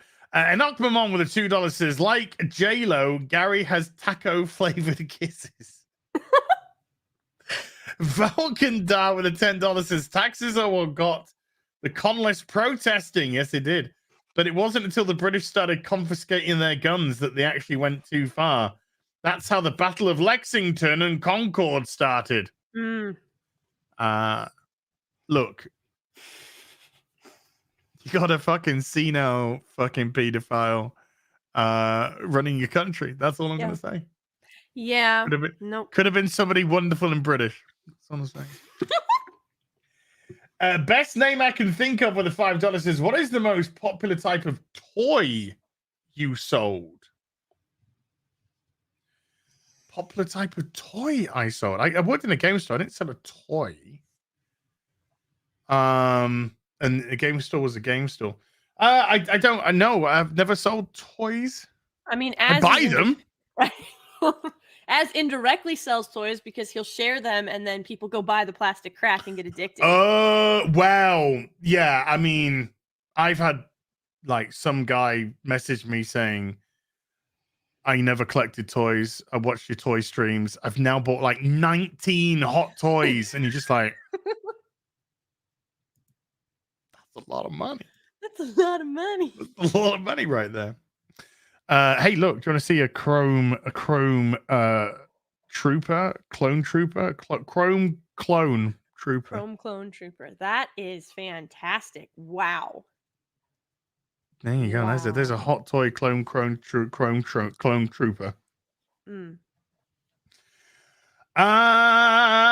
Ian Carell's again with a $10 says, Mauler, everything you listed about working for Smith sounded. Oh, that would be for Smith's when Morley worked for Smith's Toys. Smith's Toys is like a not quite like a Toys R Us, but it's that sort of, you know, there's so many different things. I don't know. I don't think Mauler could have even told you what was the biggest selling toy. Mauler, everything you listed about working for Smith sounded the same as being an account rep for Pepsi. Your own, only you're by yourself most of the time. Oh, wow. Oh. Marco Storm with 5 Bagnons says, by the way, Gary, I know that you aren't much of a gamer, but have you ever seen the game X-Men Rise of Apocalypse? If you haven't, just enjoy the cinematics. Has Gary ever seen it? The gameplay? I doubt it.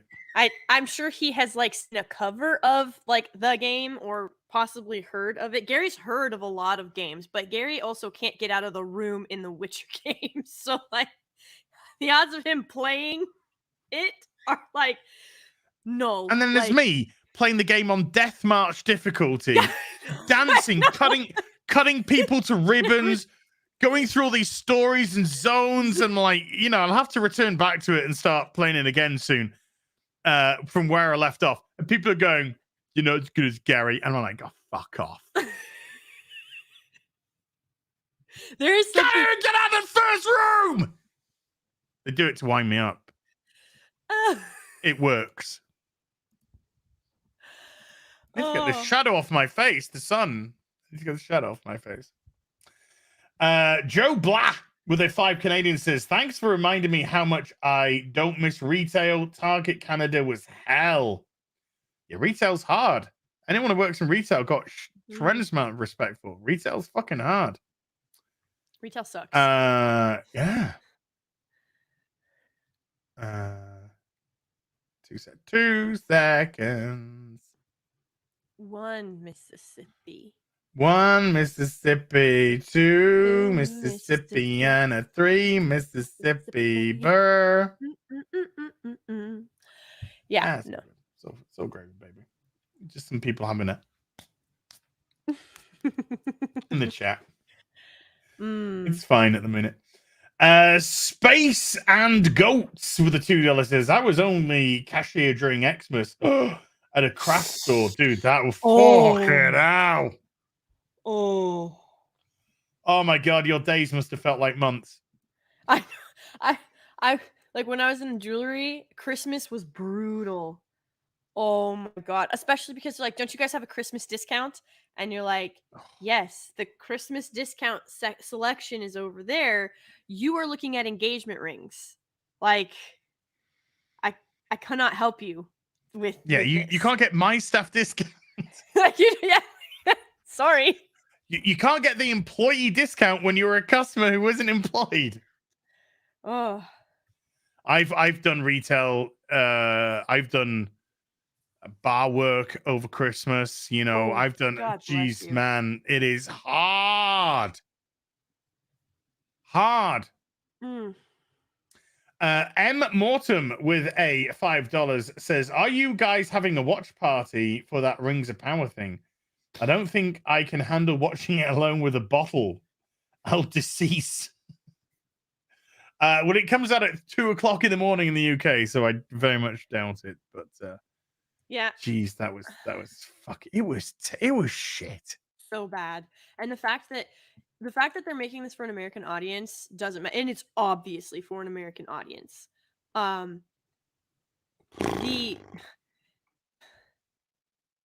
The fact that it got released in the UK on the day of Tolkien's death is what matters. Like, that is unbelievable that they would do that. It wasn't an accident because they moved it. So it was supposed to get released on the 2nd in America as well. Yes. And then they changed it, but it doesn't matter because it's still released on September 2nd in the UK, which is where Tolkien is from. It's the mythos and legendarium for the British people. So that is what matters. That I think you'll find that it's the inclusion and diversity for everyone.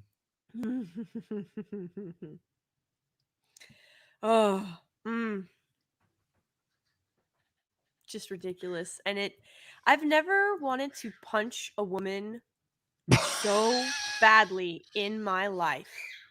Ever. Carry on. I'm listening. Morfydd Clark is, first of all, not Cate Blanchett. And everybody's like, well, of course she's not Cate Blanchett. No, she is not. They're like, of course she's not Cate Blanchett. She's not trying to be. And I'm like, oh, really? Then why did the introduction to the show start the same way that Jackson started the trilogy? Like, why do you have her trying to do this epic voiceover? Like, you were literally trying to mimic Jackson's trilogy. And it doesn't work because she doesn't have the voice talent. She doesn't have the gravitas. She doesn't have the presence. Also, she's a plank of wood and she is a witch. Like, this, how are you going to be? First of all, she should be full grown. She was born in the time of trees. I know. Like, she should be full grown. She's also 100 years older than Gil-galad. She's 100 years older than Gil-galad. She's like almost 2,000 years older than Elrond. And yet you have her and Elrond as teenagers, essentially, in Elven, if we want to go by Elvish standards. Sure. Yeah. Teenagers, like teenage elves. Gil-galad is older. Celebrimbor was an absolute disgrace. This man who is supposed to be a master forger, the greatest Middle-earth craftsman that ever lived, was friends with the dwarf. Like, the amount of just desecration that has occurred is utterly ridiculous. But Galadriel, not Galadriel. Oh my god. Galadriel. Galadriel.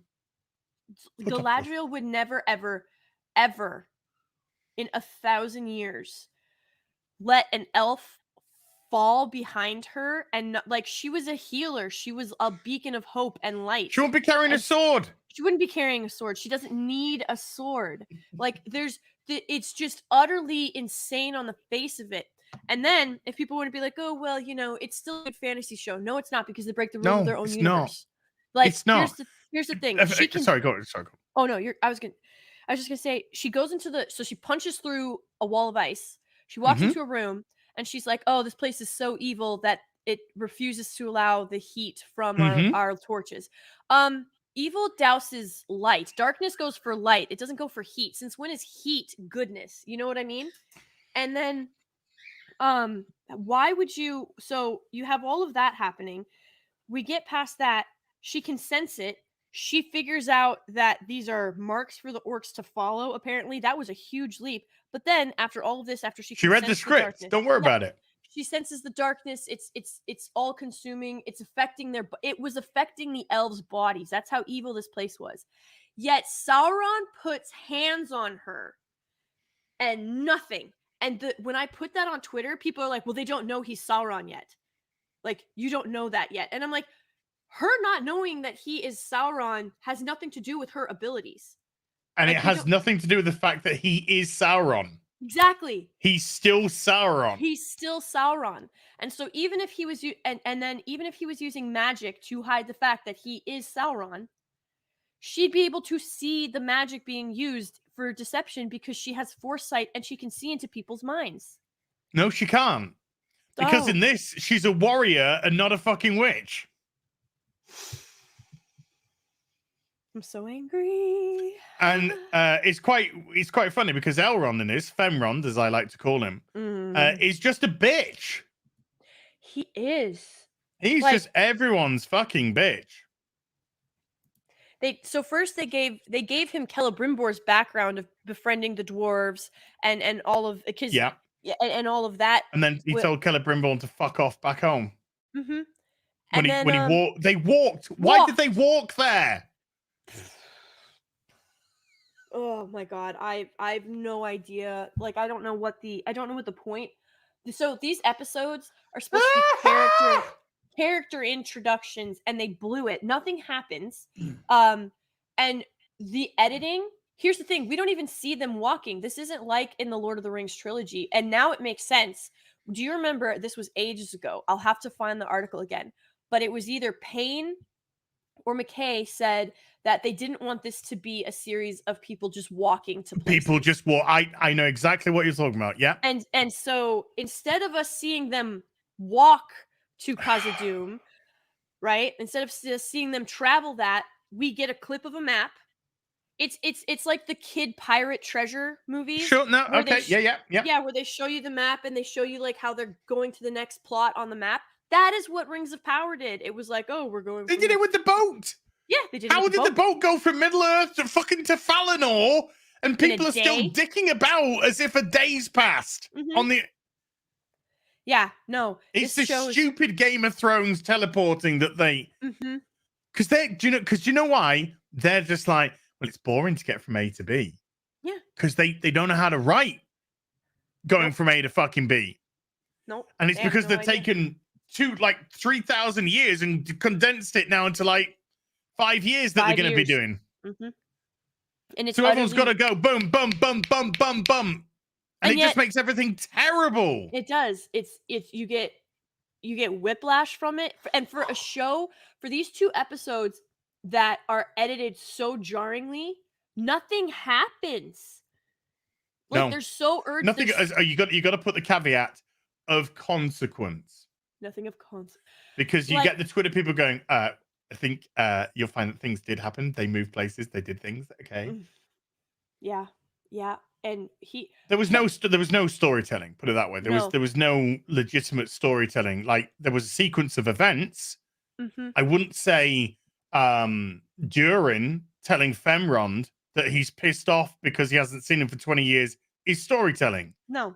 because it's all forgiven on the food table. Yeah, and what a crappy reason to be mad at someone and not let them into your home. Somebody Like, who understands the length of lifespan of both themselves, because dwarves are what 300 years old, they Yeah. live to ish, and elves who are essentially immortals. Yep. And like, and they make it a point in there when Elrond's like, "Has it only been 20 years?" Yeah, Because to has it elves, only- 20 oh, years just 20 isn't years? anything.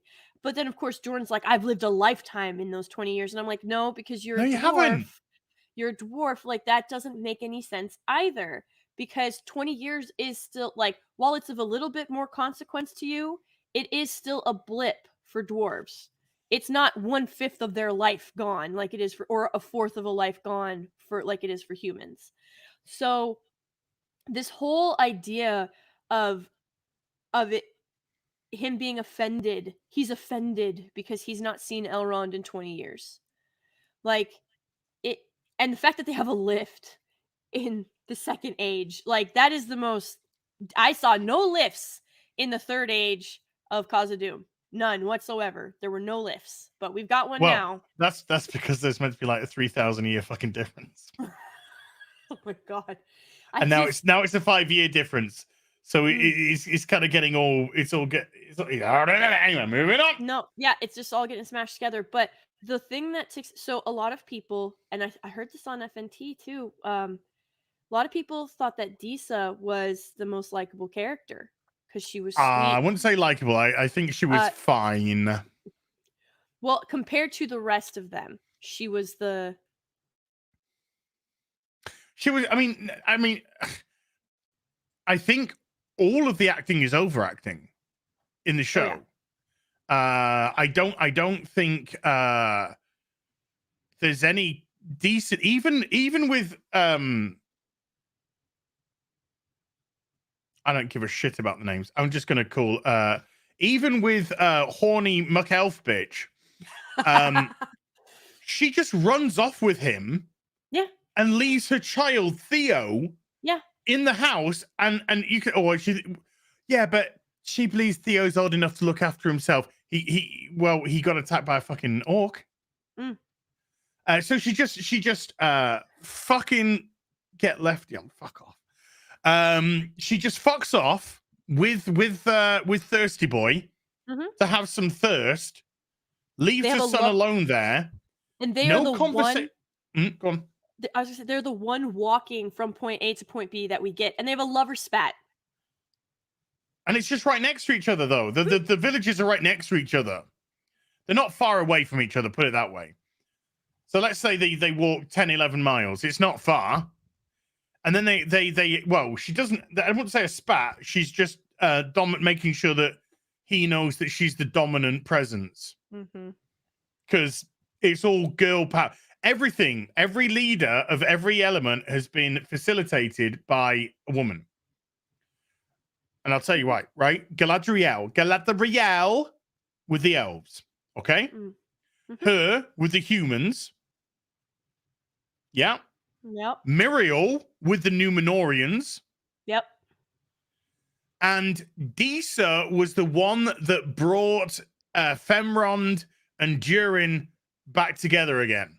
That's what I'm saying. That they had a feminine solution to a masculine problem. Because if Durin was actually mad at Elrond, the rock breaking competition would have solved. That's how men handle problems. Yeah. You get into a physical bout, whatever it may, a physical row. It's over and you're done. But no, we can't have that. We can't have the rock breaking competition be what solves it. We can't have these two grown men, one who's essentially immortal and one who is very long lived. We can't have them solving this issue on their own. That's not possible. No, but you can't have you can't have men being men, though. No, and because you had Durin being a pussy. Yep. And you had Femron being Femron. And the thing that kills me, dwarves have their own culture. They have their own traditions. They have their traditions, their mannerisms, the way that they act. it isn't that Disa wouldn't talk to Durin the way she did. She would never do it in front of another person, whether or not they were in their own home or in their own chambers. That has nothing to do with it. Dwarves value strength. That is why they work with stone and rock and metal and the elements, and they mold them and they forge them because they care about strength and power and all of that. That's why the heart of the Arkenstone is so important, and the blood of the mountain Mithril is so important. Like, those things matter to them because they represent strength. Her having that spat in front of Elrond where she's like, "You're staying for dinner," and Doran's like, "No, he's not," and then she's like, "He's staying for dinner," would never happen because that's not how dwarves are. Because that spat, that shows weakness to an elf of all people. Like, that shows weakness in front of someone else, which means their relationship is not strong or could be perceived as weak or have a chink in the armor. Dwarves would never do that, especially not in front of an elf. It's utterly ridiculous. But the whole thing's ridiculous. You wouldn't get Little House on the Patriarchy. You wouldn't get her acting the way that she's acting. Galadriel is she would have been fucking slapped down by Gil-galad. Indeed. Doesn't matter. And she should have actually been slapped down by Femrond, but he's too busy being Femi. Yep. So if he couldn't have done the job, then Gil-galad would have done the fucking job. But Gil-galad was too busy being mustache twirling villain. Conspiring we wanted to get rid of her. Yep. For her own good, of course. For her own good. Yeah, for her own good, because she's so driven and she's so fucking amazing and she's so the best of us that we just want her to just go fuck off. I guarantee you they're going to have Galadriel be the reason that the last alliance of elves and men is formed and not Gil-galad. Can almost guarantee it. They're going to take that. Well, I'll tell you, that's not anything in season 1. No, but we'll probably see it in. There's maybe, but in season 1, her husband's meant to be dead, according to her. Look at that. And you get to the end. By the way, I know that when I walk into my home and there is a hole in the ground and the wood, and it's clearly a busted up through hole and not a broken down into hole, I'm going to shout down into that hole for sure. Like, I'll walk into my tiny little hut that offers no protection and just shout down into this hole in the middle of my floor that wasn't there when I left. Oh my word. Well, that whole thing was stupid. The whole situation was stupid. Let's carry on with super chats because we're 3 hours into the stream and about 25% through. It's all right, it's fine. It's fine. It's good. Look, I'm sure we'll stop again and converse. Don't worry. Cole Hauser with a 15 Canadian says, "Greetings, real BBC. I'm gonna coom. Gary, Mauler, and Nina, keep up the great work. We're so happy not to go as you are. Are you getting the fans' toys Fortress Maximus? Yes. Gonna be huge. I fucking hope so. Peace out, homies. I want. Love Fortress Maximus. But do you need? No. None of us need anything apart from food and water, really. And oxygen. An oxygen and a decent place to sleep, I guess. No, of course I don't need. I want. And now, because I am a grown man who earns his own money, I can buy the things I want. And as a kid, no, I couldn't get anything that I really want. Well, not a lot. I got some lovely Lego Transformers and stuff. My mum, God bless you. But we got minimal. And that's okay. That's all right. I loved my Legos. But now I am a man with disposable income. I get my wants, not my needs. I get my needs and my wants. Well, some of them. There was a 1-in-1 Tifa. A life-size Tifa. I couldn't buy it, Lady Grey's Master. I would only fuck it.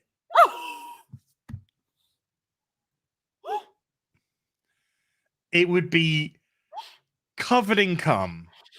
If anyone came around, it would stink like a teenage boy's bedroom.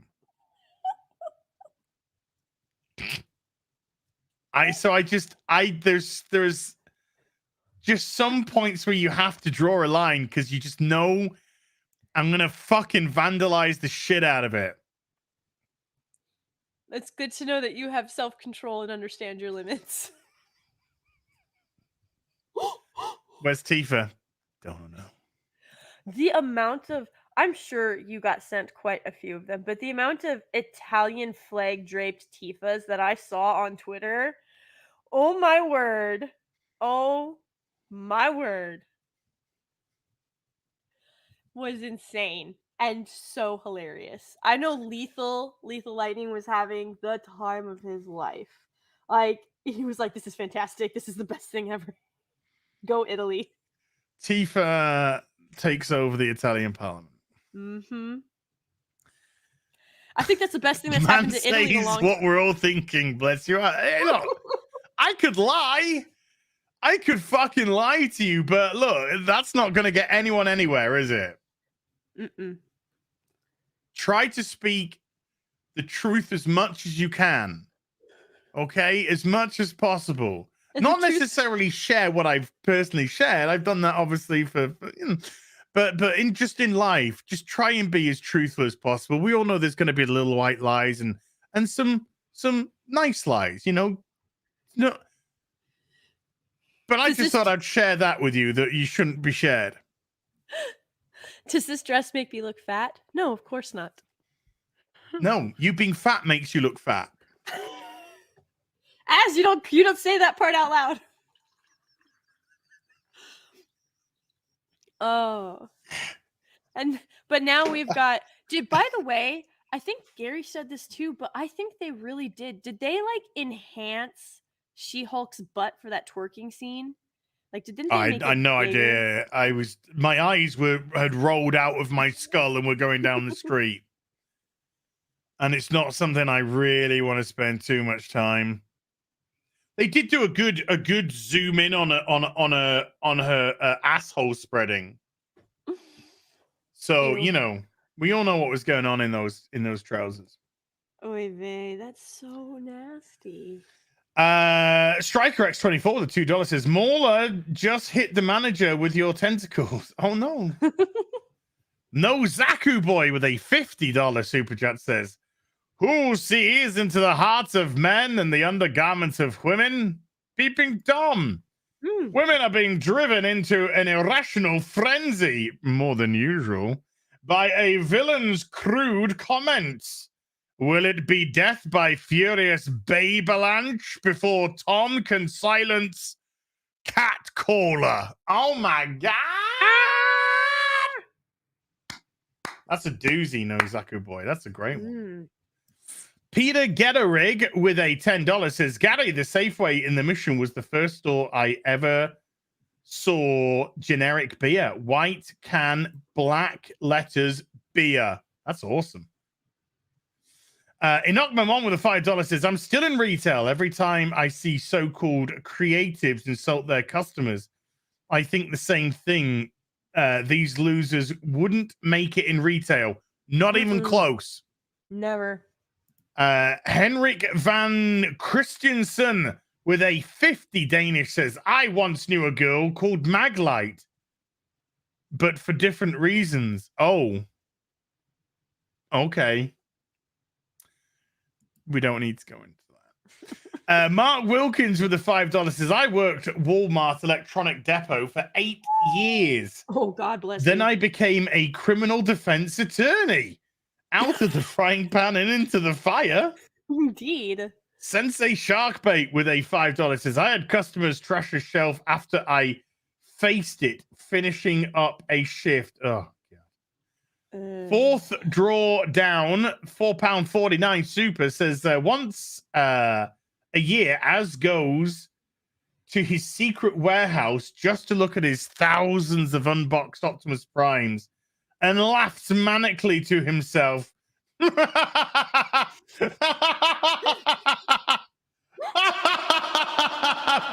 I can. That's true. I do have a storage unit full of toys. I do. I had to get them out of the house. I believe you. I remember I can send pics. No, actually, as I'm gonna need you to send me temporary control of your bank account, all of your statements for the last 6 months, receipts for your purchases, and You sound like access to your somebody banker. talking to Young Ripper on Twitter.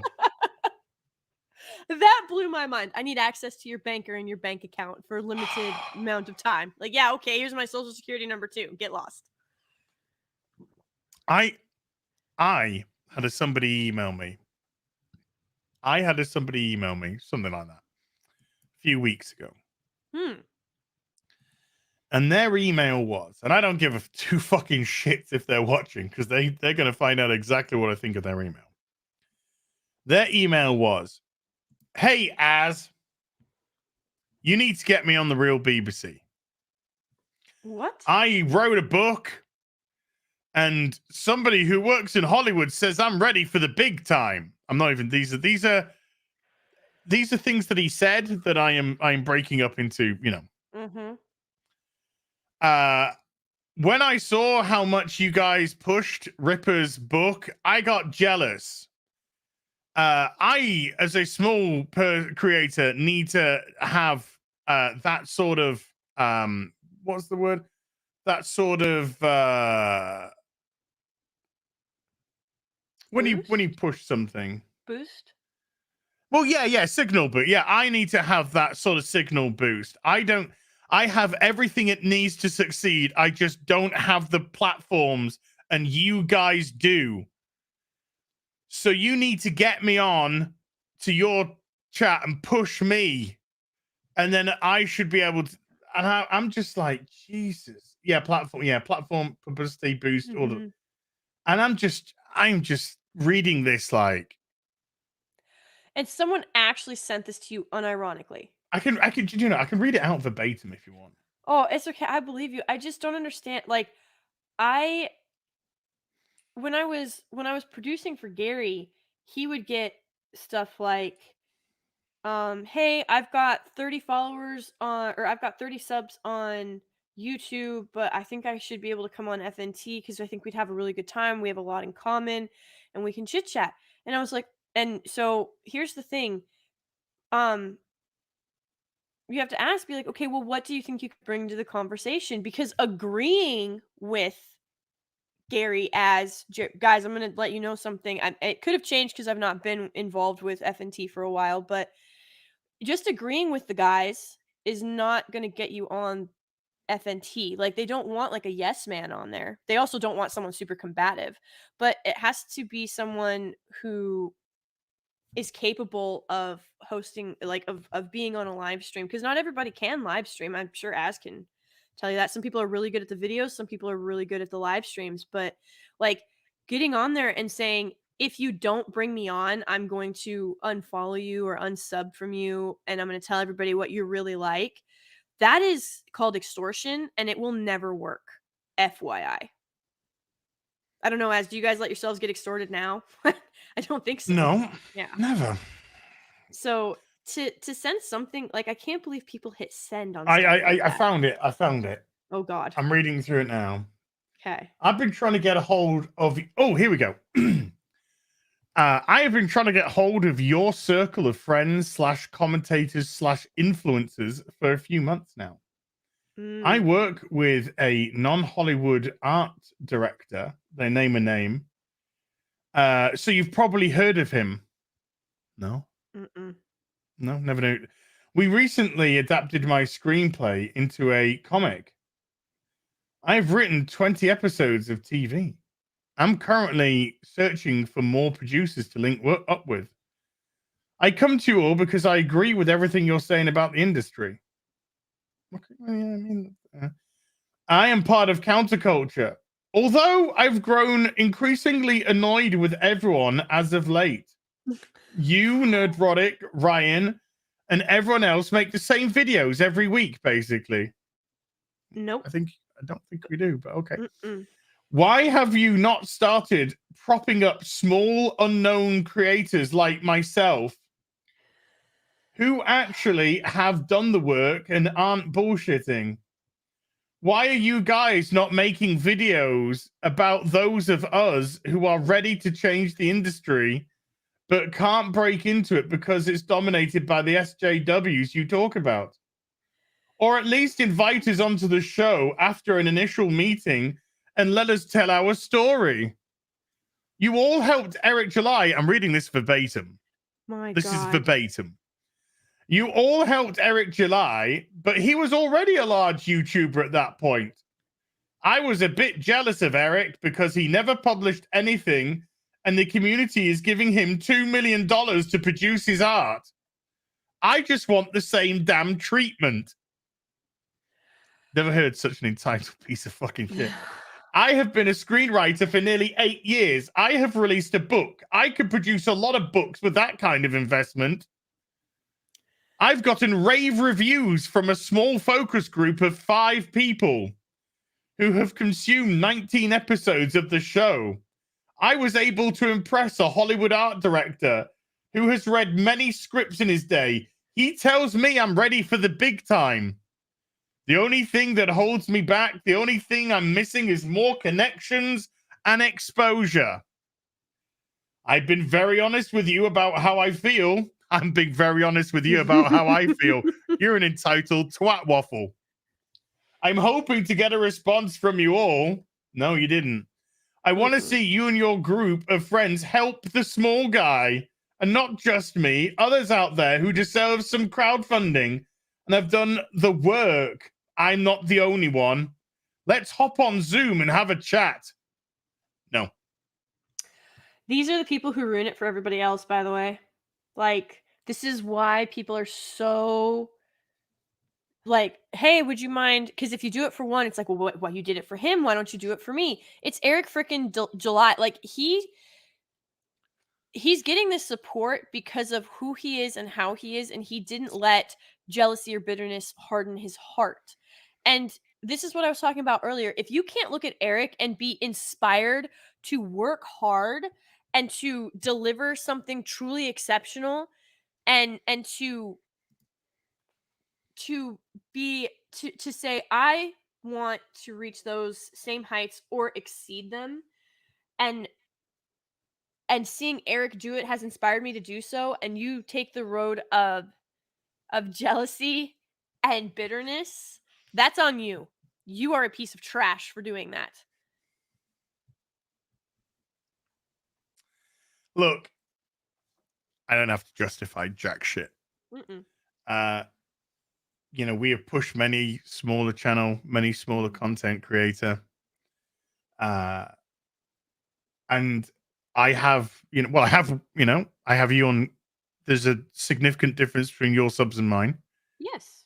But that's not what I see when I communicate with you. I see somebody that I like, somebody who I think is intelligent, somebody who I think can bring something to the conversation that I can't. So, I see all these different things. I brought on Nina for the Real BBC. I deal with Jane on multiple different things. And again, people who have significantly lower. But the reason why I have had them on, same thing. I think they have something. I think they can bring something to the table. I think that they deserve to be seen more. And it's great to see that they've started to grow. But they're proving themselves. Mm-hmm. They're not fucking taking any ride. If I didn't think that they had it, I wouldn't have had them on in the first fucking place. Mm-hmm. So these are people who have created their own channels because they wanted to say something. Mm-hmm. These are people who have whether it be that they watch Gary, or whether it be that they watch Critical Drink, or whatever, that they're just like, oh, this is good to get a voice out there. Maybe they didn't see any and just wanted their voice out there. Mm-hmm. Well, they got noticed. They got noticed because their voice resonated. Look at Disbrew right now. Fucking killing it, that guy. And he's killing it just on what he's done. Mm-hmm.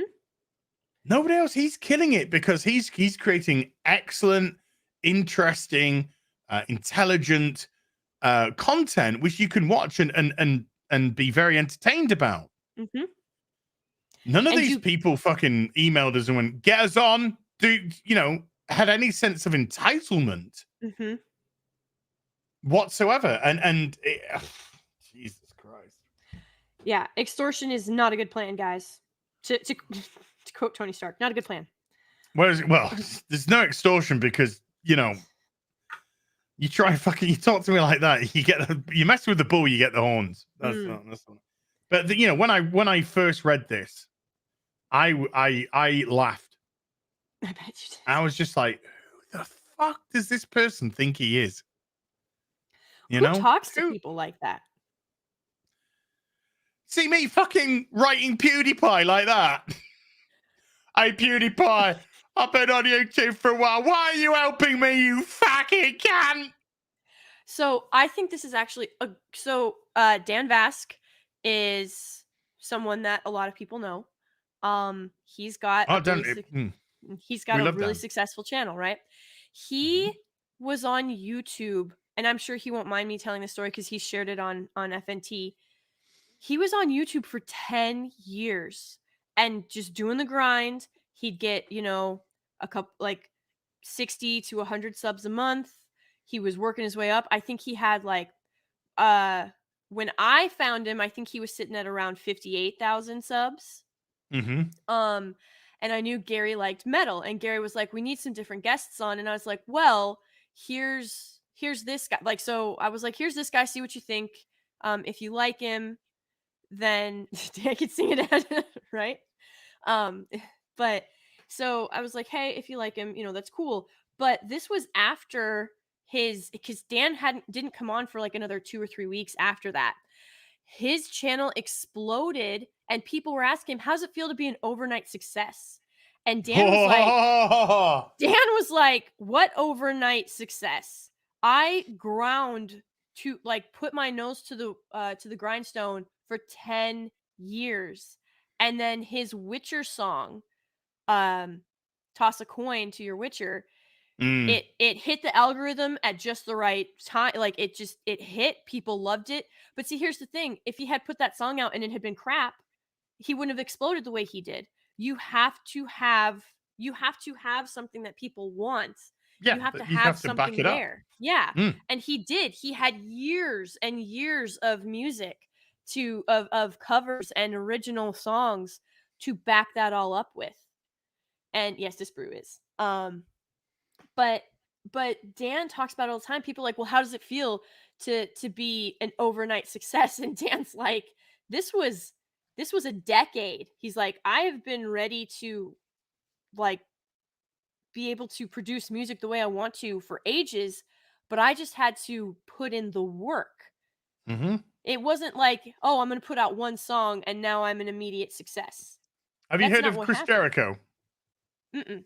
He's a wrestler. There's a wrestler called Chris Jericho. He's about 50 years old. He's been all through the WWF and all that kind of stuff. Top of his game for a lot of years, 30 years. He has his own group called Fozzy.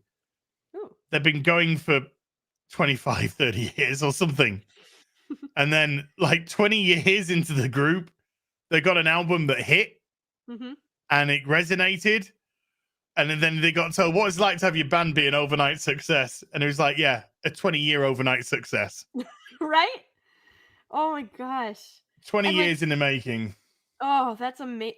It's so great to hear those stories, but also you're just like, man, you kind of feel not guilty, but you're just like, oh, if I had known, if I had found you earlier. But the point is, you're there now.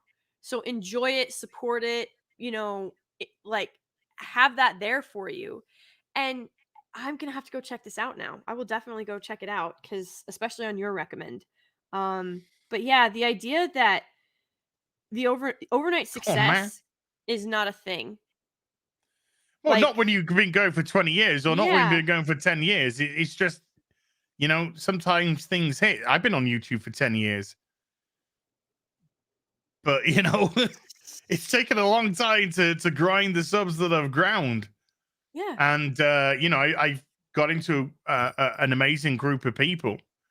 And, things have certainly in the last couple of years taken off even better. But that's That's 10 years in the making. That's not. Yay! I've suddenly got 200,000 subs in the last 2 years. Everything's wonderful because I'm a no. You got to put the spade work in. Anyway, long story short, that guy's a twat. A Castro with A Castro with A Literature Devil. A Castro with the $20 says the lodge where the Harfoots like to hang out has a sign above the door. Welcome to Clubfoot. Oh. Russell Hall with the $2 says Gary hasn't been a virgin since prison. Steve Hart for the £5 says greetings from the UK. I'm just enjoying a nice Taco Bell while I'm watching my favorite YouTube show. Hopefully they will open in your country soon. Yeah. All right, Steve. Mystery Baker with the $10 says I worked at Walmart once, and one day on my way to work, I was hoping to get into a car accident so I would have an excuse not to go. That was the day I quit. Yeah, if you're thinking that extreme, time to walk. Don't worry, I've walked from jobs before. There was a job that I was in, and I was going nuts. I was literally just going fucking nuts, thinking about going back to work. And so I phoned my mum up. And I was just like, look, I'm telling you now, I'm just going nuts to think to go back to work on Monday. I think it was Saturday that I called, or maybe even Sunday. So it's just driving me nuts. And it's just like, look, if it's making you feel this bad, just don't go. You know? So I was like, oh. So I just never went fucking back. Just never went back. Done. I walked from my job because I couldn't take it anymore. I was like, I'm not gonna sit here and take this. So I walked. Like, that's it can be liberating, but obviously don't put yourself into difficult financial situations. Test Site with a $10 says love fantasy. However, Game of Thrones isn't my thing.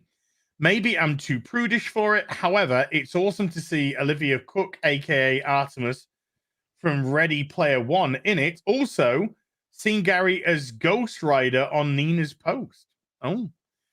The Bad News Karens, oh my God, with a $10 says, I just started playing Destroy All Humans 2 and was shocked to see Az representing THQ Nordic in the startup intro before the start menu.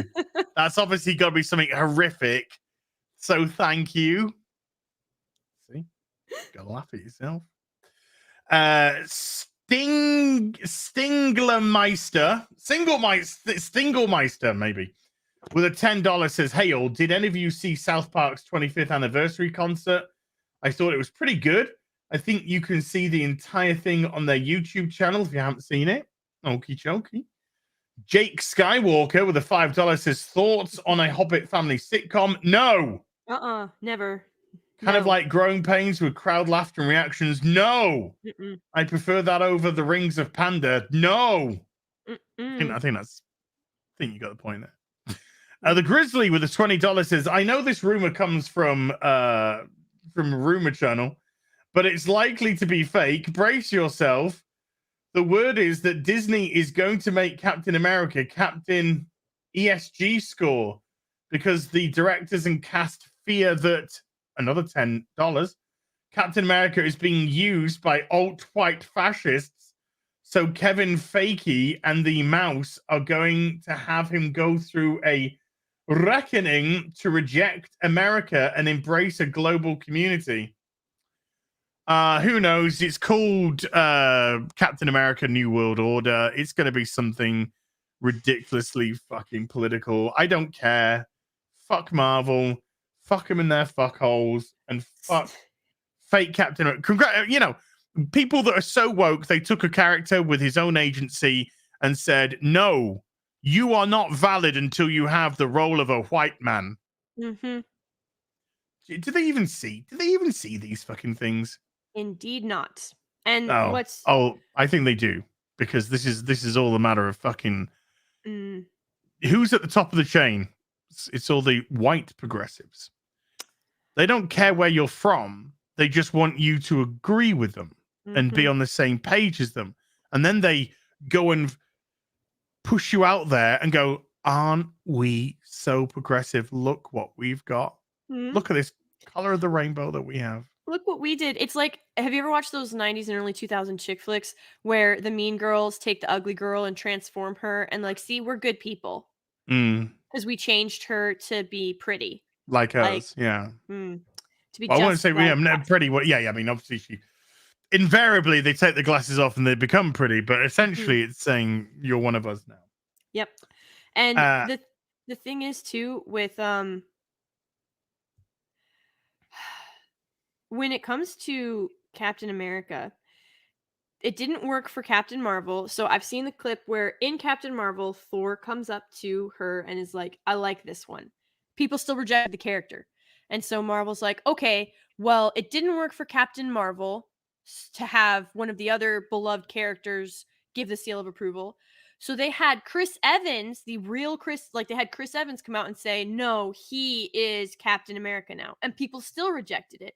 So now they're going to have him come back as Captain America to try and continue to get that seal of approval for Falcon to actually be Captain America. And it isn't going to work. People fundamentally reject it because it isn't. It's well, the not the rumor is they're shield. going to bring Chris Evans back as Nazi Cap. Yeah. And just utterly destroy him. But like we won't recognize him as Captain America. We'll see him as Nazi Cap. Like that's the thing. They're misunderstanding. The shield didn't. They're not misunderstanding. No. They're not misunderstanding. It is get it through to your thick skull. This is what we're pushing. That's what it is. There's no misunderstanding. They know that people don't like Captain Marvel. They know that people don't like all new, all Marvel, which they've been trying to do throughout all of Phase 4. They are just there going, we are going to keep smacking this message into your skull until you fucking get it, and they will destroy any character along the way to do so.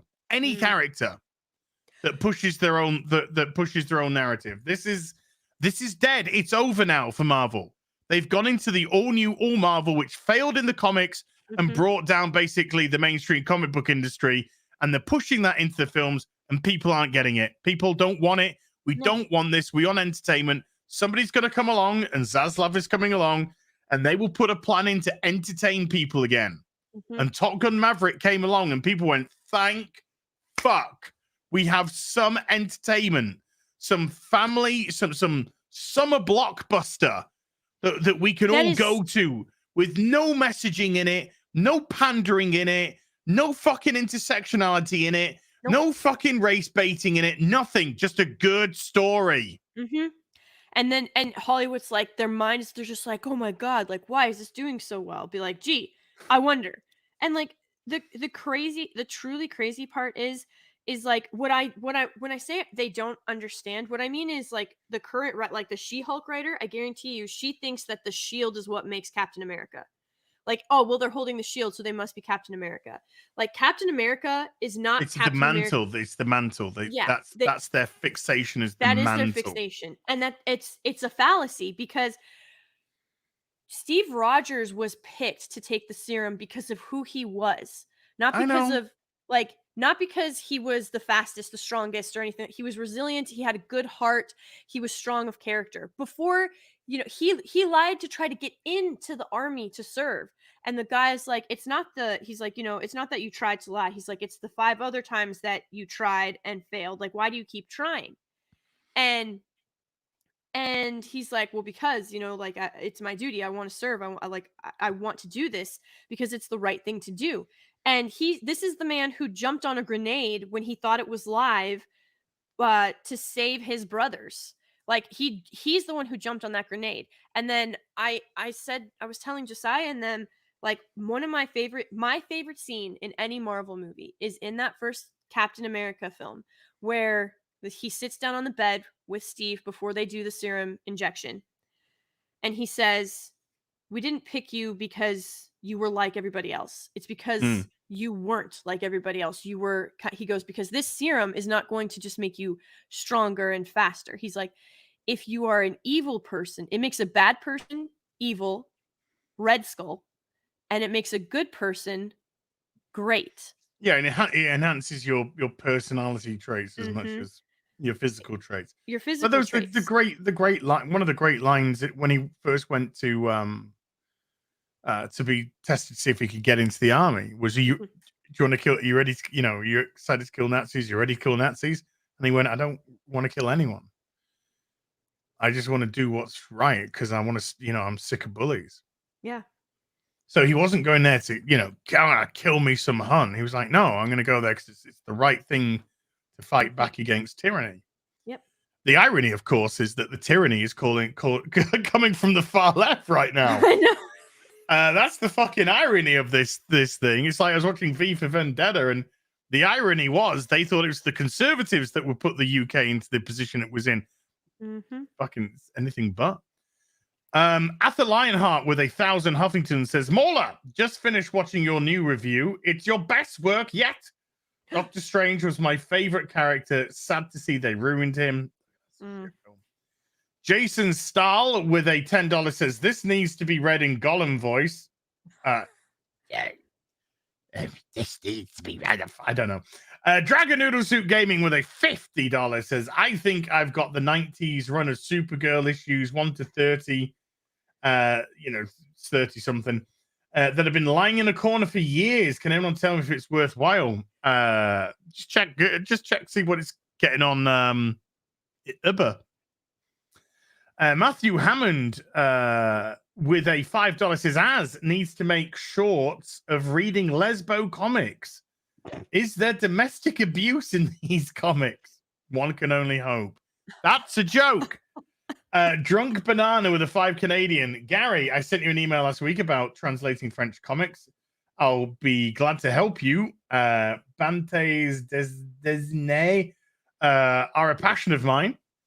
Protege Music with a $2 says, as Gary, do you remember Solar or Exo Man of War? Yeah, I know Exo Man of War. Not so much Solar. Exo Man of War. I had a couple of comics of that. Not much. Hangry is angry with a $20 says, loving all the videos of Rings of Power and She-Hulk. You're making my days tolerable. Mauler, oh my God, 4 horses on Multiverse of Madness. You're a better man than I. Nina, love the Ezra Miller vids. Gary and Az killing it too. Thank you, dude. Dirt is King with a $5 says, what's your opinion on Demon Knight? It was one of the good New 52 comics, in my opinion, and I wished it actually lived. Didn't read it. Jared Addison with a $5. No message, but thank you, Jared. Jay Can't Root with a $25 says, have any of you watched The Legend of Vox Machina on Prime? It's an adult animation based on a Dungeons and Dragons campaign. I thought it was very interesting. No, but I'll be interested in watching that. I have heard of it.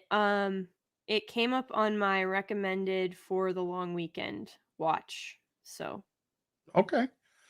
Al Fevir with a $5 says, just want to show some love. Where do I get my Mauler plushie? Makeship. The website Makeship. Go there, get your Mauler, and also get your Fringy plushie. They are up for pre-order. Still got about 20 odd days to go or so. Oh, it's Critical Role. Oh. Never mind. Andrew Clark with a $2. What's the average watch time for Doctor Strange video? Yeah, we need to find that out. I watched it all 6 hours. Chris Bolts with a $5. What upset me about Campier's video is Robert Ma Burnett sat silent, and he's a Lord of the Rings and knows Amazon is messing up the lore. Love Robert's pieces. It's Campier's show. Mm-hmm. Robert can, he'll know when to say something, and it's up to him. But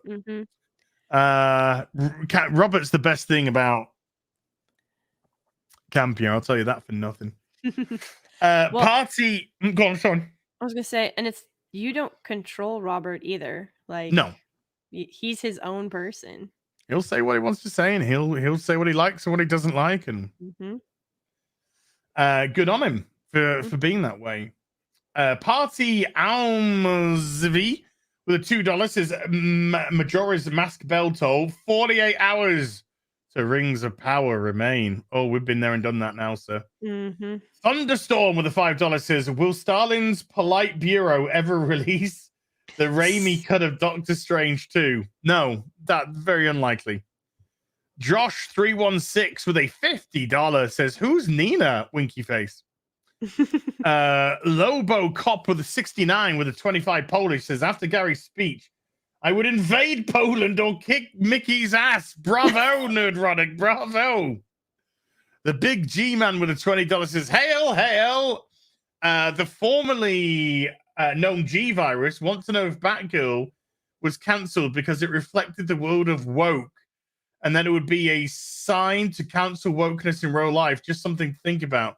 No, did you see the little bit of footage that got released of her running? Mm-mm.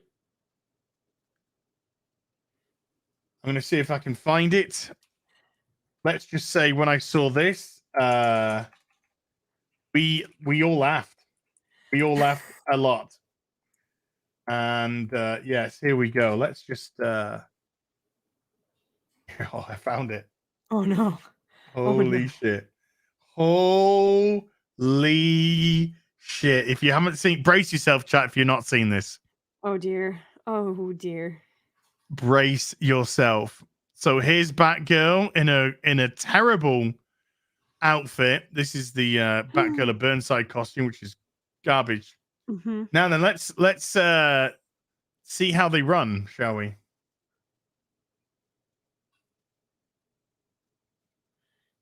That can't be real. That can't be real. No.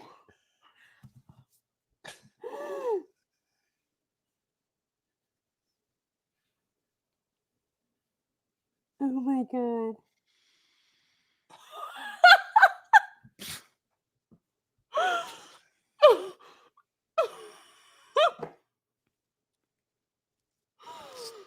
Oh my god. Do you know what that looked like? Please tell us.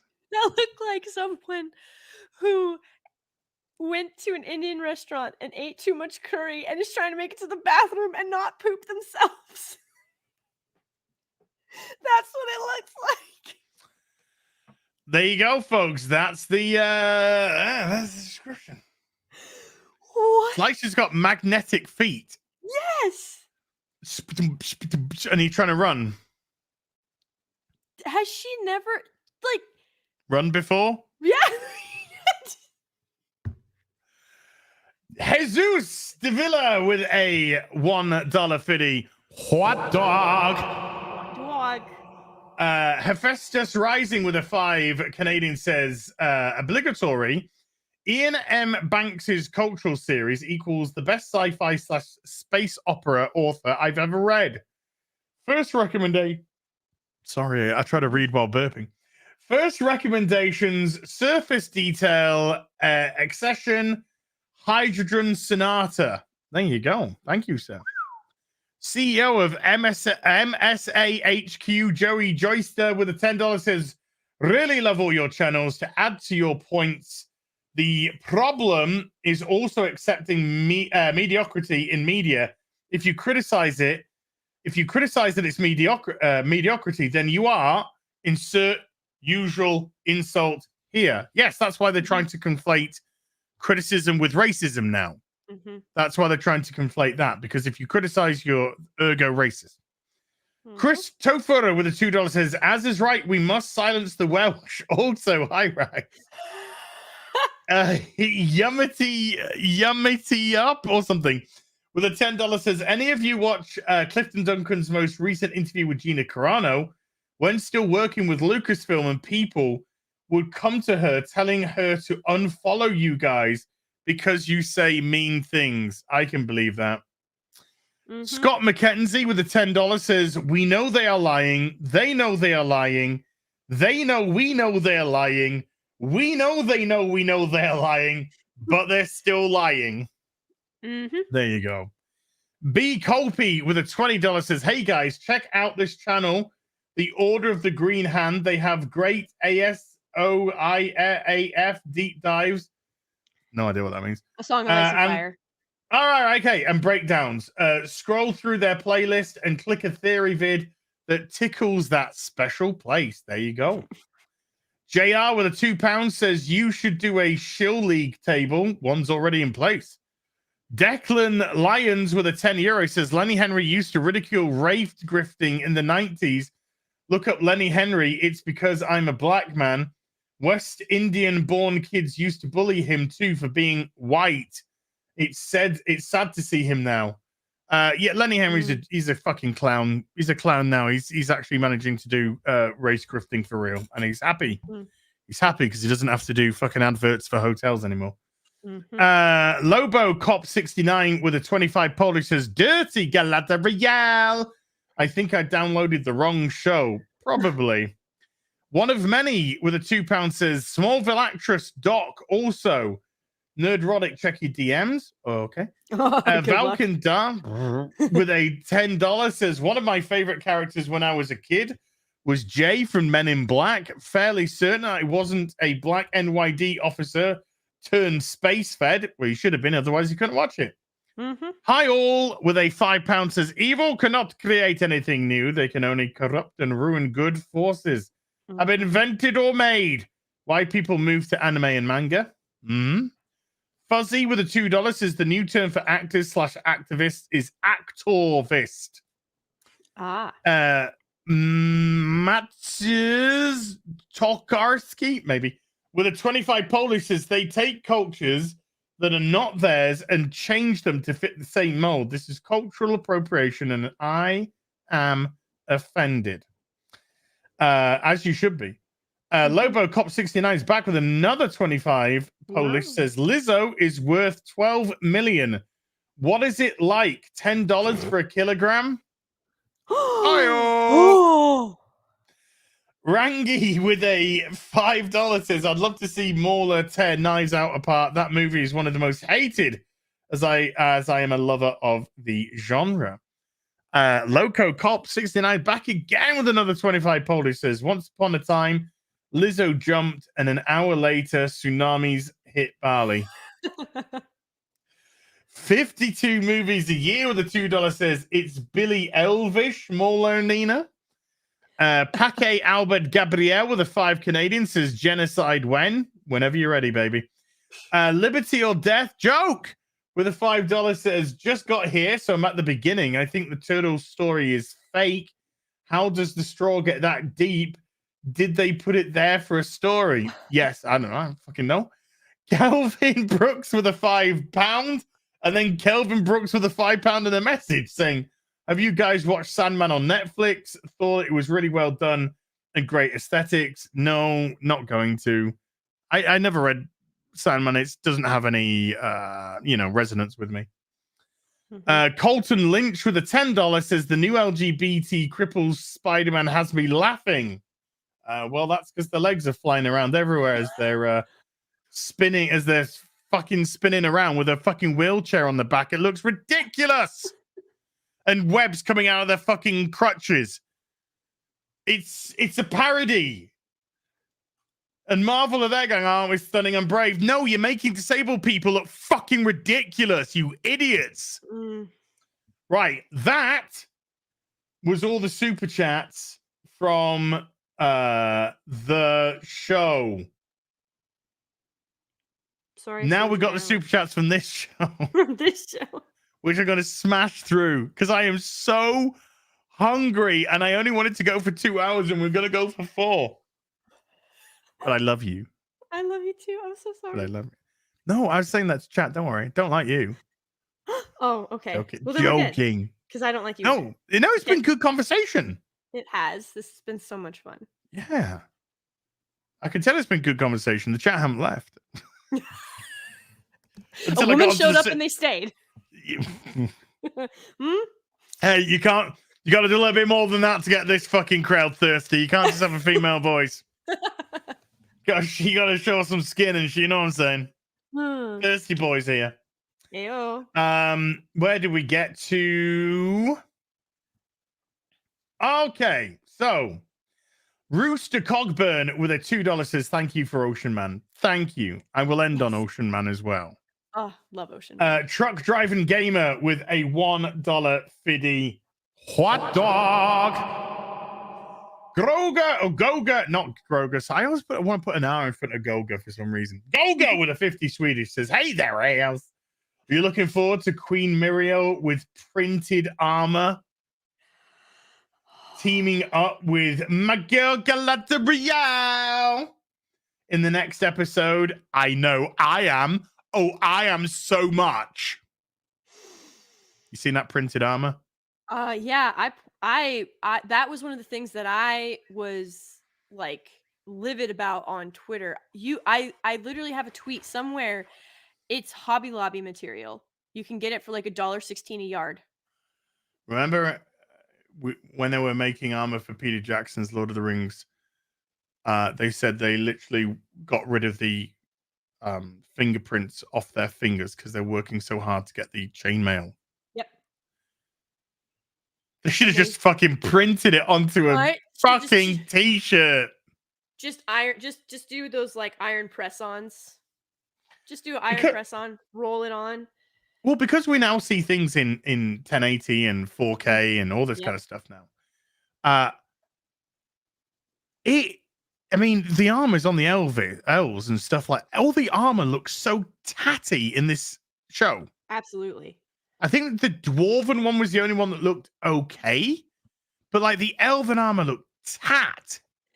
And you literally, Celebrimbor is a lot like you literally put the He's brag in a fucking dress. Yeah, he's in a dress, and you're sitting there. You're like, oh, the greatest craftsman in all history, and you are. And this is what he's wearing. This is what you're wearing. This is what your elvish armor looks like. It is utterly ridiculous. The fact that you are going to, and here's the thing as well, the fact that you're going to use those as your promotional shots in a magazine means you think that's the best you have. Yeah, and even if you wanted to fake it, there was no Photoshop to fake it. Mm-mm. I mean, admittedly, we would have seen it when it came out, so maybe they were going, this looks like fucking trash. Let's just put a picture out there so people know they're going to be watching trash. Richard Curtis with a... Oh, sorry. Go on. I was just going to say, the scenes, like that intro or that clip for Entertainment Weekly that they did where all the characters are turning around and everybody, like the soap opera turns. I know what scene from Peter Jackson's Hobbit they're trying to emulate. They're shooting for, you know, that scene where Elrond is talking to Gandalf. They've come to Rivendell. He's brought Durin and the hobbits with, and Elrond is like, you know, Saruman is here. We're discussing it. And he goes, and Gandalf's like, I had no idea you had contacted, you know, Saruman. And Elrond's like, I didn't. And then and then you go up, and it's her music, her standing in the moonlight. She turns around, and she's just ethereal and gorgeous and breathtaking. That is the scene that they were trying to mimic. And it didn't come off like that at all. It came off as tacky. No, it came across as Days of Our Lives. Yes, it did. Or Young and the Restless, or any other soap opera that I watched with my grandma when I would have to stay with her while my mom went to school or work. Like, that is what it was. Insanity. In the minds of Mario. Richard Curtis with a £20 says, I can't promise to behave myself because I would never hope for you to.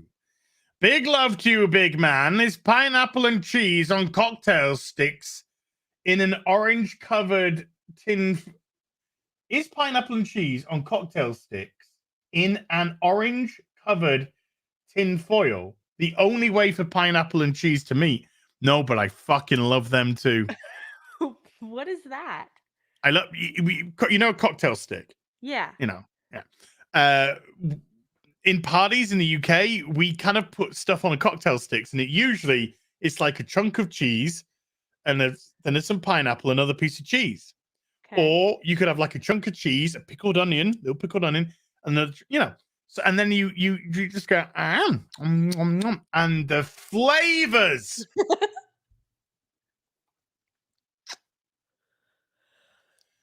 Cocktail sticks are fucking great. It's a great way to give food to kiddies, and great way just to have food in general. Richard Curtis again with another £5 says the point is remove all review bombs, and the show will still lower and will still rate lower. Yeah, if you took out all the 10 out of 10s and all the ones out of 10, it'd be interesting just to see what the mean would be of the remaining scores from IMDb. Yeah. I'm hungry, Maxim. I'm fucking hungry. I'm 2 hours over fucking time. But I love you. I have a question for you, Az. Sure. Did you ever? Why not fucking make this longer? Well, so I'm you said kidding. you were hungry. Have you ever Mm. done like one of those juice diets or one of those like fasting diets? No. I mean, yeah. Okay. All right. Okay. Hold on. If I was mentally prepared to say, right, I'm going to be fasting this day, at least I'm mentally prepared for it. Right. Yes. But this is a kind of like, oh, I've had my cereal in the morning. I've had my crunchy nut cornflakes. And, I'll start the stream at 1:30. We'll go to 3:30 and I'll get myself, some sandwiches, maybe some sandwiches. And then in the evening, I'll have an evening meal. Now, it's 5:30 now. So we're getting to the point where I can't have lunch and tea anymore. I've just got to have one thing. Because it's too late to have two things now. That's what's eating me. And I've drunk too much. I've drunk a lot. No, it's all good. I've drunk water. And because I've drunk water and I'm hungry, my stomach's going, anything else? Hello? Anything? I'll take a cocktail stick of cheese and pickled onion. I know! But I have to fucking wait! I'm supposed to tell you, my husband says hello and he Hey, understands because he's thank waiting you. for me to Thank make lunch. you. He's waiting for me Because to I'm make keeping you here and he's there going, I want to fucking eat! I'm hungry too. He's watching the stream. He's like, it's okay, as I'm hungry too. See, brothers in solidarity. There you go, right there. We'll write poetry together, dude, about how hungry we are. Oh, he'll love it. He'll eat it up. Write some Literally. haikus like fucking She-Hulk. Oh my god. MJ with a $2 message. Oh, hold on, let's do it sinister. Message deleted. What did they say? What could it have been? Who knows? We'll never find out. Dragon Noodle Soup Gaming with a $5 says Lady Gracemaster has a good podcasting voice. She's got a great voice. Oh, got great things to say as well. She should show up more often. In actual fact, I think that you have been banned off YouTube more times than I, because I haven't in 10 years, but you have 3 times. 3 times.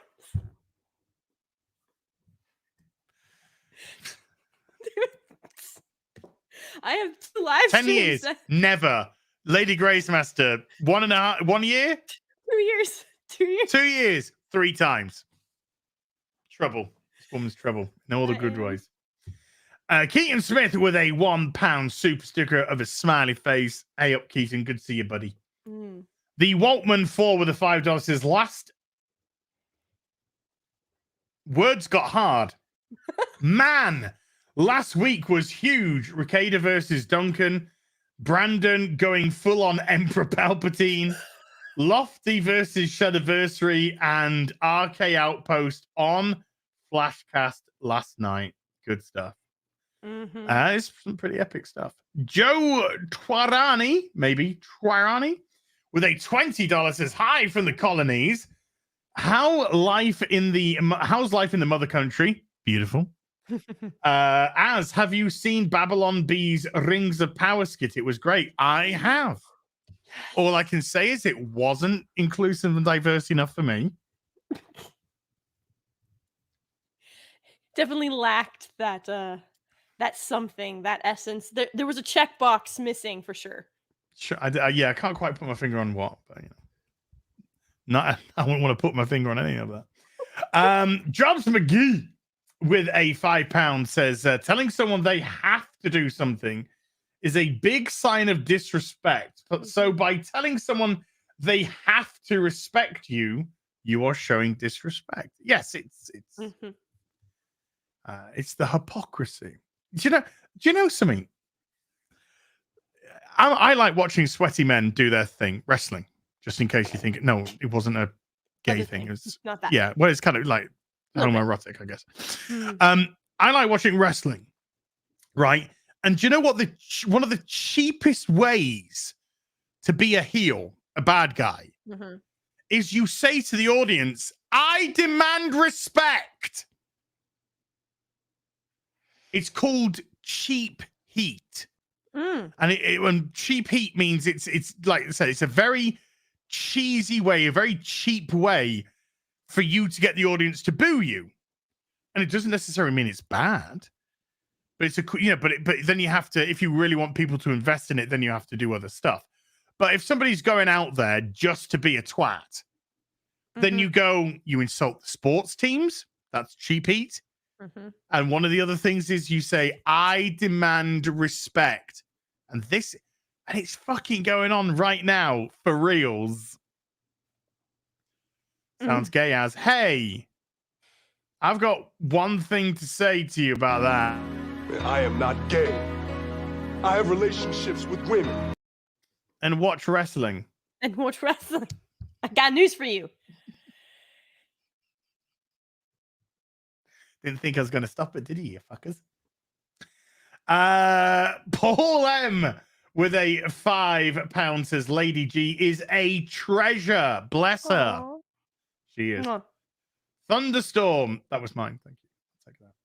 Thunderstorm with a $5 says, quote, "The classes and races too weak to master the new conditions of life must give way.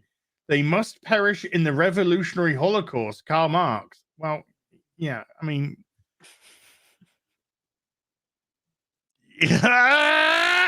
Bubba Doom won with a $5. As you need, this is why I don't get banned. I bite the tongue. Bubba Doom won with a $5. Says, "As you need to experience grifts and proper biscuits and gravy." Grits, I think. Sorry, grits, not griffs. Yeah, sorry, not grits. Freudian slip. Ayo. Always on the griff, baby. Gotta keep it up. Gotta keep it up. Yeah, I would be open to that. I would be open to that. So you're about to enter into a massive debate when you have grits, because there are people who put salt on their grits and there are people who put sugar on their grits, and the two don't get along. There's also a disagreement about butter. So do you have grits with or without butter, and do you use salt or sugar? Those are like that. I've never had fucking grits. I know. I'm saying when you finally do, just be aware. Be aware. Okay. There is a huge, like, if Jesus Christ, I'm gonna die of fucking obesity in America. yes, with everyone just wanting to force food onto me. You gotta try this now. Yes. Please. My stomach is going to explode. No, you have a second stomach for dessert. That is the. Well, there's always room for dessert. So there's like always you could eat. Right. I've had a bit of a jippy tummy the last few days. Okay. I've been vomiting and shitting through the eye of a needle for about 5 days. It's not been fun. It's not been a lot of fun. Right. Last night, I had a meal and I kept it down and I felt full and it was good. But I had room for that yogurt afterwards. Muller Crunch Corner strawberry cheesecake yogurt. I had room for that fucking yogurt, all right? Because there is always room for dessert. You have a second stomach for dessert. That's what my aunts would always say. So like when you go like, if you get invited to like a barbecue, a cookout, a picnic, whatever they want to call it, Hey, Nina. it's hi Nina. You'll get fed like 6 different kinds of pasta salad and 6 different kinds of potato salad. You'll get asked to which one's better. You'll get fried chicken. I'll answer that question right now. Shove your potato salad up your ass. I hate potato salad. Hate it. Hate it. Tears. Love salad's fine. Potatoes. Oh yeah. Potato salad. Go fuck yourself. Oh my word! What kind of potato? Who hurt you as? I am very vehement about this. I can see that. No potato salad for Az. Got it. Hey Nina, do you want to come in for 10 minutes? Because well, when I say 10 minutes, I don't mean that in that's as long as I can fucking stomach you for. Kind of came out that way, but we should be done in around 10 minutes or so. Because Az needs to eat, and so does my husband. Because yeah, Lady Grace Master husband wants to eat, and I want to eat. Well, anyway, so you'll get fed all of these things, and then they'll bring out the pie and the pudding and the ice cream and the turnovers and all of the pastries and everything like that. And then you'll be like, I'm so full, I can't eat anymore. And then you'll eat like 5 slices of German chocolate cake. I could have a meal where I am full to the brim, and then if my grandma, like say my grandma, she used to feed us so well. God rest her soul. She used to feed us so well. Her food was beautiful. We always went there. We always had a lovely meal. And then you were just stuffed, and then she'd go, "Ooh, do you want rice pudding?" And you'd be like, "Yes." Absolutely. Homemade rice pudding from my grandma. I'm never gonna taste it again. I miss it. Oh God, I miss that taste. It was so good. What I'm trying to say is, I fucking love food because I'm a fat twat. Right. There we go. I'm trying to see if Nina wants in for 10 minutes. She's probably gone off already. Fuck her. She just said, send me the link. Oh, did she? Okay. Maybe it's me just ignoring her then. Maybe it's me just ignoring her. Typical man. No, I'm just kidding. Yeah. It's me. Oh. There we go. What's a tater? Tater, potato. Taters, precious. But you can have tater tots, which are smaller. You like tater tots? I love tater tots. But they got it. But they got to have a proper bread coating. You know, a proper coating on it. Not some fake ass produce shit. No. I want them put into proper breadcrumbs and then, dipped and.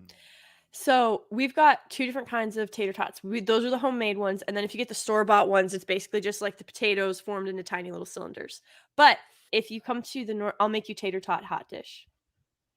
So like up north. Your husband's there going, I fucking wish you'd do it for me. He's had plenty of hot dish, a tater tot and otherwise. So like the great thing about where I grew up, you can say, just bring a hot dish to 12 people. You'll get 12 different dishes because there's so many hot dishes. So you have tater tot hot dish, tater tot casserole, you have casseroles, and you have hot dishes. They're not the same thing.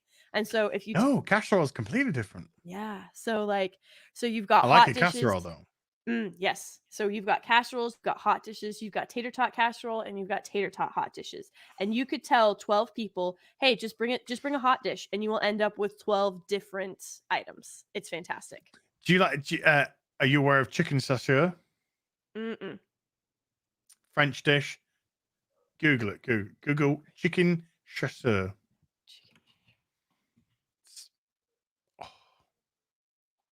It's trying to give me sashimi.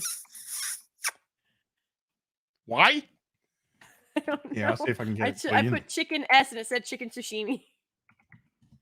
Let's see if I got it. Chasseur. Here. Oh, okay, yeah. So it's bone-in, skin-on chicken thighs, kosher salt, with what appears to be slices of citrus. So either lemon, and I've just grabbed this quickly. wine deglazed in the pan. Wine is the main thing. Ah, okay. You gotta, you know, when you're tasting that, you want to be tasting the wine and the chicken. You know what I'm saying? Gotcha. You'd probably be a fan of beer can chicken then. Oh yeah. I mean, I'm already like it. I've never had it. You said chicken and you said beer, and I was all in. I'll have to make a beer can chicken. Hell yeah. I want to. Jesus Christ! I was going to say something completely. I've got to say it because I thought it. Okay. I was going to say I want to explode in your house. Now your husband sir, sit back down, sir. I meant stomach wise from food. Yeah, he jokes. He's like, the reason we had to buy new pants is your fault. And I was like, I'll stop feeding you then. He's like, is that what I said? I'm coming to him if and when. Gotta make sure. If and when I come to America, all I'm bringing is elasticated pants. In different sizes. Start off in one size, a week later, be in another size. Depending on what time of year you come, make sure you bring shorts. Because if you're going to be in Gary's house for a stint in Texas in like July, you'll die. If you're not in shorts, you'll die.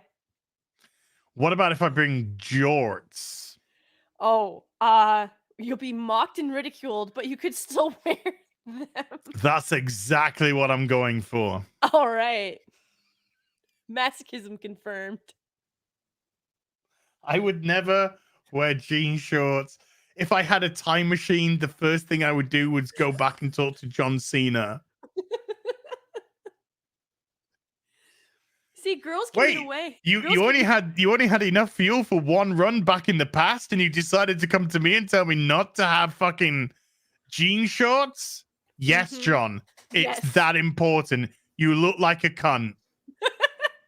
Girls can get away with jean shorts, especially if they're Daisy Dukes. Boys cannot. Girls can get away with them just fine. I wear them all the time. There you go. You smoking?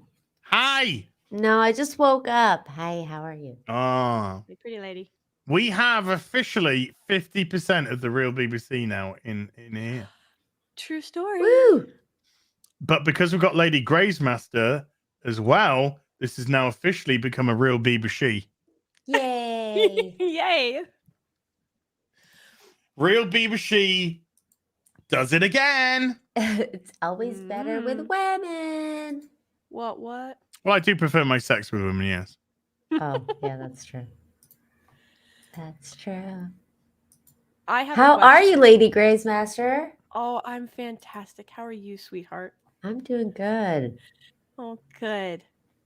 I had really good barbecue last night. Ooh. Was it delicious? So was it Kansas style? Was it Mexican? I was gonna say Mexican style barbecue. Oh, it's good stuff. Yeah. Such good stuff. What does that look? He wants food. He's so hungry. Oh, okay. Well, let's stop talking about No, food. I want something else right now. Oh. Okay. Do you know what it is, Nina? What is it? Kick you from the chat. What the fuck? Is that what you invited me for? Just to do that?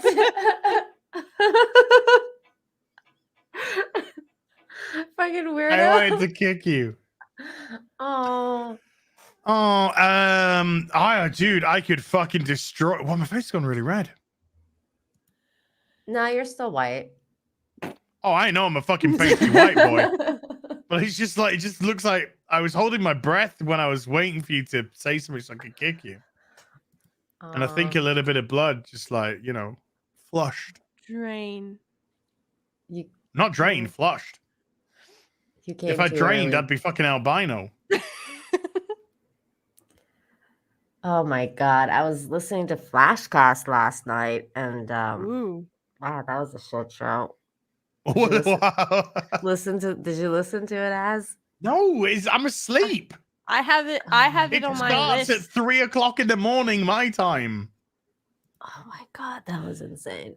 I have it on my TBD list, or TBW rather, to be watched, because the Twitter comments were enough to make me go, maybe I should watch this sooner than Why? What happened? What happened? Don't keep me in fucking. It was lofty happened as Yeah. lofty happened. I don't care. Right, that's it. I don't care That's anymore. it. That's it. what happened. I'm done with this conversation already. Don't care.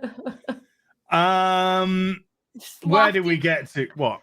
Lofty commented on one of my where I was like, I put on there, I was like, of course Galadriel is 200 feet above the male elves that are climbing this ice sheet. And he's like, even Tolkien said that she was as athletic as the men. And I fired back with, as athletic does not equal 200 feet above on a sheer ice sheet. Yeah, Like that, do you know what as athletic means? like equally as on par On the with. same level. On Right? par with, yes, on the same level as. On the same I'm level done. as. I'm done. I'm not discussing Lofty. I'm not No, wasting my no, fucking. it was just a shit not show. wasting my life on that fucking nonsense. All right. Okay. It was crazy. Yeah. So we had the grits. Golden Nuggets with the £5 says, "Who the fook is Megan the Stallion, and does she own any cats?"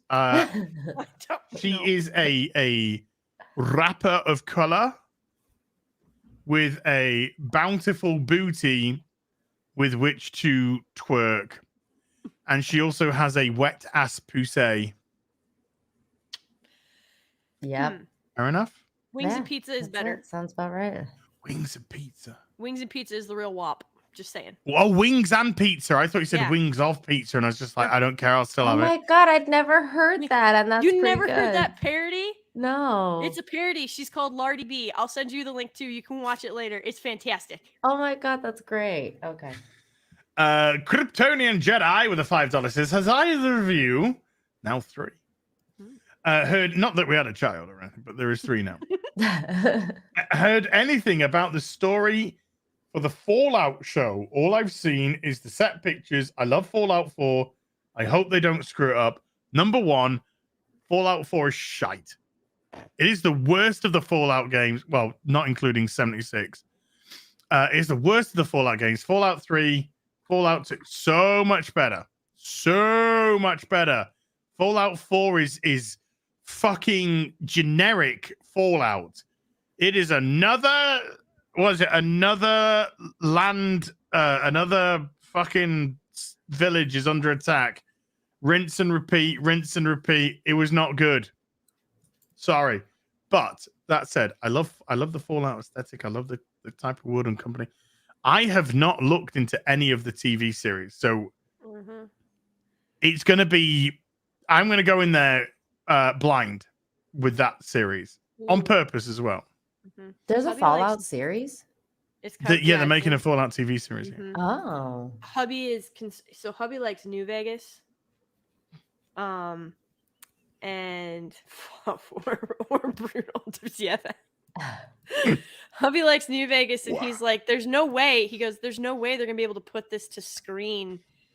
In a, like, he goes, because it's meant to be a video game. Part of it is like the choices you make and the path you walk and stuff like that. So he goes, "How are they gonna put that to screen?" I have no idea. Most video game adaptations suck, and you think they would have learned that by now, but they're gonna keep trying. I can't wait for them to come across the trans character. There's a trans. Okay. No, I'm just taking the piss out of The Last of Us Part 2, which is the biggest piece of fucking dog shit. Oh, okay, yeah. I like Fallout. Fallout's fun. Fallout 3. That's the best one, man. Fallout 3. It's a good game. Good game. Mr. Buttcrap Media with the 2 Canadians says, "Hey, lads," and the awesome Lady Gravesmaster. Oh, Golden Nuggets with a £10 says, "Russell T is just trying to keep up with the cool kids now, not realizing that his vision of the left, the BBC, died out about 15 years ago. Sad RIP, Doctor Who." No, I don't. No, I disagree, sir. Sir, the BBC have fallen significantly further to the left, and he's just He's just all on board with them. Mm-hmm. The BBC's loving. I guarantee they're loving what he's going to be doing. Isaiah Graham with a $2 says, I miss Peter Capaldi. So do I. Mm-hmm. Dearest with a $3 super sticker of a thumbs up pair. Oh, I was gonna say, Nina, because you were sleeping, but Az did he shared his. So everybody should go watch the video on Az's channel. It's Where? no, Like, yeah, his nudes. But the video that Az shared was the comparison of when Graham tells Jodie that he's scared of the cancer coming back and her response, as opposed to when Capaldi was literally portrayed by Clara and what he still did. Because I never watched Capaldi. I stopped after Matt Smith because I couldn't stand that other bitch, the Impossible Girl, or whatever the fuck her name was. I forget. Jenna Coleman. Yeah, her. I couldn't That's a real stand her name. anymore. I was like, I'm done with you. Capaldi's first season is okay. I mean, he elevates a lot of bad stuff, but they after that they essentially try to make Jenna Coleman into the Doctor, and that's when I was like, I'm done. I left. I was like, okay. No. Thunderstorm with a $5 says, my favorite scene was when Galadriel lit a cigar and cocked a shotgun and said, it's token time. She might word as well for have word, like the paper books. Oh. I'm gonna talk about that tonight on my channel, Az. I don't know if you want to come on at your Depends if I am awake. And fed. Okay. And yeah, you're welcome.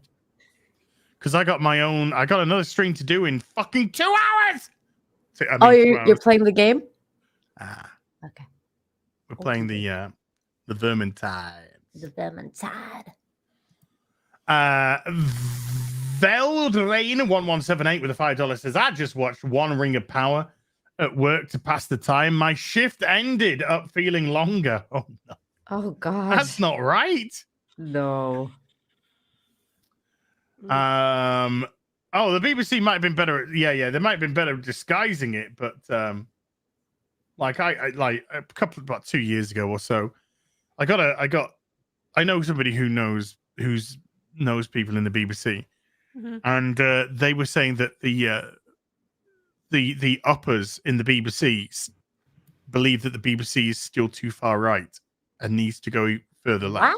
What? That's crazy. They can't. Oh my god. Too far right? That's fucking insane. It's as left as ever going to get. Like I don't know. So you say? Oh no, they can make. Go on. I was like, that's all I was gonna say. I was like, you say that, but the hold my beer seems to be the strategy of late.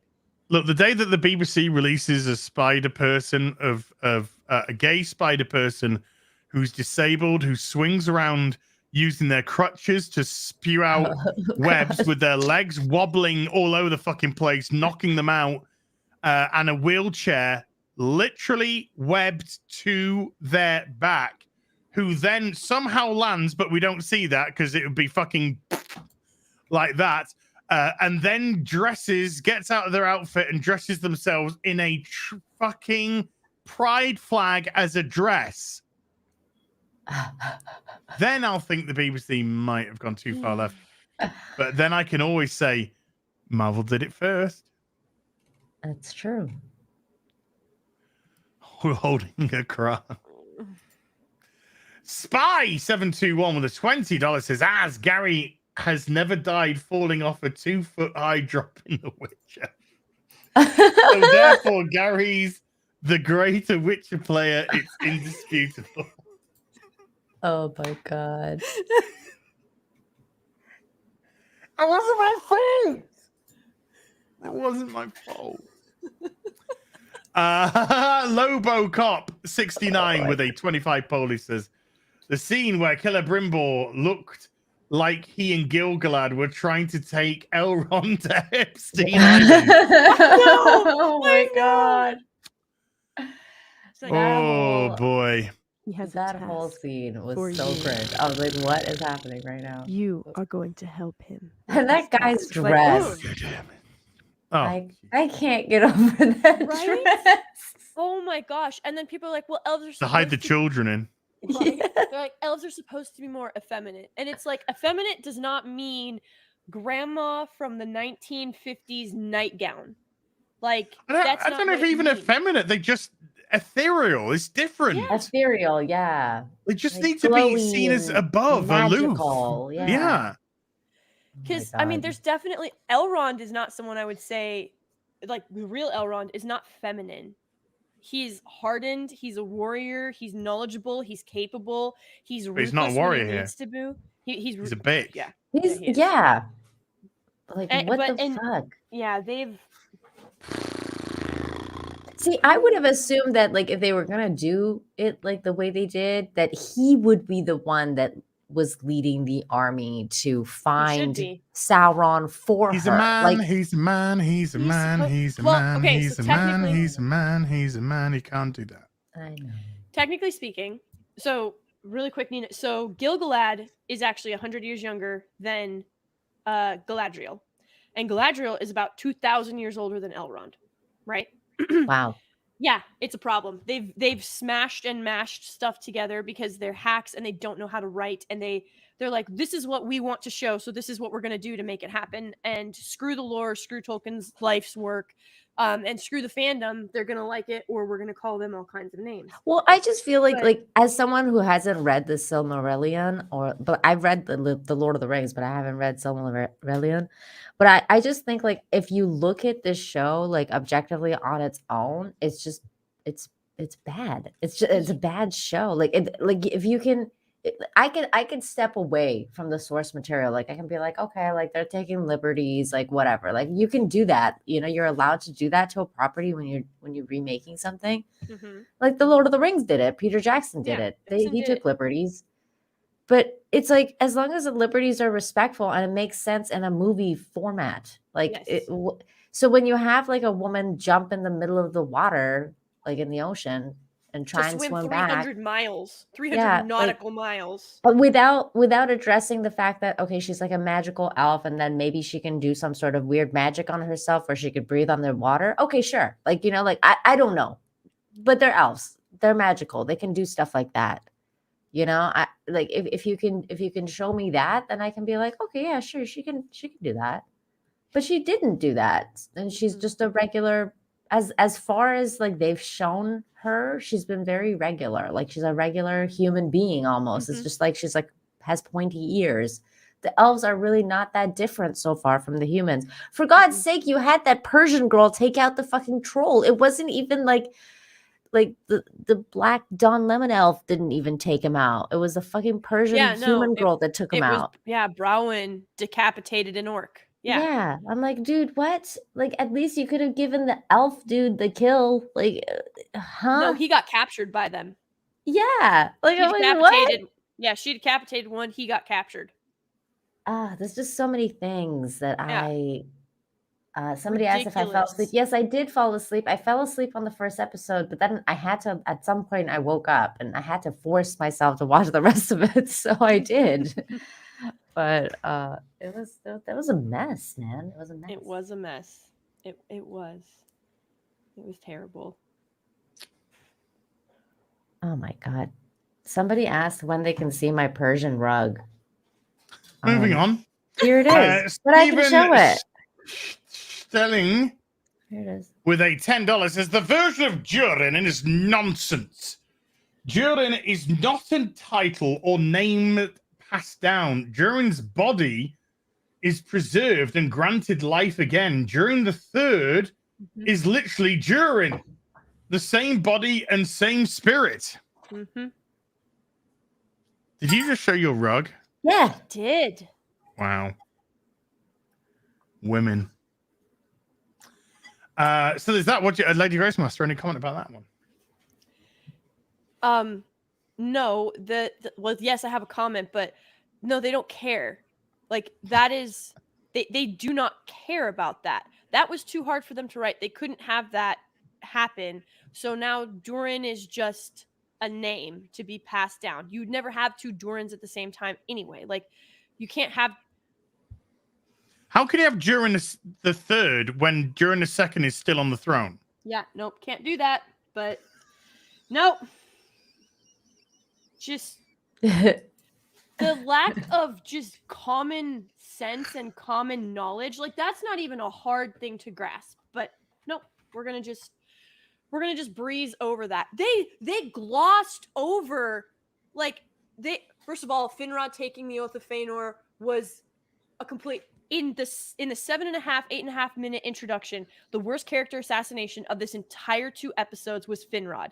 He never took the Oath of Feanor ever. He was staunchly against it. He was never involved in the kinslaying. They made it sound like the Noldors leaving Valinor and going to Middle Earth was this noble endeavor. It wasn't. There were 4 kinslayings. The genocidal event, like genocidal levels of death happened. That is what occurred. But no, they're going to make the kinslaying sound like it didn't even happen, or that the Noldors leaving to Middle Earth was just this fantastic, purely heroic mission, and now nobody is listening to Galadriel, even though they know she's right, but they're going to send her away anyway because they have to be more right than her. They can't give her the credit. They have to have the credit. Utterly ridiculous. Because they're stupid men. Yeah, they're why. dumb, stupid men. And I was telling Az, I was like, they're going to take the forging of the last alliance of men and of elves and men, and it's going to be, they're going to give it to Galadriel. They're going to give it to Galadriel. It's not going to be Gil-galad. It's not going to be a Gil-galad. That is what's going to happen. And quite frankly, I wouldn't be surprised if they gave it to Muriel or whatever the Queen Regent, who's not the Queen Regent's name, of Numenor. It's going to be Numenorians and elves. Because Honestly, from the first minute of the show, it's evident that they're basically just full of shit, because the very first minute of the show shows a culture of elves that are basically like a projection of humanity. Like, it's like, okay, like they're bullying Galadriel. I never thought, like, in a million years, that an elf culture would be like that they'd be like on Valinor as well. Yeah, like where the Undying Lands or whatever. Like, it's like, oh, they're like these evolved creatures, and they're gonna behave like that, like as if that would be a case. Like, it's just, they already shat on the idea of how cool elves are with that very first scene, and then it's like, let's just put our own downfalls on everything that they do. That's why the show makes absolutely no sense. No, it doesn't make any sense. Oh, no. I've got fucking bacon in my fridge, and I've got fucking bread, bitch. Do it. I've got tomato ketchup as well. I could make that happen. You fucking Wait, stop me. Is that what it is? A bacon sarnie? I've never heard of that before. Bacon sandwich. Sarnie. Sarnie is slang for sandwich. Oh, I didn't know that. Cool. We put lettuce and mayo on ours here. Never heard of the word sarnie. No! One does not put mayo onto a bacon sarnie. It is delicious, though. But do you not like mayo? Because you freaked out about potato salad. Yes. Who puts I like mayo in sex, potato salad? But I don't have fucking sex while I'm fucking doing a podcast. It's a place and a time. Or in this case, a product and another product.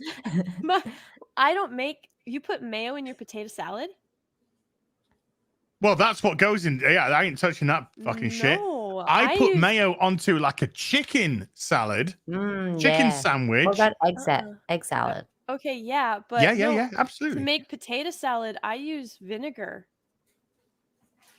That sounds disgusting. Yeah, well, I mean, I'm moving on. Because you are making me fucking physically sick right now. Kick her. Why am I the only one that's getting kicked ever? For complaining, Nina, off you go.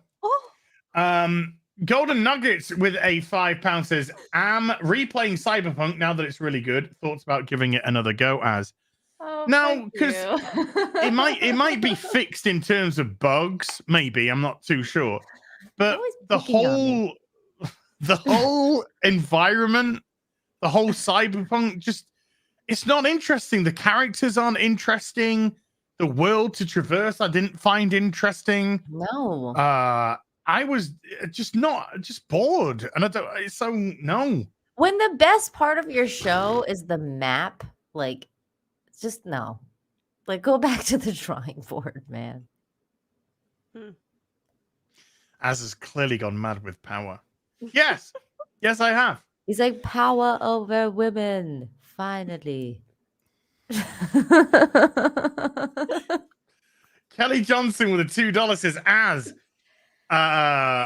House of the Dragon is awaiting your brutal honesty." Not watching it. I told you I'm done.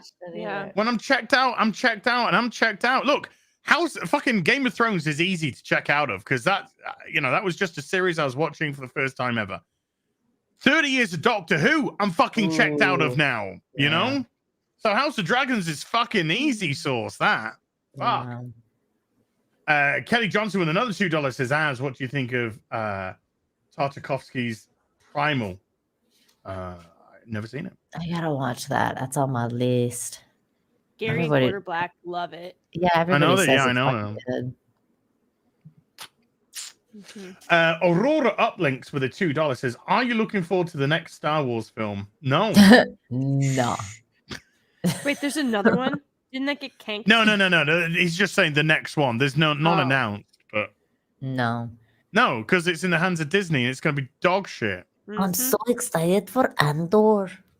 Andor is gonna be great. Why do I sound Irish? I don't know. Because you're a retard. When does it start? I don't know. September? Pretty sure It is September. Well, Nina. it is September, Nina. No, like in September. I don't know. Why. Andor released 21st of September. 21st. Yeah.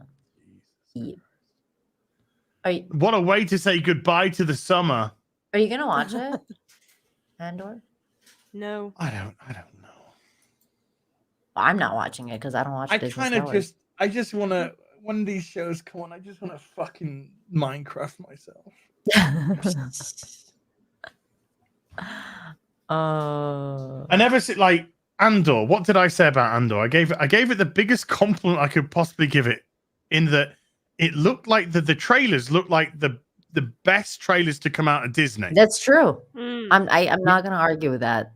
And then it was the people the activists, the actor-vists were like, "This is about Trump's America." And I was like, and I'm done, and I'm out. You fucking prissy cunt. I am feminism. gone. Yeah, and Fucking activist. Don't put activist. Don't say they're an actor and an activist. Just put massive fucking cunt. Okay? Insufferable twat. Oh, so I will bad. take that. Yep. It makes Whistles with a $5 says, "I had to send this so I could ask Lady Grey's master how she knows what someone who ate too much curry running to the bathroom looks like." Oh God. Because bored Marines are a dangerous thing. I love a curry. It is. Curry is delicious. And yes, you can eat. Might order a curry. There you go. Curry is delicious. Curry is fantastic. And also, bored Marines are very dangerous. So I strongly still believe that, like, the cinnamon challenge and stuff like that is because Marines were already doing stupid stuff. Like, oh my God. So there were like 6 of us, and 4 of the guys were like, "Let's see who can eat the most curry powder without taking a drink of milk." And I was like, "But why?" And they were like, "Why not? That's literally the only, just why not? Because we can." So they did. It was everything you'd think it would be and worse. Ugh. You know what's worse is the next super chat I have to read. Uh-oh. you know why? Why? Why? Edward Morris, £2 super chat, $2 super chat. He says, obligatory super chat to lengthen as is suffering. Oh. He literally made me read that super chat so that the stream would go on for longer. Yeah.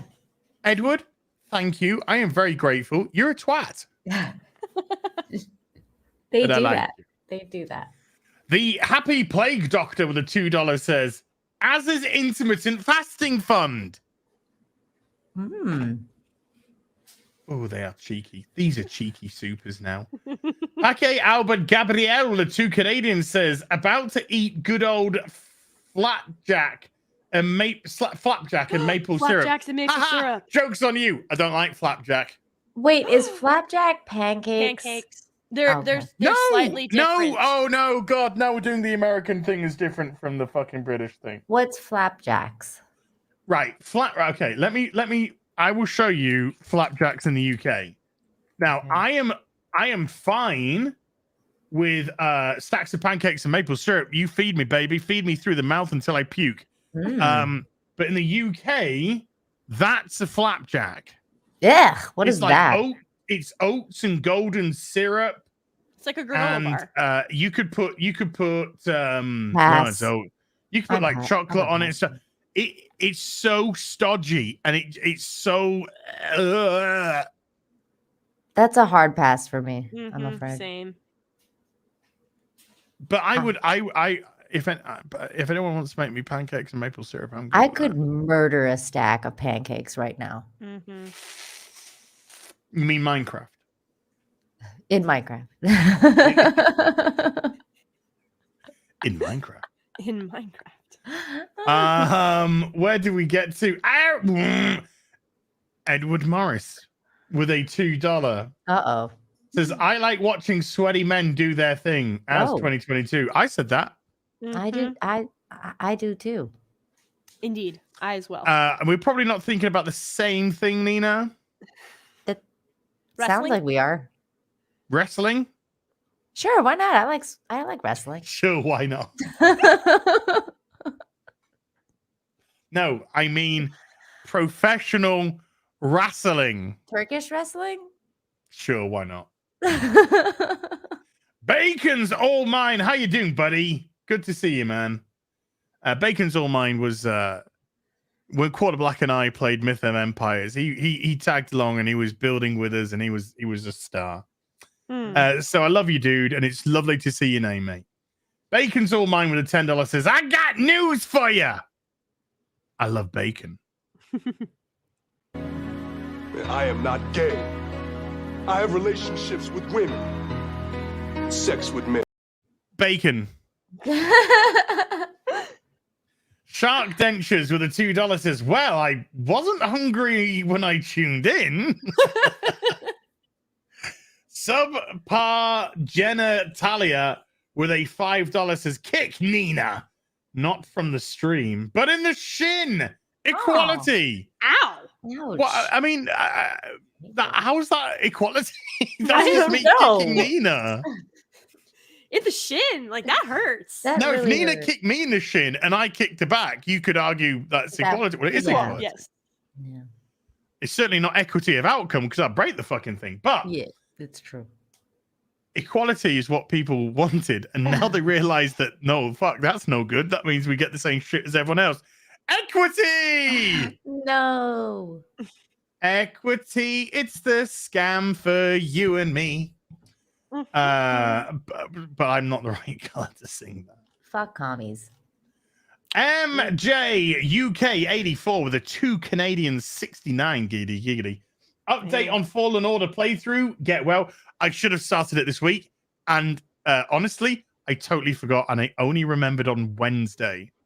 Oh. And late Wednesday, when I'm not talking like Wednesday morning. So I could have just, it was like late Wednesday night. And I was like, oh, fuck, I was meant to start Fallen Order again this week. So I shall be starting it tomorrow. I do what I want with a $5. It says, I believe in freedom of speech. But then I listened to Lofty's Ring of Power tape. Oh my god. Yes. Yeah. Lofty should not even see. No, Lofty shouldn't be seen nor heard. Okay, there we go. Veldrain 1178 with a $5 says, which Golden Girl is Celebrimbor? I'm going with Estelle Getty. Yeah. I think he looks like Dorothy. I think she's That's yeah, a bit Dorothy. too. I think she's Dorothy. You're right. Yeah. And invited 100%. everyone you knew. You would see Galadriel would just think like pee, and the card attached would say, I'm amazing, and you guys are like stupid. Oh, it's 100% Dorothy. Yeah. Like, yeah. No contest. Love Oh the my Golden god, I Girls, was man. trying to like look her up, and for some reason somebody's painted a nude picture of her. I didn't want to see that. How did you get It was on Google search. Like, I'm like, why? Put safe search on. What are you doing, Nina? If you put boobs into Google search, they will be covered up. I just put Golden Girls, man. You have to put like naked boobs, but you put the Golden Girls and suddenly you got fucking porn? Yeah, dude. Like, it's what the hell? It's the Golden Girls, not the Golden Shower Girls. It's like B. Arthur TV Guide cover, and she's topless. Yep. I know exactly which one you were talking about. What the I don't fuck know. is I'm not even this? right.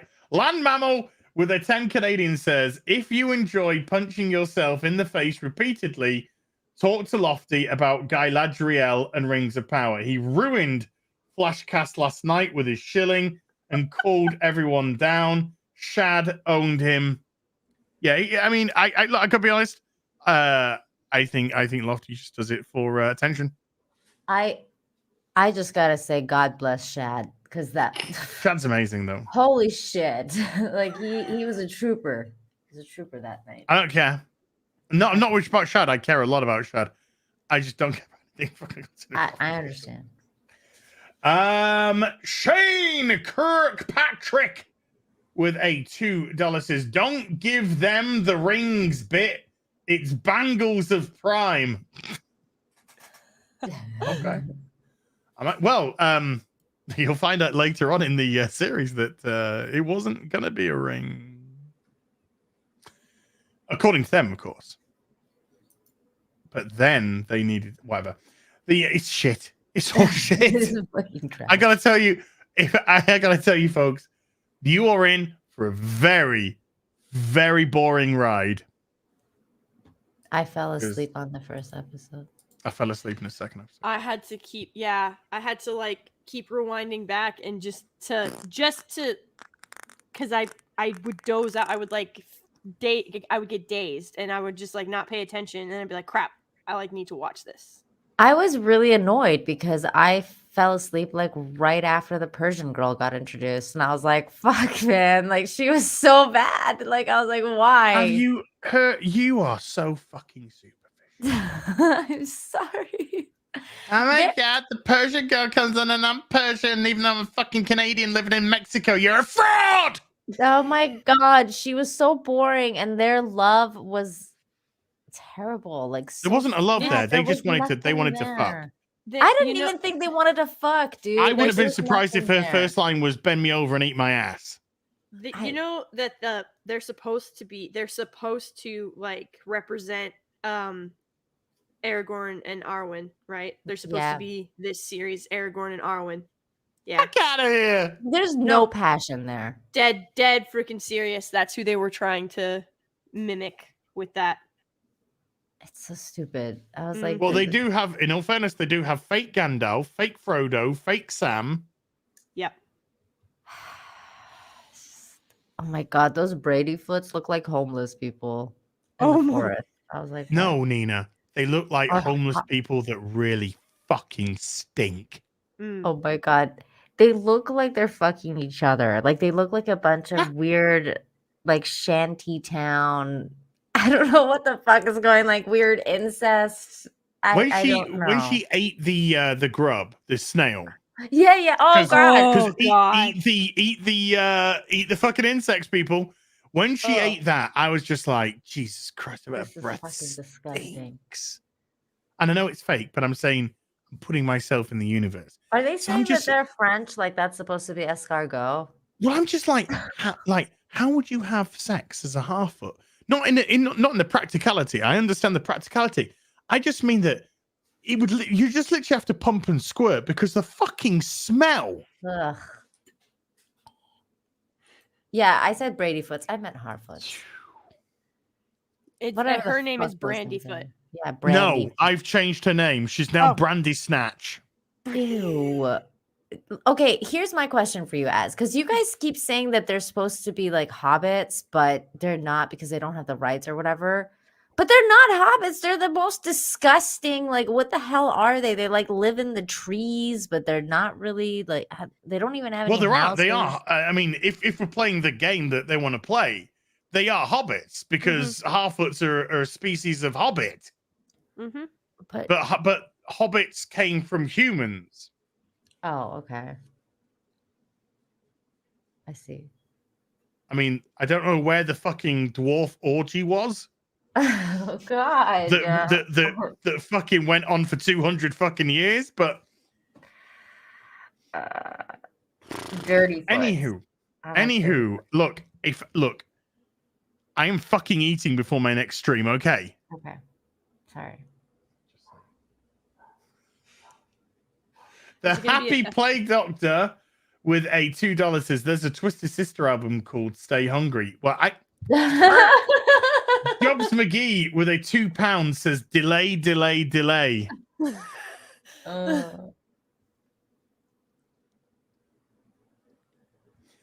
B Buster with a $2 says at the church it's all you can eat fucking pancakes. Oh my God!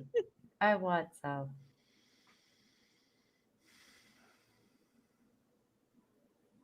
What's your favorite topping on a pancake? Probably maple syrup. Nice. Yeah, me too. But do you like chocolate chip pancakes? No, too sickly. I like okay, I understand the sweet and salty because I love sweet and salty popcorn. But when it comes to pancakes, like you have like the little frisbee pancakes. When we say pancakes in the UK, we have like bigger we make the batter and we do the pancakes in a big, I want to say big, like a frying pan. And the thin, and you can put like lemon or sugar or whatever you want on them. So you can do that.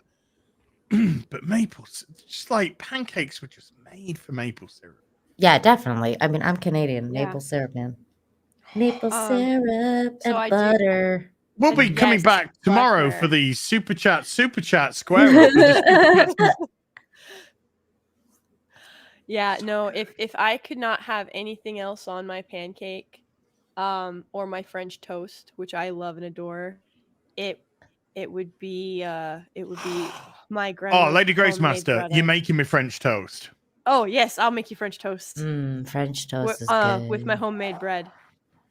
It's my grandma's recipe. Homemade bread. That's what look, I don't know whether to finish the stream to order food, to make food, or masturbate. It's getting, and the line is getting close so to fucking. All of those things. I'm so fucking. I've got the hunger. I've got the hunger horns. I'm so hungry now. I'm just horny for food. You gotta catch me doing the American Pie thing. I fucked an apple pie. I wanted to eat it, but I just fucked it. Ooh, do you know about brandy snaps? No. What's that? Google brandy snaps. No, I don't like. Huh? No, it's not dirty. It's food. Okay. Ooh. You said snap. Did you say snap? Snap. Yeah. I thought you said snatch. No, that's her from the Game of Holy fuck. I got the hunger fucks. They're like cream puffs. Well, no. What? No, because the shell surrounding it, that's crispy and beautiful. But yes, it's gotta be. You gotta fucking fill that hole with cream. Yeah, you do. We have Mhm. something really similar in like Persian pastry, but it's round and fluffy, and then inside it's like cream, like that, like just like Hey, this one. Nina, we talked about you earlier. Oh, what'd you talk about? Good How you things, I try to hope. kill me with spicy sweets. Oh, yeah. I sent you all of it. You gotta fill that brandy snap with cream. I sent you all of it. I know. I'm sharing an image of the brandy snap so people know what it looks like. Yeah. Perfect picture. Perfect picture. It looks delicious. Oh, it's so fucking good. I want one. Az is gonna have to go to the confectioner shop down the streets and Fuck that! I'm going straight to confession. It's kind of like waffle cones in a way, right? I think. I don't know. Like the outside is like a waffle cone. Possibly, but Well, I want to. I can't say that. Paquet Albert Gabriel with the 5 Canadian says, "Pancake, never taste your weird flapjack from the other side of the ocean. One more length and suffering." It's talking about extending the boobs. Jesus Christ, will this never end? Oh man, Robert McDonald with a $50. See, now you can't get fucking mad no more because you come across as a great for. Oh, it's another fucking super. Oh, it's $50. Shit, you can't do that. This is very kind, Robert. Thank you, Robert McDonald. $50 super chat. Now it depends on what he says. Oh, holy shit! My stomach is actually rumbling now. Do you have anything you can grab? Just go grab something. Oh, do you know what I do have here? It's Mexican candy. I got some fucking Mexican death. Well, that came out of nowhere. Bless you. It's because Your of the body- spice. Your body's Okay. rejecting the Mexican candy. You know this one, Nina. Yeah. Mm-hmm. I'm gonna have one of these. But as your waist, it was destroyed a long time ago. I sent him a box full of like every single kind of Mexican candy you could possibly. He was telling us he was doing okay till he got to the spicy candy. Yeah. Yeah, it's like little bits of chocolate. You know, it's like okay. Then there's like got to the spice out. Yeah. So this has got like a caramelly, and then there's like what do you call it? Rice paper, like rice paper. Oh. I mean, it's like the right. I'm gonna Put the whole thing in his mouth. It's stuck to my fucking roof from the mouth. I can't get it down because I put all of it in the yolk. Lovely.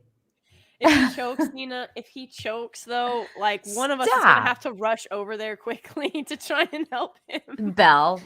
Like, Belle, There's like, Belle is currently sunbathing in the garden right now. oh my god. She's Somebody said occupied. ASMR, like ASMR. ASMR. AZMR. As I have to tell you something funny, actually, that hopefully won't crush you like it crushed Gundam. Because it was supposed to be like a funny haha, but he was like, well, that's just depressing. So, at my old job, I worked with a guy, and as a joke, guys do weird things. You guys make weird dares, even as grown men. You just do like really weird stuff. You make weird bets and weird dares. Yeah, boys are weird. Boys are weird. Anyway, Venus and Mars, baby. So he got dared. He got like bet or whatever to put his feet up on OnlyFans. So he did it. He did it, but then it like made money. Oh my god. And he was like, huh. And so he just like would take pictures of his feet and he'd put it on OnlyFans. He quit his job because he made $60K in a month with just pictures of his feet. Okay, I'm gonna go start taking pictures of my feet now. No shit. Dude, seriously though, Lady Great Bastard, yesterday I was getting my nails done, like I was getting a pedicure and a manicure. Mhm. And I was like doing this thing with my feet with the pedicure, and it was and I filmed it, and I was like really tempted to put it online, but then I was like, people are gonna go crazy for this. Like, I'm like, you know what? Like, I'm not gonna do that. Like, so Nina, I didn't. Nina, I'm gonna do something special for you right now. What?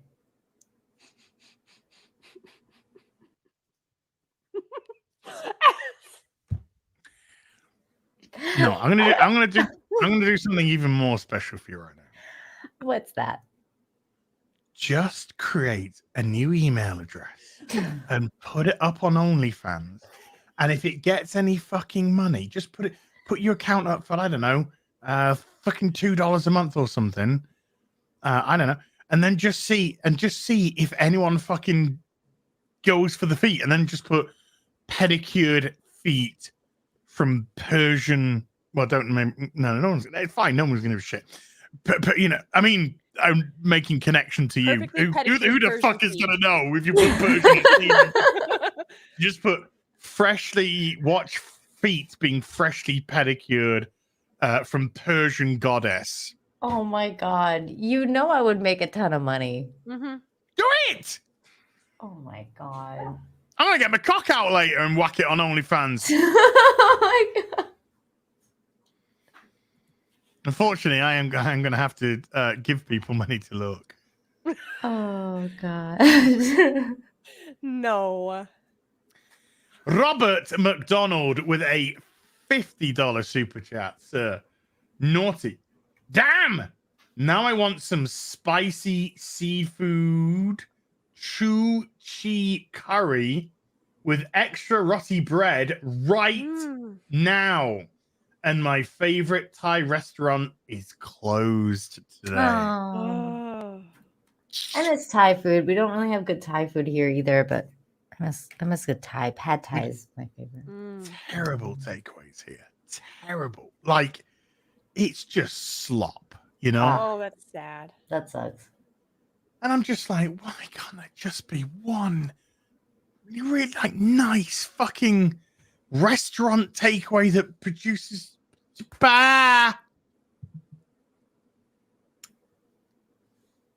It's a shame. It is a shame. Home toast or ham toast or ham toast with a $20 says, I stopped watching television a long time ago. Books are always better, stories for the most part. Authors need to stop letting Hollywood mess with their stories. Well, that's what they get their monies, though. Mm-hmm. A lot of the monies. George R.R. Martin held out for years and years and years and years until he got the right deal for Game of Thrones. Mm-hmm. And then it got butchered. Sorry? And then it got butchered. He also held out years when they and ran years. out of source material. Yeah. Yeah, he also held out years and years and years of writing the damn fucking ending to the damn fucking book. Robert McDonald is back with another $5 saying Celebrimbor is Rue McLachlan from Golden Girls and they stole Gully Dwarves from Dragonlance and are calling them Harfoots. Yep. Oof. I thought the same thing. That's actually in my review of episode 1 for the video. So I did a live review following the episodes, but then I'm going to do like a more polished video review. But yeah, I literally said, I think the exact same thing. Take a 610 with a $5 says, how did the elf go down the hole, turn around, and go back down an entirely different hole? Do these orcs speak English too? Hey, mate, this is my hole. Why did he get to the point where he finally caught up with whatever it was and then run away? What the fuck was the point of going in the hole? I will give you a proper answer to this. Shit writing. Oh, no. Marksman of 117B with a $2 says, I saw Bullet Train. Great, funny movie. Yes. I love that movie. Apollo 536 with a $10 says, just contributing to the As Fasting Fund. Yeah, well, do you know what I'm going to do? I'd say that fucking $10 super chat he just gave me. I'm gonna buy some fucking food with it. Oh my god. What's say? Thank you. It's a very generous super chat, by the way. Just saying. The Happy Plague Doctor with the $2 says snapping turtles contain 7 types of meat. Jens Anderson of the Turai with a 20 Swedish says just ordered on my way. Pickup now is so hungry.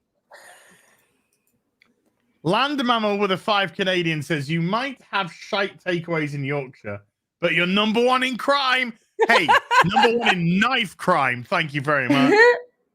We're number 1. We're number 1. I'm getting out of this fucking place now. Robert has his fading away literally between it. All right. Oh no, I must have lost at least a 20th of a pound. Robert McDonald with a $5 says this Thai place is the best I've ever had. I know some people that fly in for their medium rare duck breast over curry. That's it. I'm out. I'm out. What is it? I need it. I'm out. I'm fucking. I am I'm getting literally hungry too now, man. Marksman at 117B with a $2 says, "I've seen your gas bills. You can't afford." Touche, sir. Touche. Right, we're off. That's apparently. It. The line must be drawn here. There we go. We've gone through there's everything. no more. No further now. No more. No. No, thank you ever so much, everyone who came and watched the stream, the square up, which turned into to other things, which is great. Lady Gravesmaster, thank you so much for being on. Thank you for having me. Nina. Yes. Chat. Thank you, Nina, for also coming on and showing your rug. Thanks for inviting me. And I'm always happy to show off my Persian rug to anyone. Wow, I heard it was marble, but never mind. Thank you, chat. Massive thank you to everyone who turned up and watched today, because it was just a super chat square up, and you came and it was fun times. Yeah. Massive thank you to my mods, you wonderful people, everyone who super chatted in the super chat square up. Shouldn't do that. Amazing. Thank you, and everyone who hit the membership as well. Did you get your memberships from Bashi Washi? Unfortunately, Bashi, I don't know, because I switched the thing. I don't know. I know that you did a 10 super chat bomb, and I don't. But it's I can't see it. I can't see anymore at the moment. I'm so sorry. So thank you though, dude. I did see you, and I am very grateful indeed. I will be back in less than an hour and a half. Fuck my life. With Vermintide 2 stream with X-Ray Girl, who says she's going to be late, so I'm very happy about that. But Quarter Black, who says he's going to be on time, which is not so good. So until then, you take care. Bye for now. Bye, everyone.